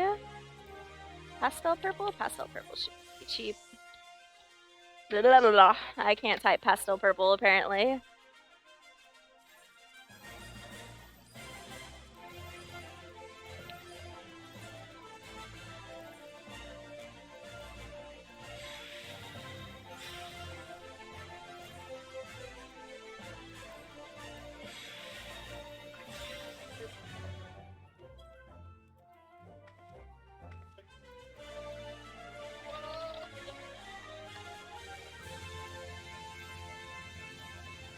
Thank God pastel purple is not like pastel pink. And it doesn't cost an arm and a leg. I shouldn't say an arm and a leg, but pastel pink is like 60k right now. Ooh, excuse me.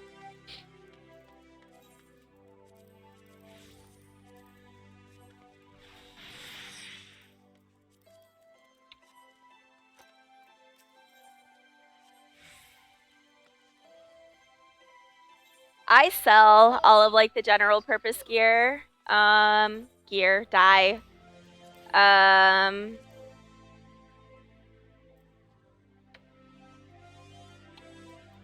Just because it like sells, and I usually like the dyes that are general purpose for the most part, like I don't use them except for black and white, and I just buy like a ton of those off the Mog Station.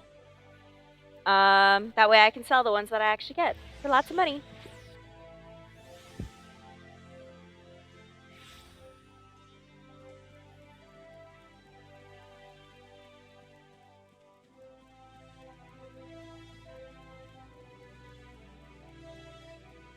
Yeah, I mean, it also kind of depends on which ones you have.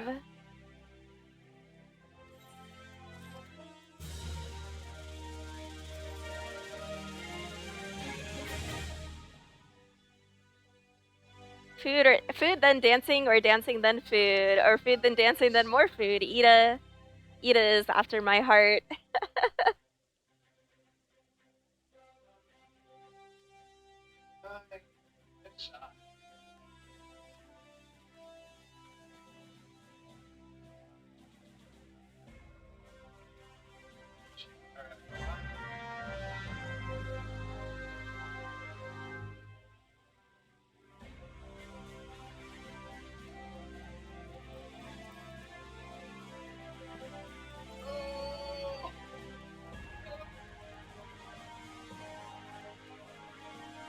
I will say, even though like the Thavnarian gear is like, it's a little old these days now, right? I shouldn't even say old necessarily, but like nicer glams have come out since, right? It still looks really good.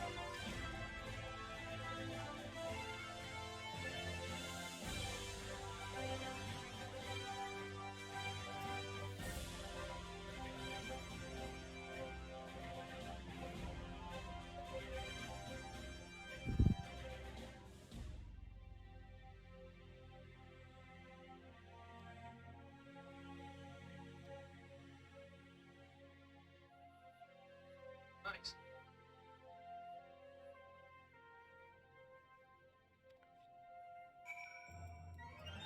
Okay, I actually have to wear my black mage gear. I guess we're not quite there yet.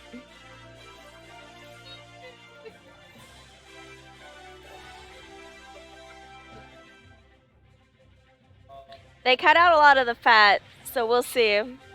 But I also didn't expect, I keep saying they cut out a lot of fat, but I also didn't expect to be streaming for 5.5 hours today and still not be done with ARR. We're like so close though. Especially after streaming like 9 hours yesterday, or almost 10 hours, or however many fucking hours I streamed yesterday. But I haven't felt like bogged down by it like I was previously when I did the ARR stuff. Like I know when I did it on my other alt back in the day.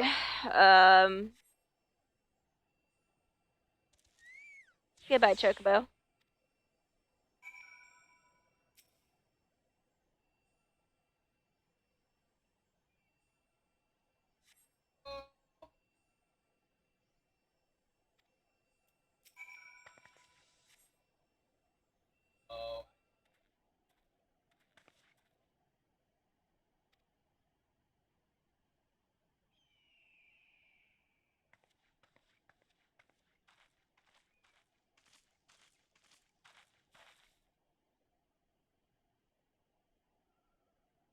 Where did it go?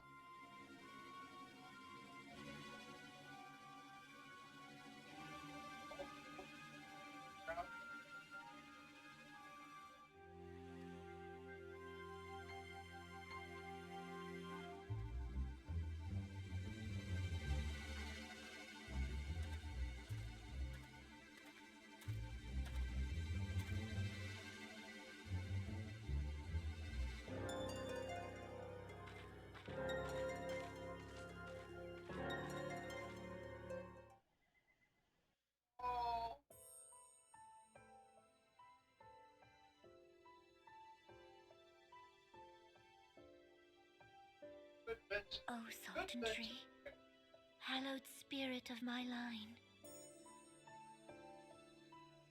Through my weakness, the glorious house of Ul has all but disappeared beneath the sands. For want of the strength to raise it up again, it were better that it fall. Forgive me, but I know not what else to do.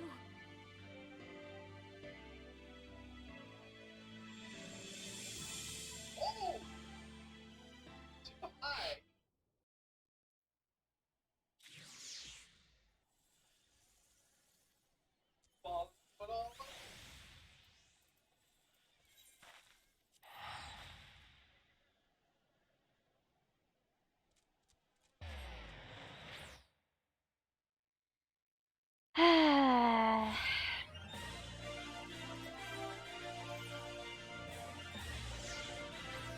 I could not remember if Laurentius was in on the plan, but he most certainly is.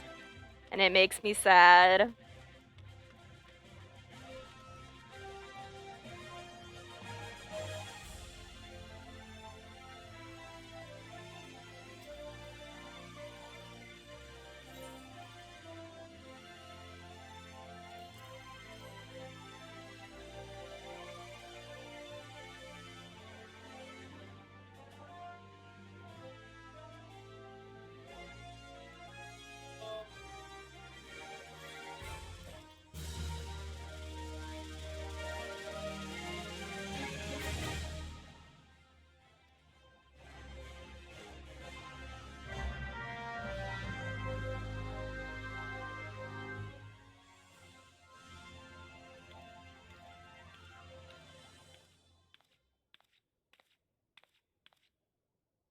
You needn't trouble yourself so.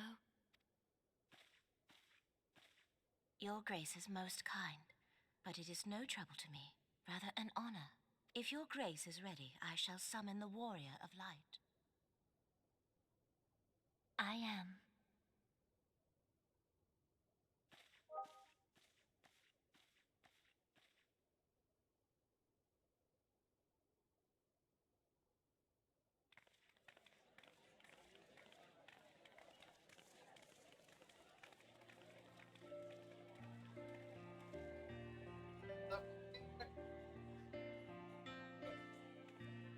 She's a traitor is what she is.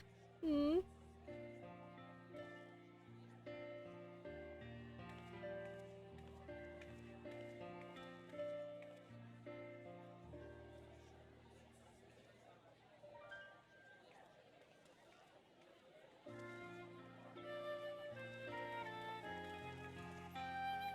Everyone looks to be in high spirits.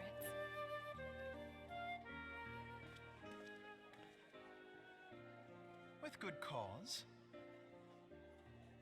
A common victory may serve to unite even the most unlikely of allies. You've brought us one step closer to a united Eorzea. I have a Your modesty craving. knows no bounds, antecedent. Were it not for your efforts, Sir Emmerich would never have become such a But I have food steadfast here. When he convinces his countrymen to rejoin the Alliance, we shall all reap the benefits, military and economic. I tell you, we are on the cusp of a new era of unity and prosperity. Territorial disputes are all that divide us now. But I have faith that we will find an amicable solution in time. And failing that, I'll have my trusty warrior of light box the ears of all concerned. Speaking of whom... She will be joining us shortly. A matter at the quicksand required her attention, but it did not sound serious.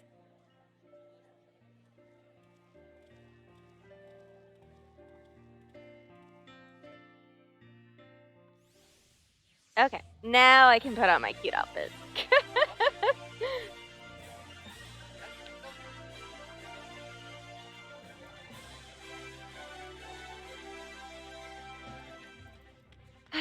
I should probably go pee first, actually. Because we gonna be here for a while.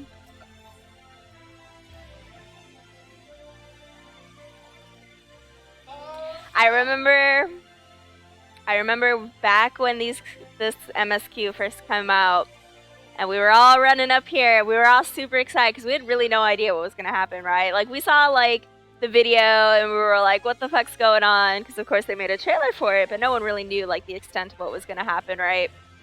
So we're all running up here, super excited, and then you get to hear and you talk to her, and then you get this prompt, and then we were like, oh shit, because this is the first time this prompt has ever happened. Ever.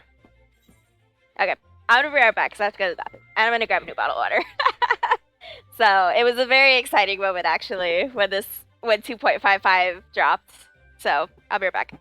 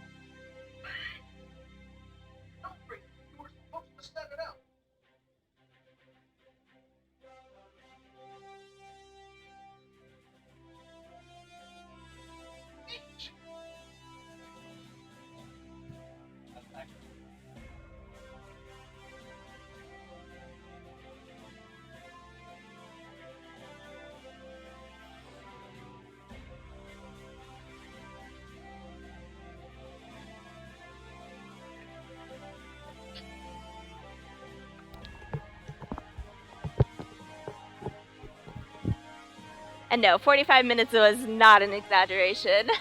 I'm gonna order some food real quick too, because I'm fat.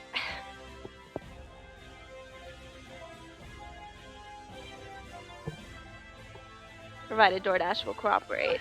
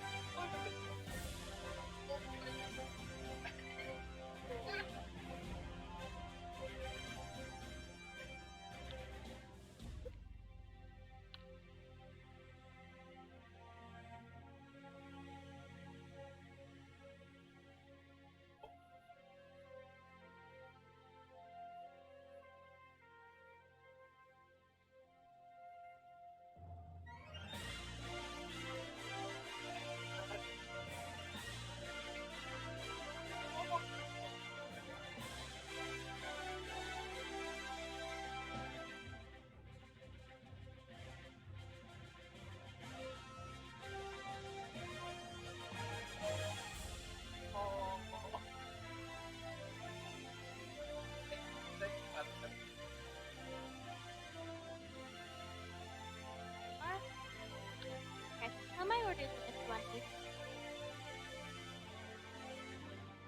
Okie dokie.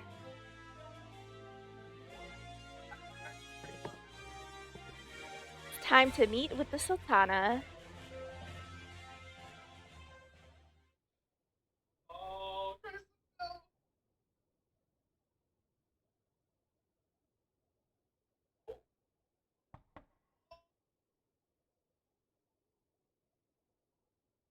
Enter. Your Grace, your guest has arrived.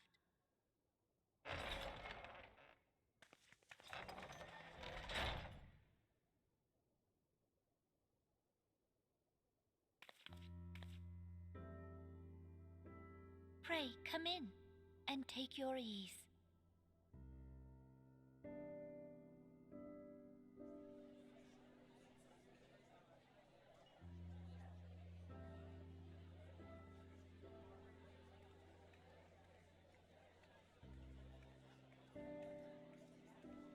Tis well that the steps of faith held against the horde. And what of the city proper? We sustained some few losses, but the heart of our nation yet beats with vigor. I am not certain I could say the same had we not received your most generous aid. An attack on Ishgard is an attack on the realm. We stand together or fall divided. I'm gonna take this away, because these cutscenes are kind of important.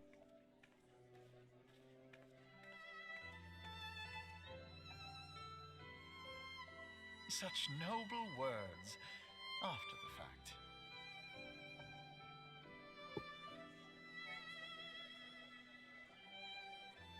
I had hoped to speak in the presence of Her Grace, but it seems she has been delayed. That being the case, now would seem as good a time as any. Honored friends, pray allow me to convey Ishgard's warmest gratitude for your part in the defense of our lands. If it's required, you can get me ranch. 'Tis upon the success of this very alliance that my recommendation to throw open the gates of judgment shall be founded. With the blessing of the Archbishop, it is my hope that Ishgard will soon be reunited with her long-estranged sister nations, and that Eorzea shall once more be as one.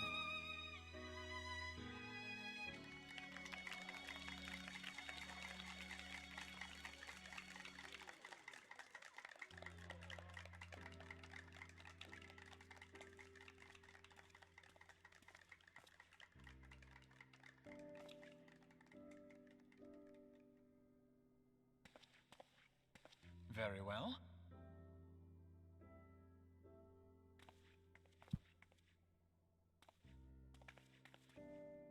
Is aught amiss? Nothing to worry about. I shall return anon.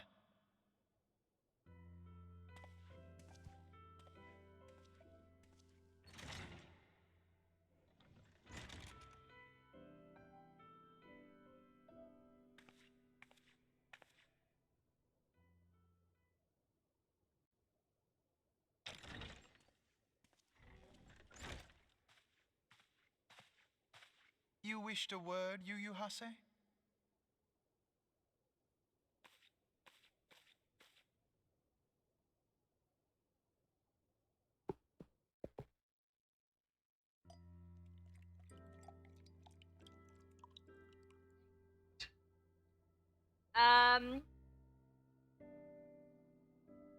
You may go. Okay. Your Grace. My only concern is I'm at the very, very end of ARR with like the 45 minutes of cutscenes. I've seen yes, but I was You must be curious as to the reason for this private audience. The matter I would discuss, however, will soon make apparent the need for discretion.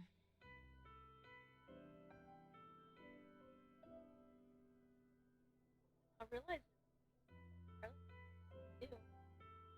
I intend to abdicate the throne and dissolve the monarchy.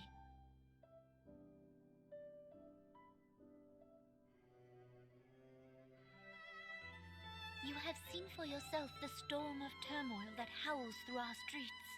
The government fails in its responsibilities, and my subjects suffer the consequences of our incompetence. But I will see them suffer no longer.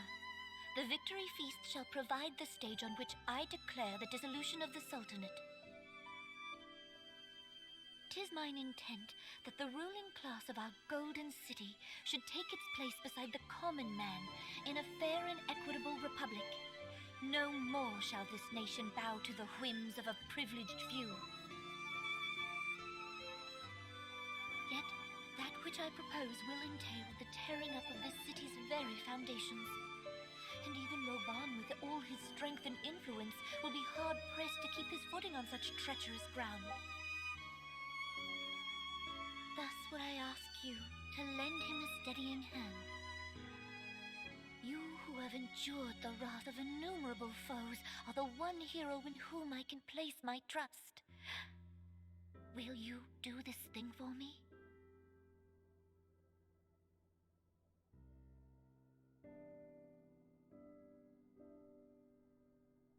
I am truly grateful. Indeed. More grateful than I can well express. How much we have both changed since that day we met beneath the Sultan tree. And the days ahead promise to change us further still. I hope that we will recognize ourselves when all of this is over.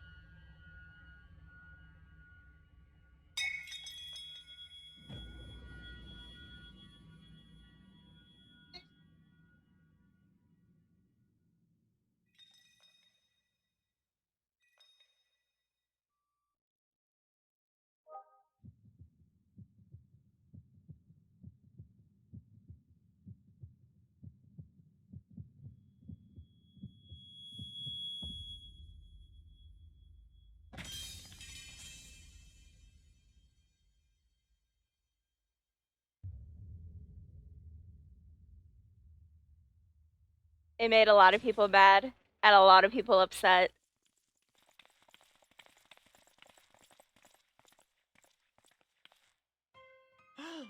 Your Grace!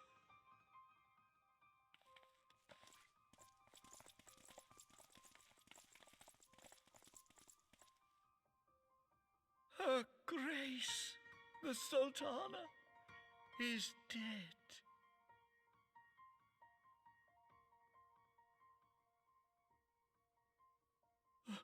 Poison in her wine? You did this!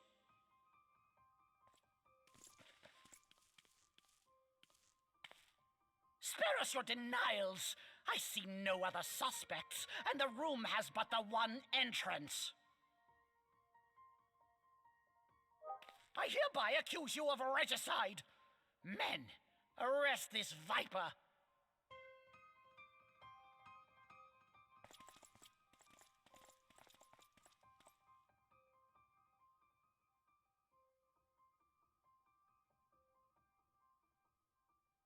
Snake in the sand.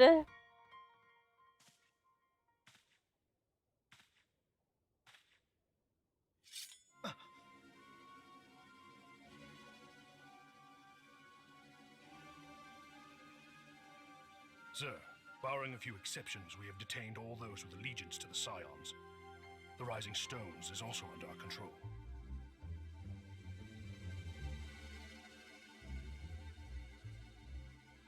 Smug ass you, Yuhase.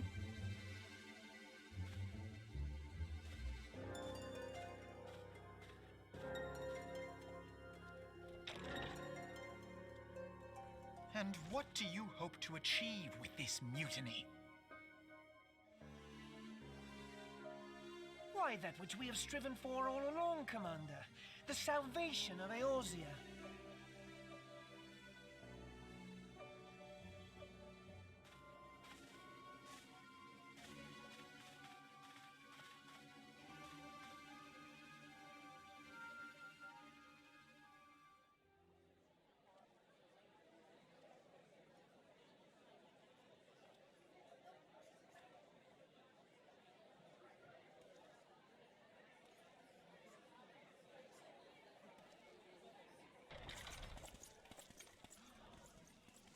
What is the meaning of this?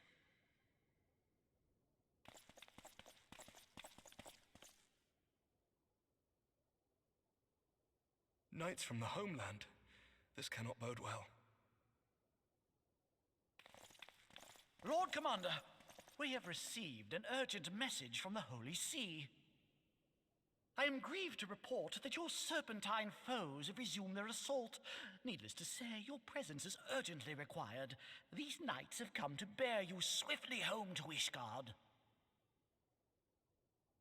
A surprise attack? We've had no such word from our men, and the timing is most fortuitous to catch us away from the city.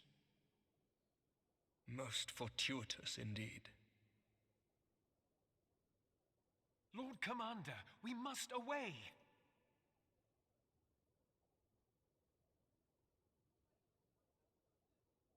You have been a most gracious host. I hope that I might one day return the favor. Come, Lucia.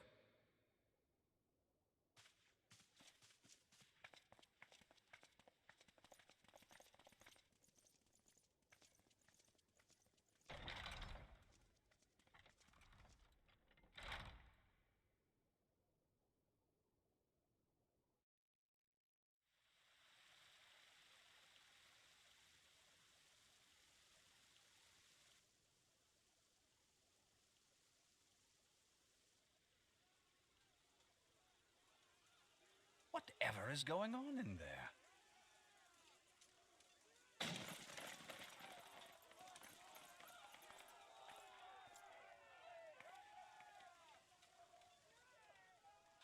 Ah, the ever-dutiful brass blades. I must apologize, but my dance card is rather full. Another time, perhaps?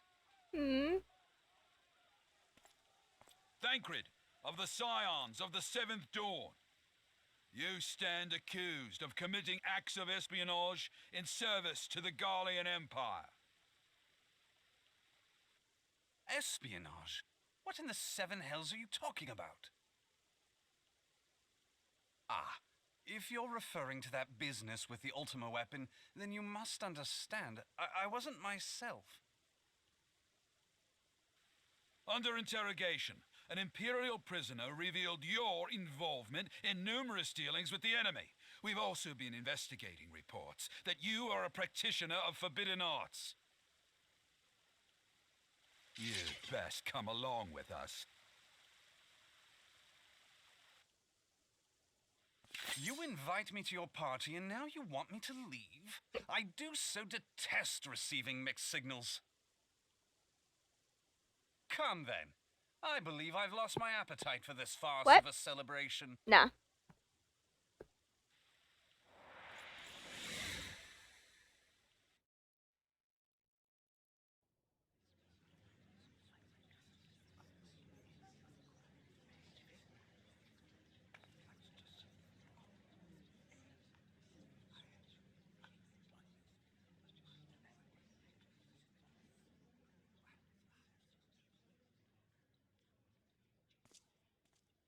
go too far, Lord Adeleji.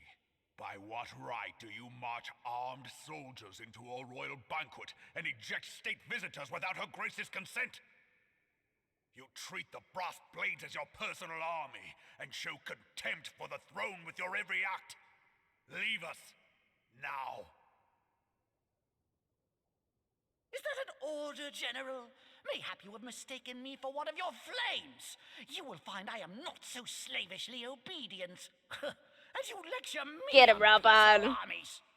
Literally. As for your outrageous claim that I have shown contempt for the throne, let all here observe that it was not I who feasted while an assassin removed its occupant.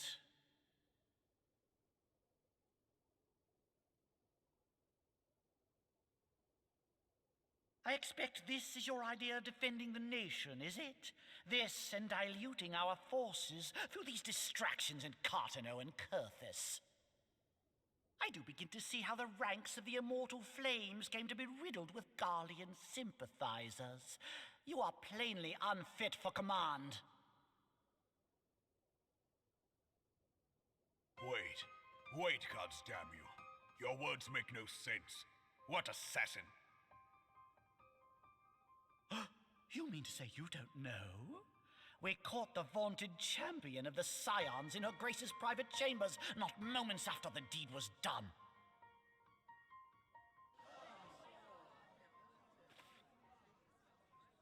No! No, this cannot be! Save your breath. You will need it to plead your case. You and your entire order are to be tried for this atrocity.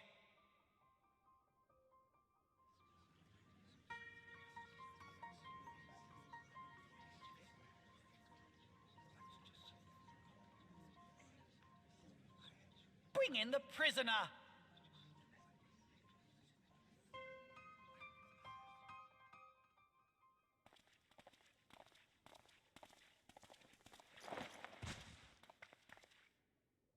An ill bird. This woman stands accused of poisoning Her Royal Majesty Nanamu Namo and is suspected accessories to the crime. All members of the Scions of the Seventh Dawn will be detained for questioning. This is madness! What a pity. Who'd have thought your tale would end like this? Should you demand further proof, a vial with traces of the substance used to poison Her Grace was found upon the assassin's person.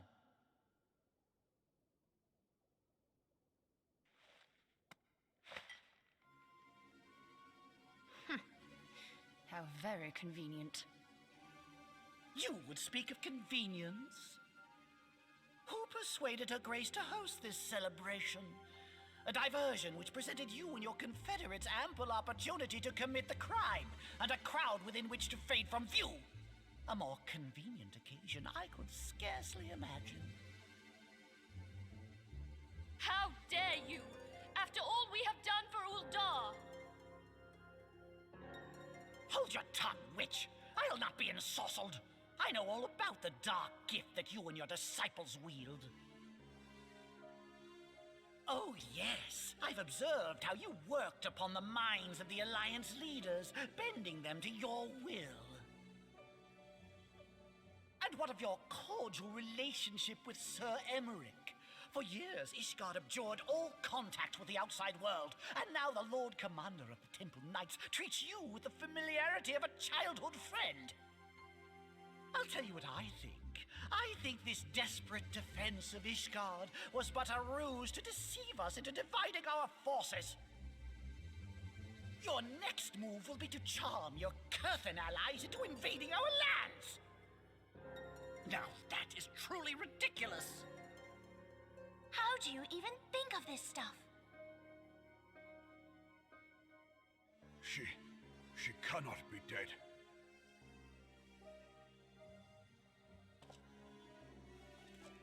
Stand aside, Ilbert. I want to see the Sultana. Spare yourself the pain, brother. I saw her with my own eyes. For a mercy, The poison took her swiftly. Her handmaiden can attest to that.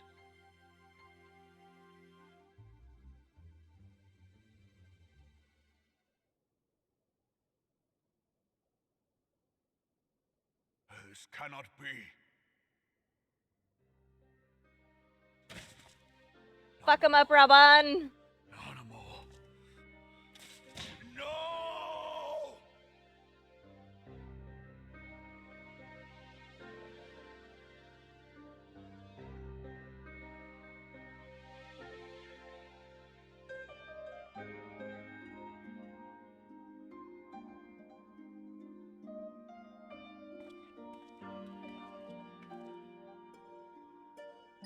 Plainly, the royalists can no longer be relied upon to keep our nation safe.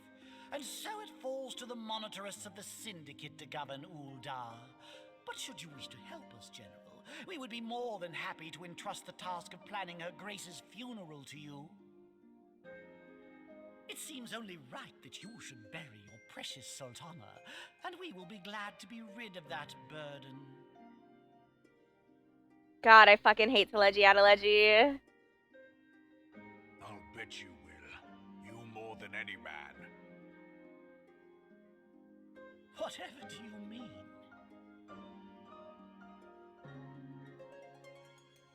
I mean you had her killed, you black-hearted bastard! What rot! Though I did have sufficient motive, 'tis true. That young lady caused me no end of grief. She always was a most unwilling puppet. I dare say Her Grace was grateful that someone thought to cut her strings.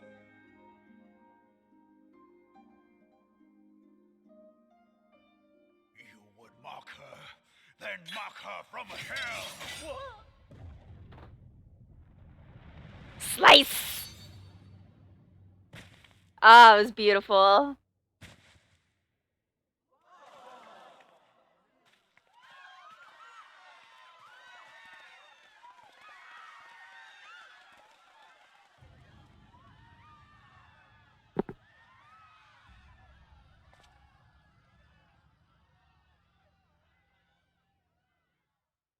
Fuck him up, Raban. Have you lost your mind, General? It is forbidden to draw steel in the royal chambers, much less slaughter our fellow syndicate members. You're one of them. You've been in league with the Scions all along. The rules only apply to... You're next, you scheming bastard!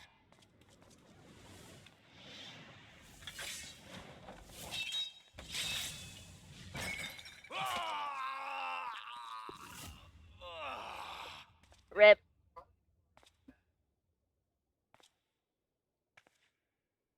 Raban!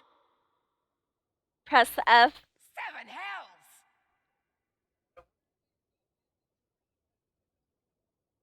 Admiral, we must leave.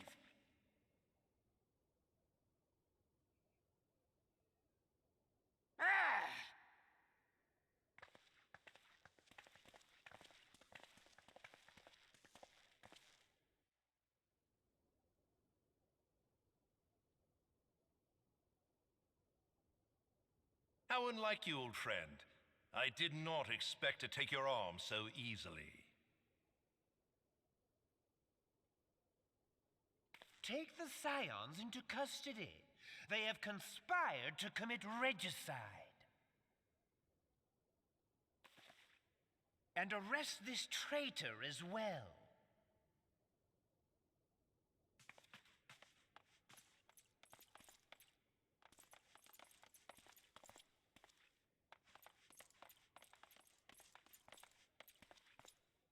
Ilbert, I hope you choke on their coin. 'Tis better than the dirt I've supped on these long years. We can't all abandon Alamigo and become great war heroes as you have.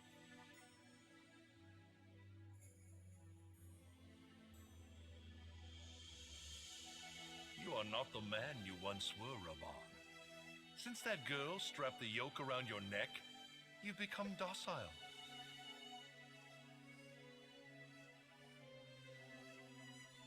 She took the mad bull and cut off his balls, and a bull that cannot rot is fit for naught but slaughter.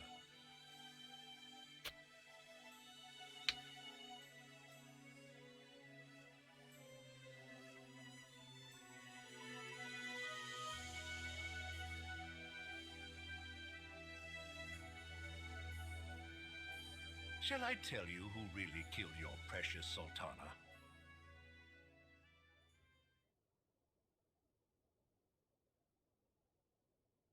It was me.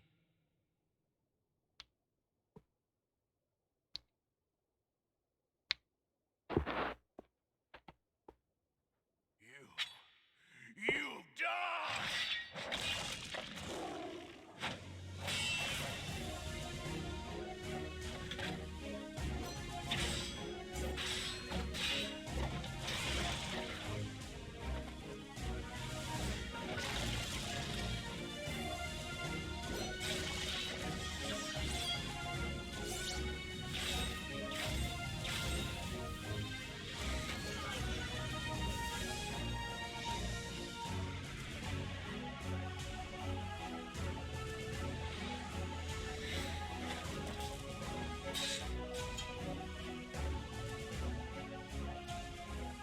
I never doubted you, not for a moment. There is more to this than I yet understand.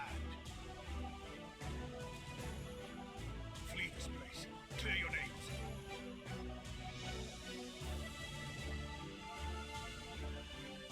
Find out who is behind this plot. It is the only way. Now go!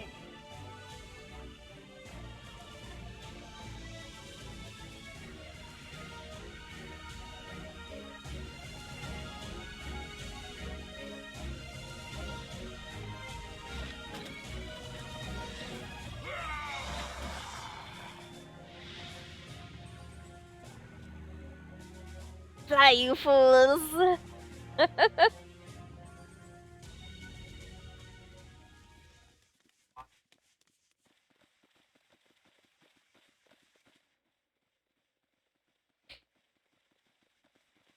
Ah, there you are. Thancred, where have you been? Avoiding the fumbling advances of some very persistent admirers.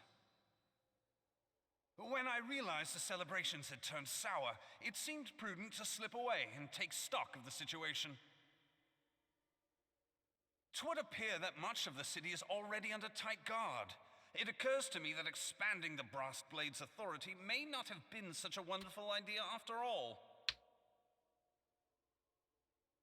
The success of this plan was contingent upon those thugs having the run of the place. Just how long has this scheme been in motion?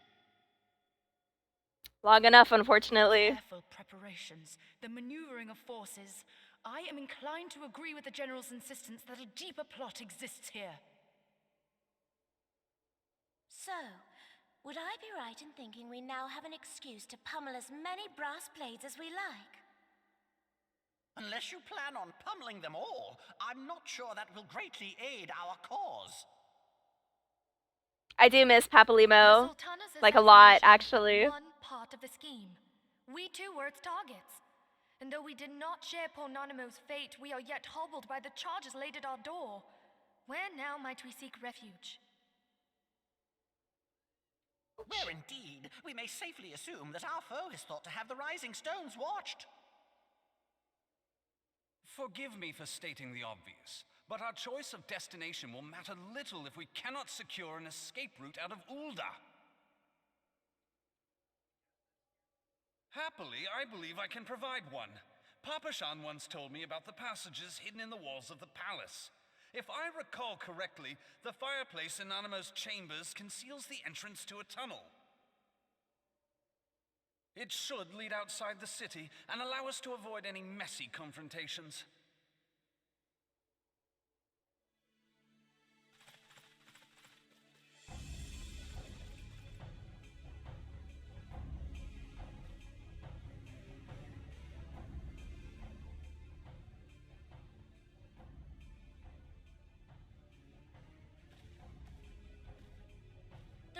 Go on ahead.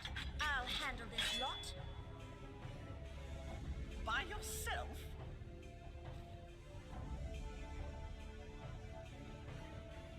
I suppose I shall just have to join you.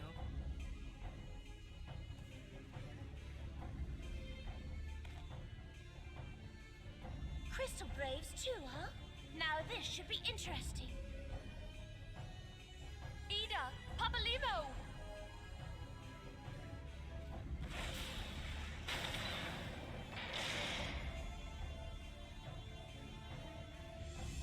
We will hold our pursuers here. Hurry, now! Find this tunnel of Thancreds.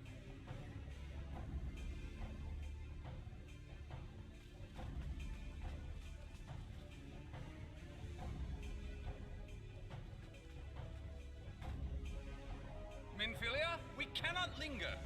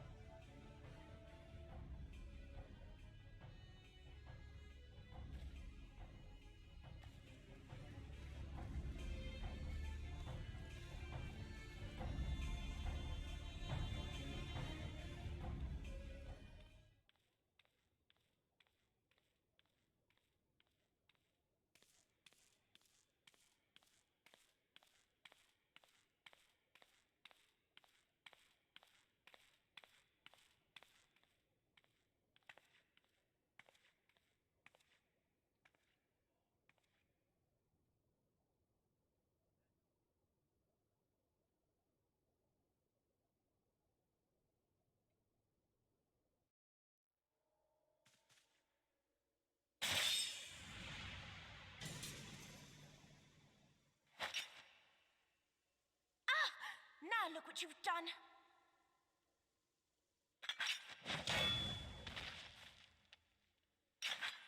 Ida, are you all right? There are just too many of them. I'm fine. I could do this all day. How about you? Nearing the end of my tether.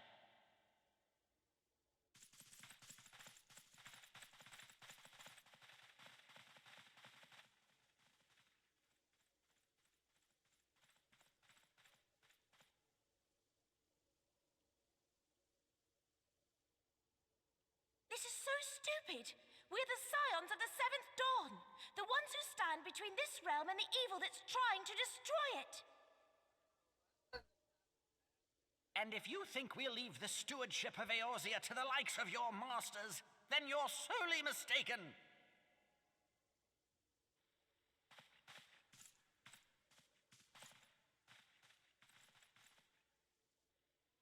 Sorry I dragged you into this, Papa Limo. 'Tis hardly the first time, and I'll be damned if it will be the last.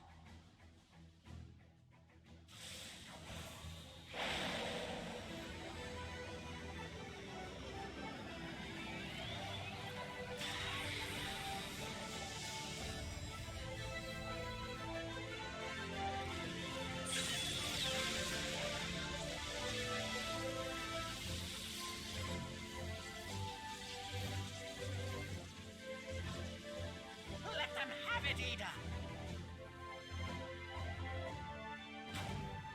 I was hoping you'd say that.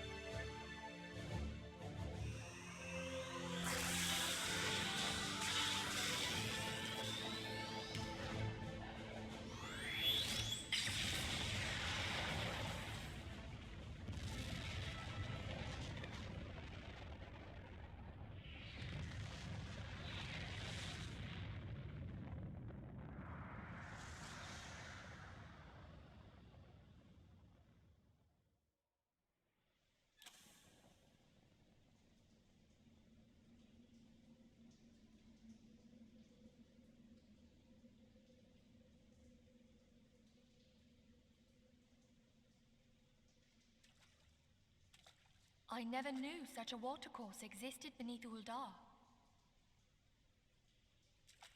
The architecture is of the Sildine style, if I'm not mistaken. The ancients plainly foresaw the need for a ready means of escape.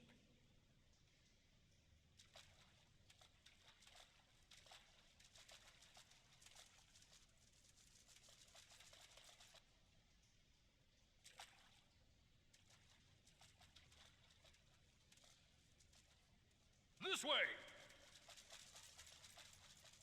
Well, that didn't take long. It seems these tunnels were not as secret as I'd hoped. You two go on ahead. Thancred and I will deal with this. What do you mean to do?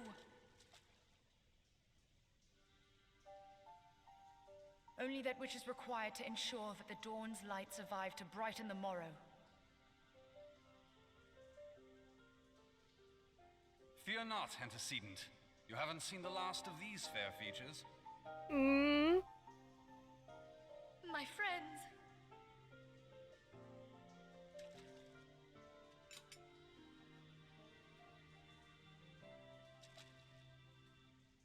Leave us!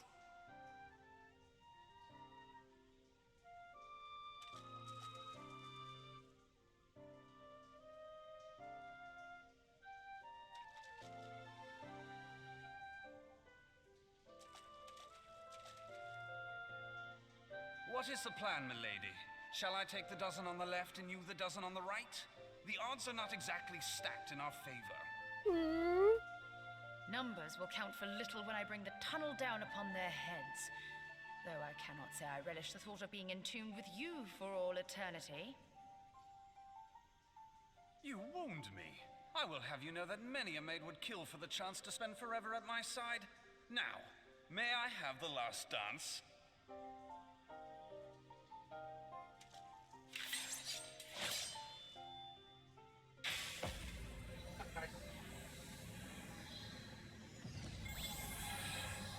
Stoll is such a boss.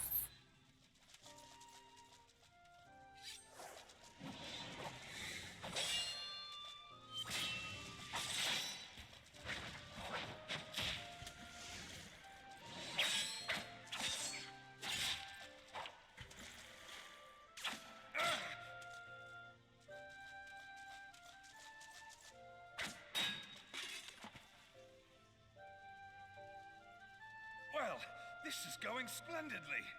Now would be a good time, milady!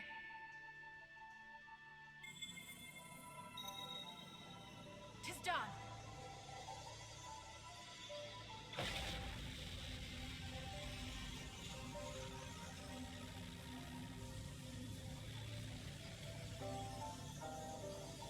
Forgive me, Mitra.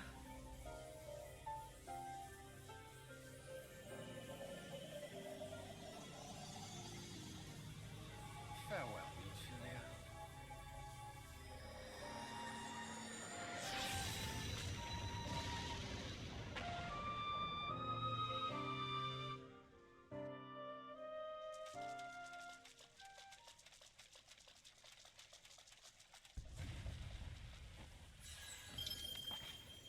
Heidelin, she speaks to me. No.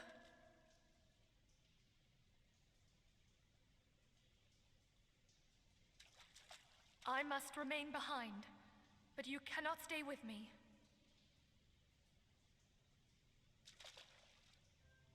Please, you must go on. You are the warrior of light. You are hope for the Scions and for all the realm. As long as your flame continues to burn, the light of the dawn may ever be relit. You must escape and save Eorzea from those who would plunge it into darkness.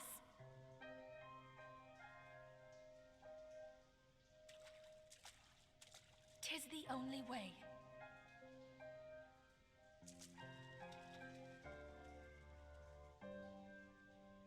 I forgot to take off my rings. God damn it. Oh well.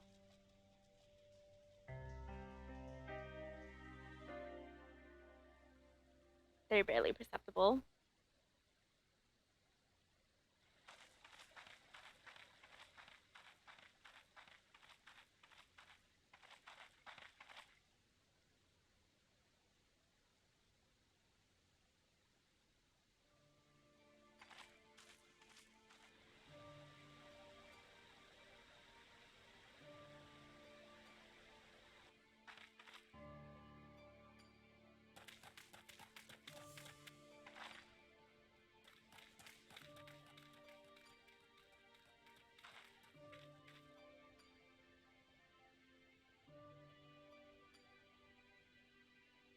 I am glad to see you safe, my friend.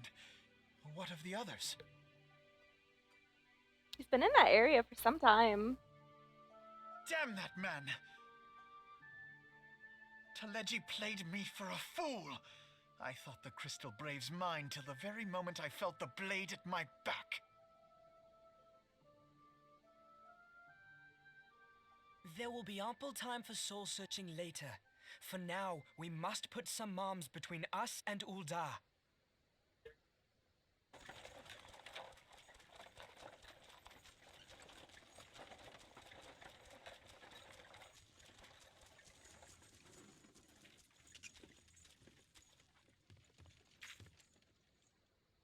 Well, would you look who it is? Need a ride? I doubt it'll be half as exciting as the last trip we took. Not if I have anything to say about it anyway.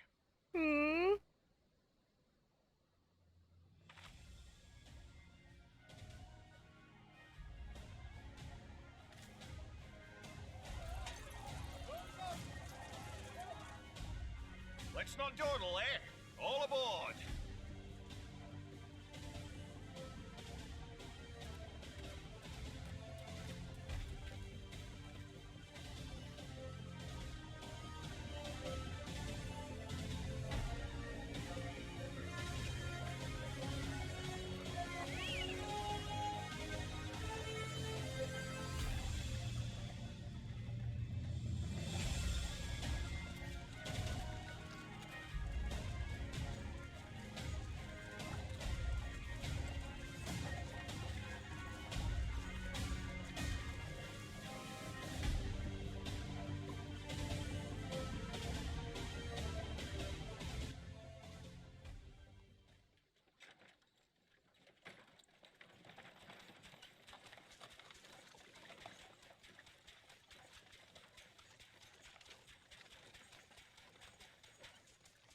I was stocking up on supplies over in Vesper Bay, you see, when your sister come up and begged a favour.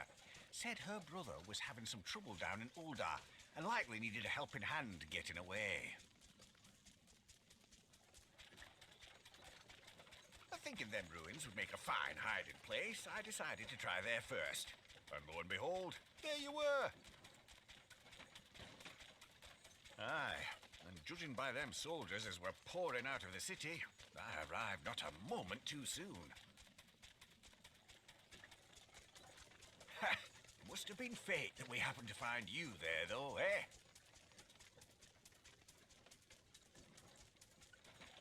I had thought to look out for Alize, but would appear she was the one watching over me.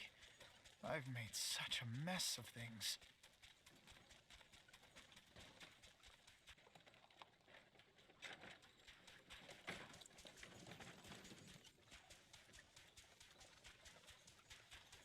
And who might you be, young sir?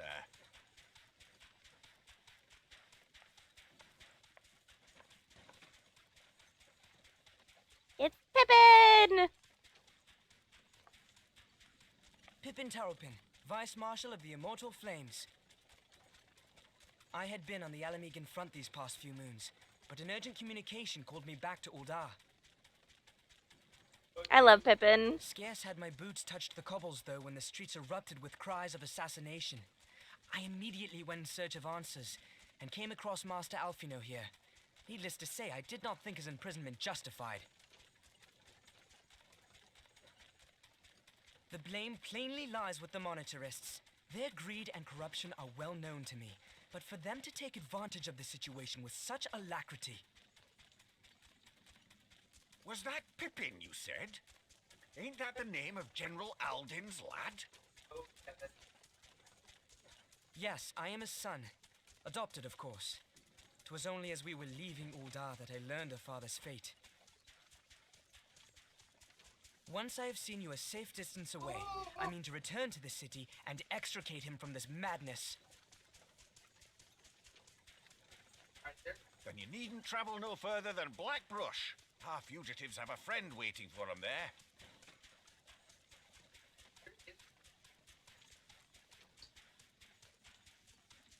I dreamed of bringing about Eorzea's salvation. And now Alfino goes into self-pity. 'Twas I who needed saving.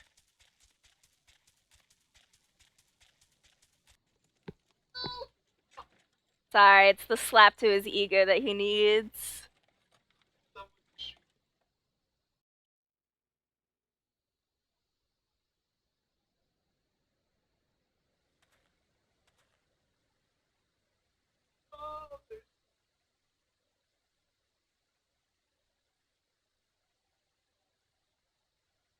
Oh, guys.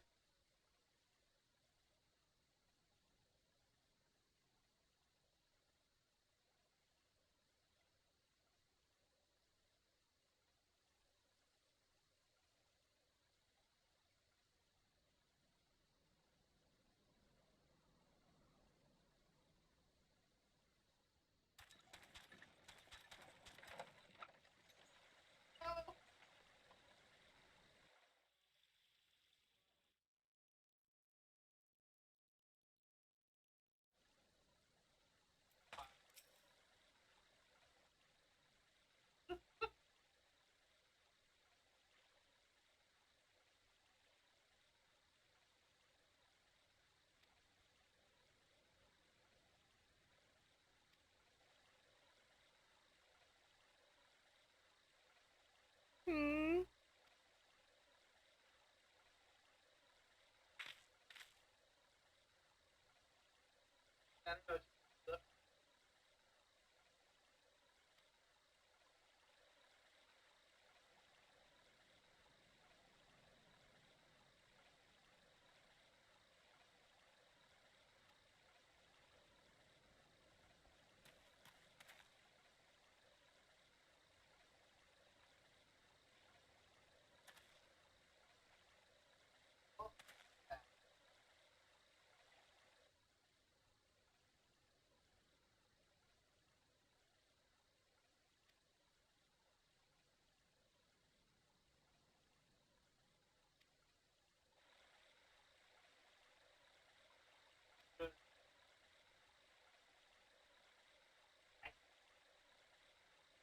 Oh.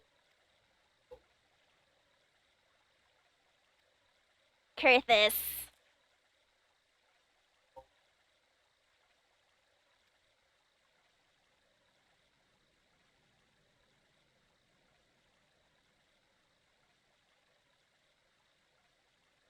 You can always text them and be like, question mark? Ah. Okay, at least they said something.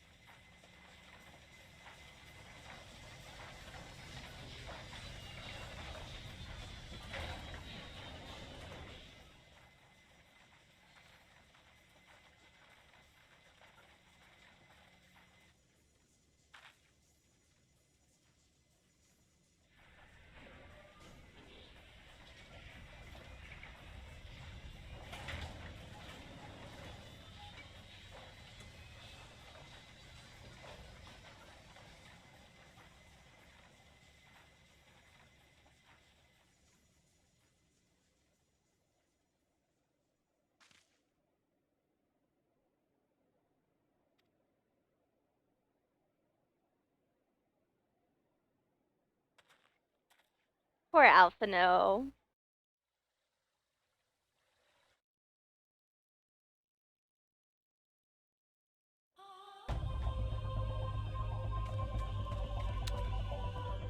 This is a lot further deposited back than where you actually get dropped off by Sid. I suppose I should put my real clothes back on.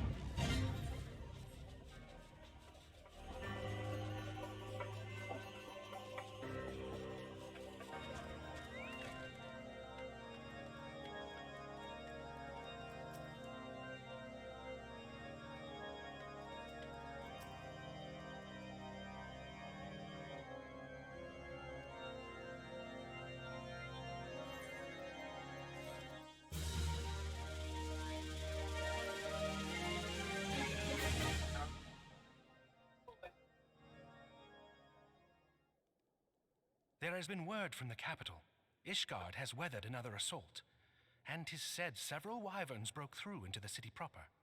The temple knights succeeded in slaying the beasts, but the intrusion prompted orders to further strengthen the guard and to place the city under a perpetual state of alert. How keenly we feel the loss of our wards at the gates of judgment. Yet we must not bemoan our misfortune. Sir Emmerich is safely returned from Ul'dah, and once more leads the defense of Ishgard.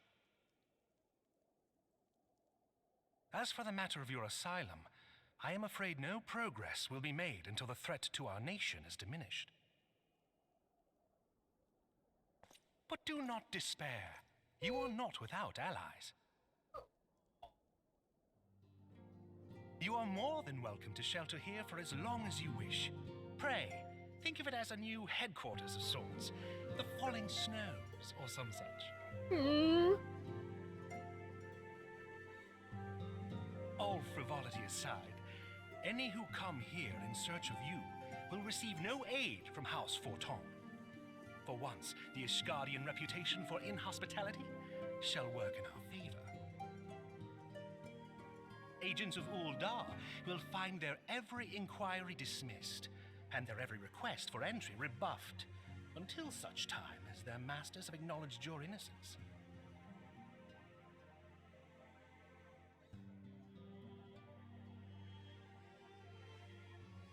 You once fought to preserve the honor of my dear friend. 'Tis a blessing that I may now repay that debt in kind. But let us dwell no more on this. Pray, join the rest of your companions. 'Tis bitterly cold this day.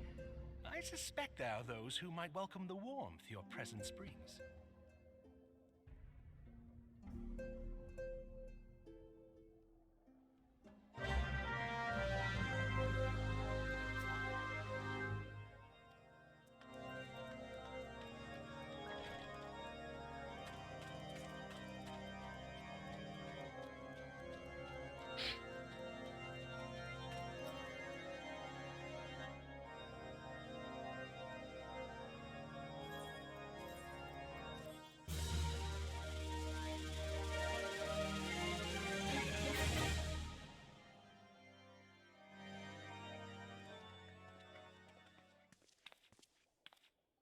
Tataru!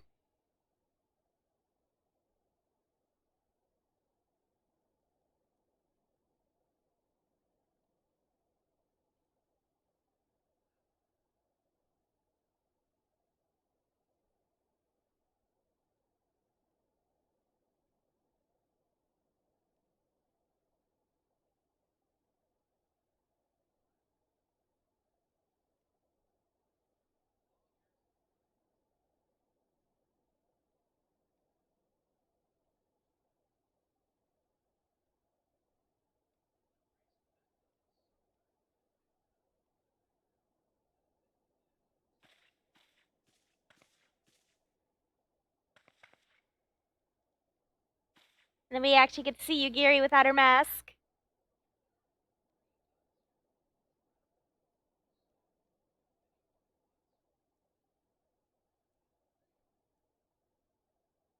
I like how Tataru's first thing is, she's pretty! Yeah.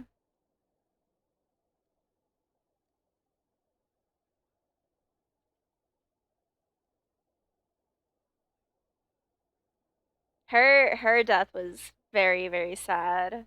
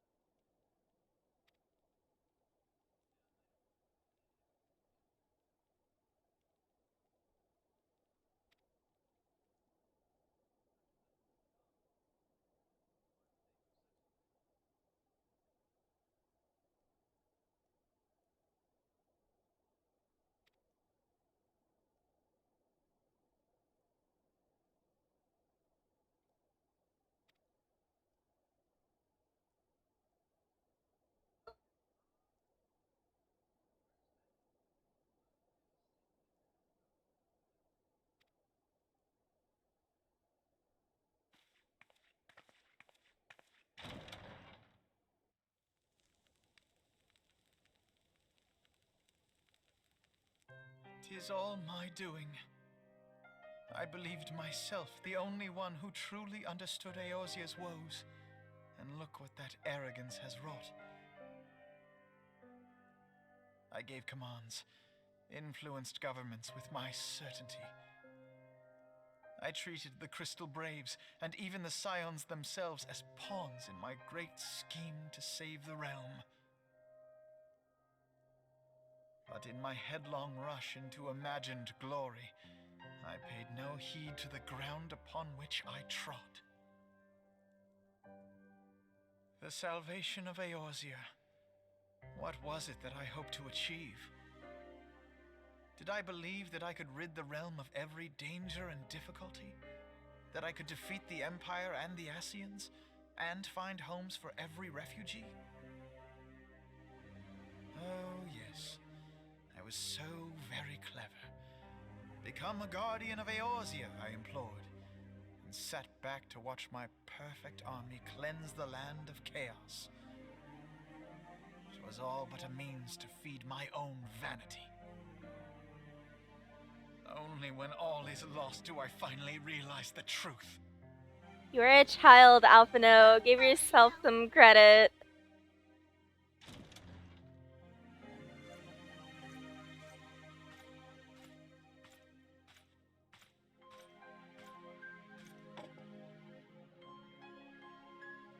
So, Master Alphino, are you content to remain a broken blade? Is there no flame hot enough to reforge you? What of the fine companions who yet stand at your side? I dare say the fires of their determination will soon have you slicing the air again with your customary wit. I hardly deserve such friendship. Besides, where are we to go?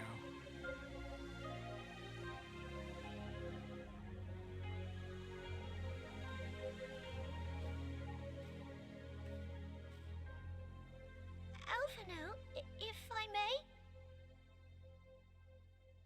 Should this place not serve our purpose, then we shall go to Ishgard. Minfilia told me many times, as long as we stand fast against despair, the beacon of hope will never be lost to sight. Be it in the snow or in the clouds, we few will see that the dawn's light shines again. Thank you. Don't cry, Tataru.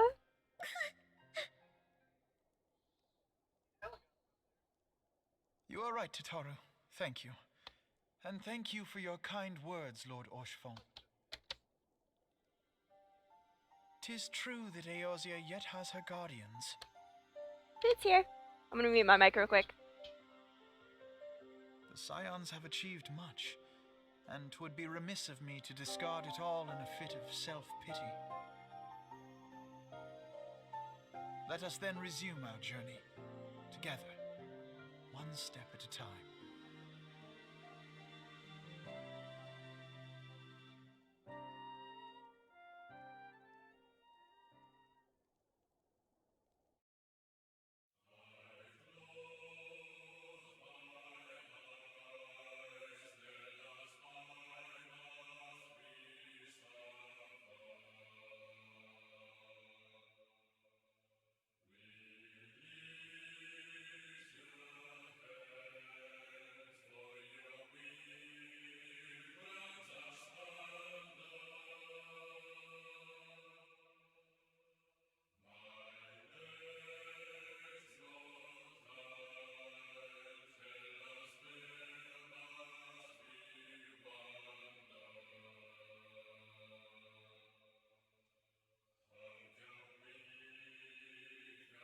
Okay, we watched the credits last time. We're not gonna watch the credits this time. Yes.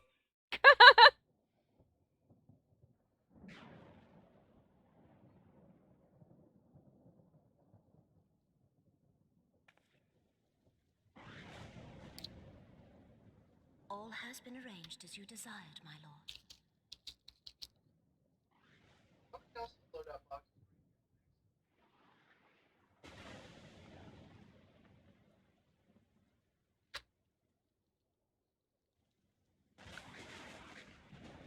Little piece of shit.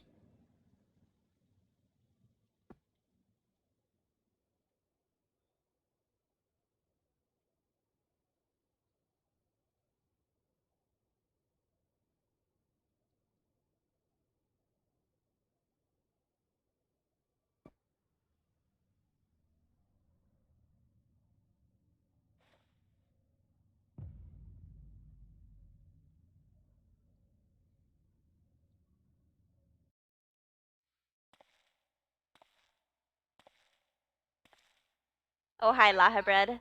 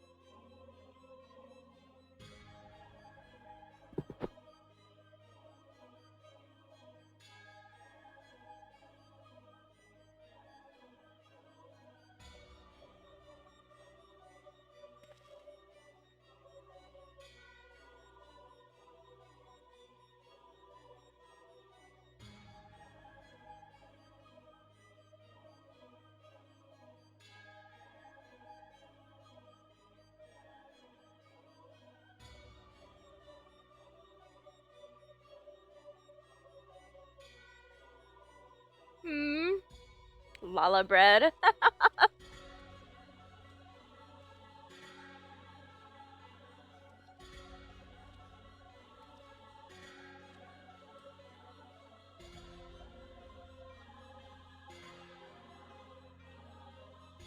I remember people flipping their shit because of this scene.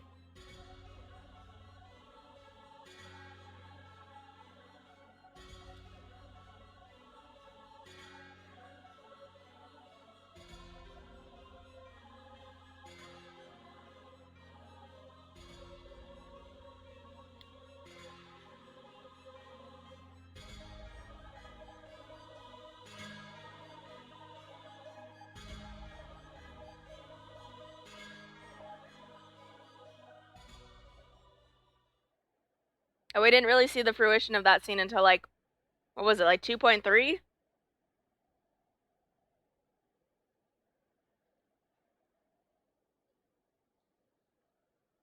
I'm sorry. 3.3. Everyone was screaming, Urianger is sus. Urianger is sus.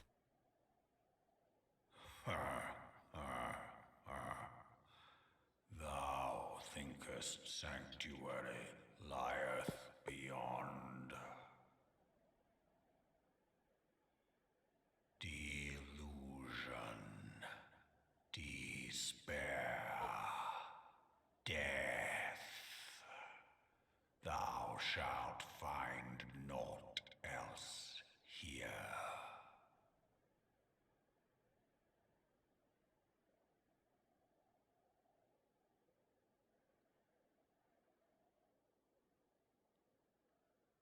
We will see, Midgard Zimmer. We shall see.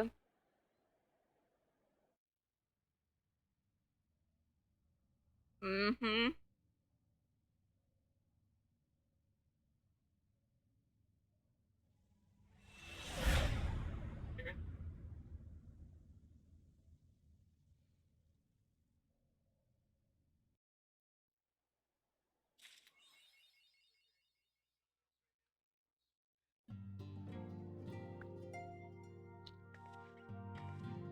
That fucking achievement.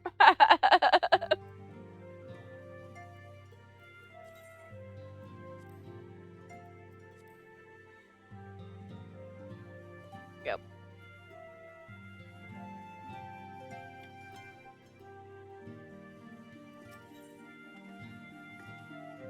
Okay. Yeah, she left a little while ago, so.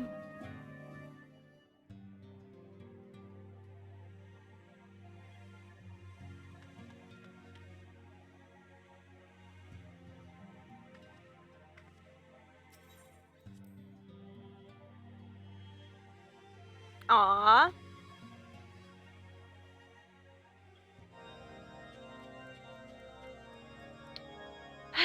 I wonder... I don't think an hour is going to be... No. The cutscenes for the Coil of Bahamut are way longer than that.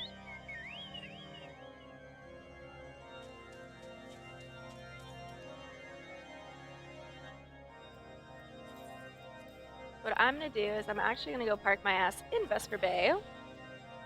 Make sure I can at least pick up the quest for it.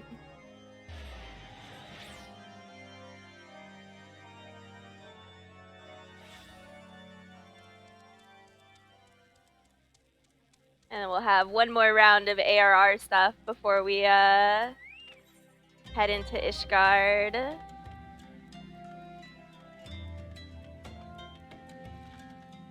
Which I'll probably actually need some help because I know I can solo.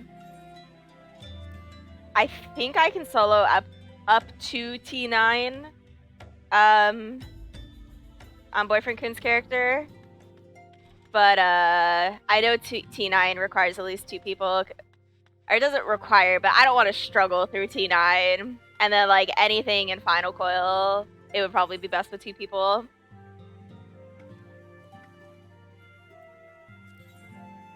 Yeah, okay, Primal Awakening, cool. It's not so much begrudgingly, it's... Boyfriend Kun doesn't have a tank, and as far as I'm aware, the only people that can solo C9 are tanks. Yeah, so... I'll probably get it done. I'm trying to think. Maybe... Yeah, but it's not geared. It's not geared. I actually forgot you had Paladin level, to be honest. Actually, Paladin would be the easiest one to solo it on, because Hallowed is OP. I forgot what I was saying. I don't know if I'll wait till next weekend to do it, or if I might do it sometime during the week. Maybe Wednesday. Wednesday would probably be a good time to do it. I don't know if we're raiding tomorrow. If we're not raiding tomorrow, I might do it tomorrow.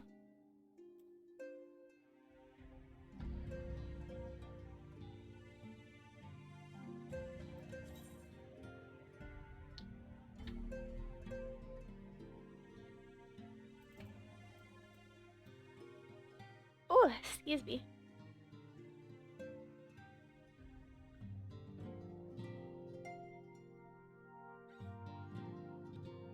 Okay. So I think at that point, we're going to call the stream there, because that's a nice end point. Right at the end of the expansion. We got through the expansion today. Woo! It only took 6 hours and 46 minutes. Excellent.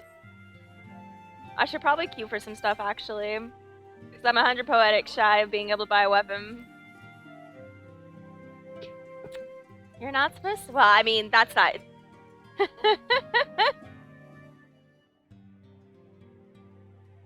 Mimi, why are you trying to spoil stuff? It's a good thing I don't have my stream chat on my stream. Nah, I'll run it, like, later. I got, like, all these dungeons I need to run.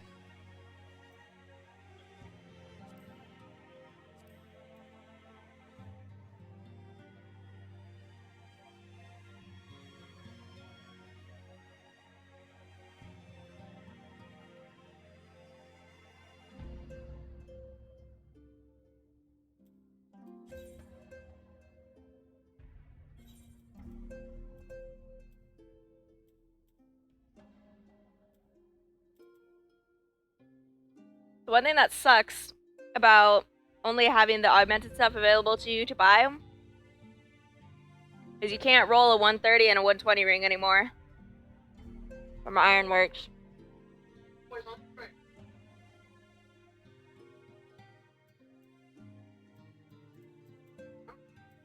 I need a weapon in the right side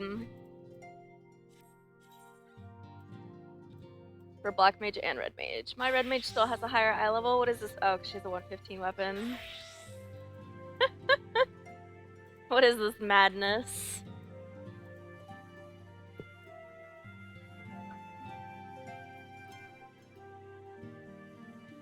It'll be interesting to see how long it takes us to get through Heaven's Word. I actually think it's going to take us longer to get through Heaven's Word than it did for ARR. Just because I actually have to, well, I don't have to do side quests, I suppose. But if I want the convenience of flying, I have to do side quests. Because fuck the Giovanni and Fourlands and not having flying. So.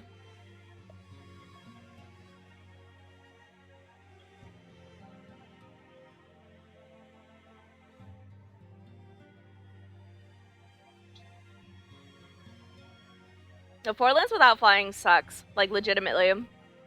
That whole, like, area on the west side, I'm sorry, on the east side, where it's like, if you want to get up onto this plateau, you have to run like 20 miles north and then make a U-turn onto said plateau just to go do one quest.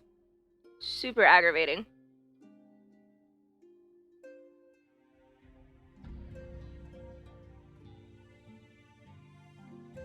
Oh no, you sweet summer child.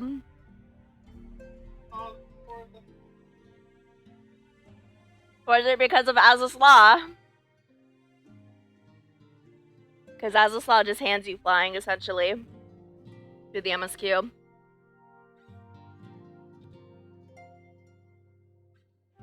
Oh.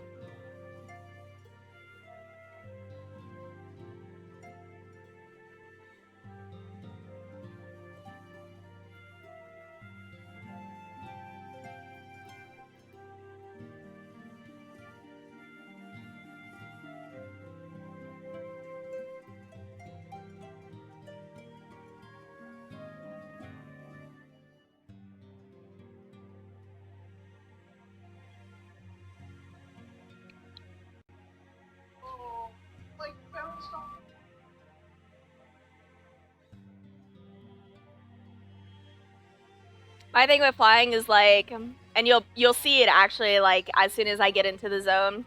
Oh god, I'm not looking forward to doing Sea of Clouds because that's any of those zones that it's like split between like you have like this low level area and then the other half is a high level area.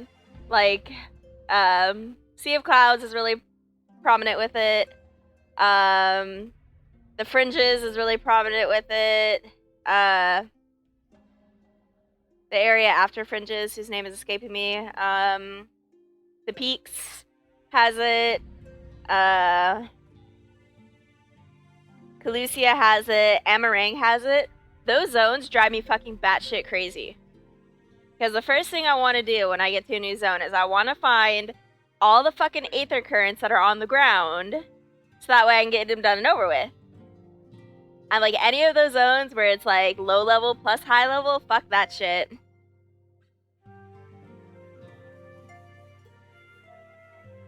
Drives me crazy. Especially because sometimes like, and I want to say this happened in Calusia, where like there was this one aether current that was on like the cusp of the upper area. And like 9 times out of 10, every time I would use my aether current, it would detect, or aether compass, it would detect that one aether current that like you couldn't get to because it was technically closer than ones that were like on like the base level until you got like all the way over to Twine. I'm sorry, not Twine. Right, I think is that city? Yeah, right.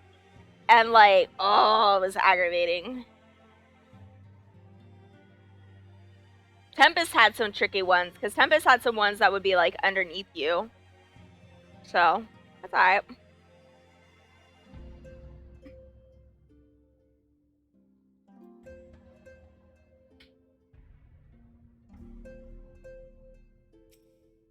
I should just start unlocking... No, I want to do it in one fell swoop, and I know if I start unlocking Coil, I'm going to be up way later than I want to, because I'm going to want to get it done. The struggle.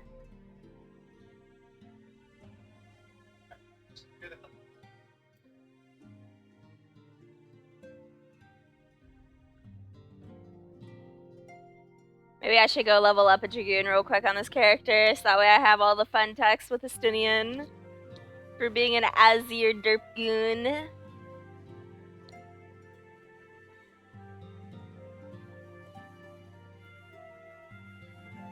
Mm-hmm.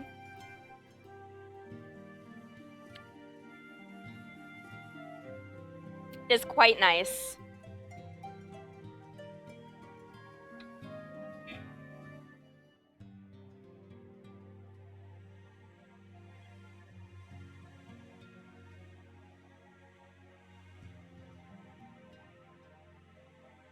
It's definitely one of those things where, like, every quest I came across, if it didn't have a blue plus, I didn't give two shits about it. But if it had a blue plus, I'd at least look at it.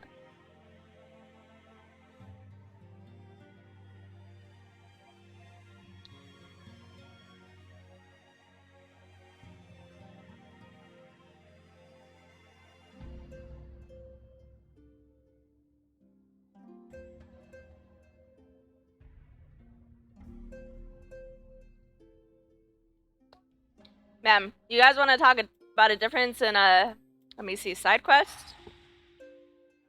I'm actually going to really trigger myself by doing this.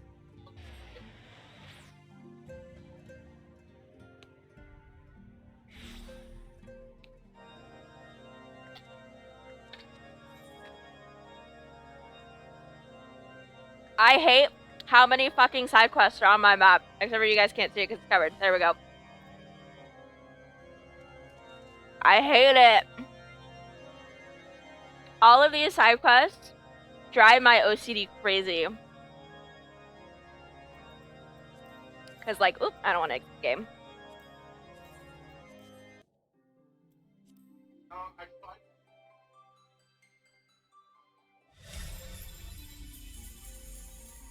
Let me tell you what. I literally have every single side quest done on Avyuir. Because side quests and quest markers that are not complete drive me crazy.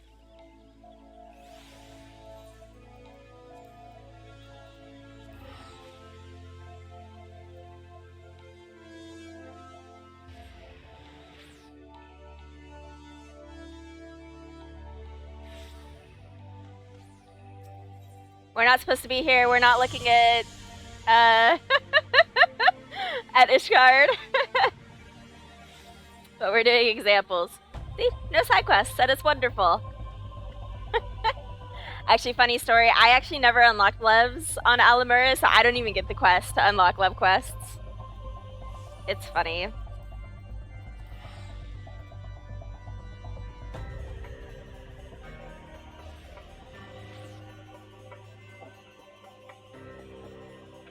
I actually hate coming to Mordona because of all of these repeatable quests.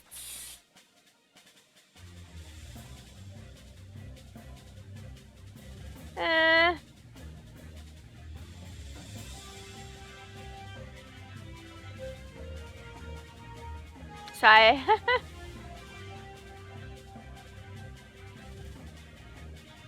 there's a bot in my stream chat right now.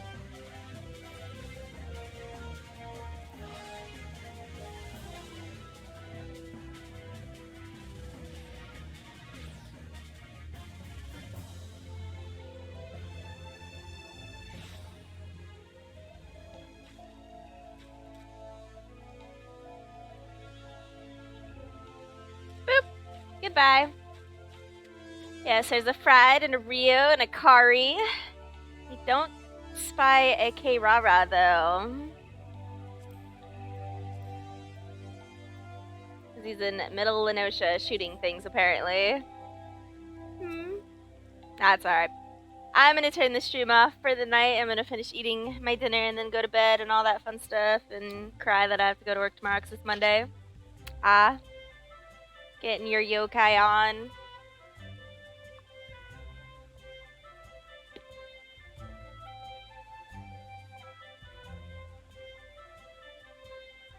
Alrighty. Well, I'll see you guys all later.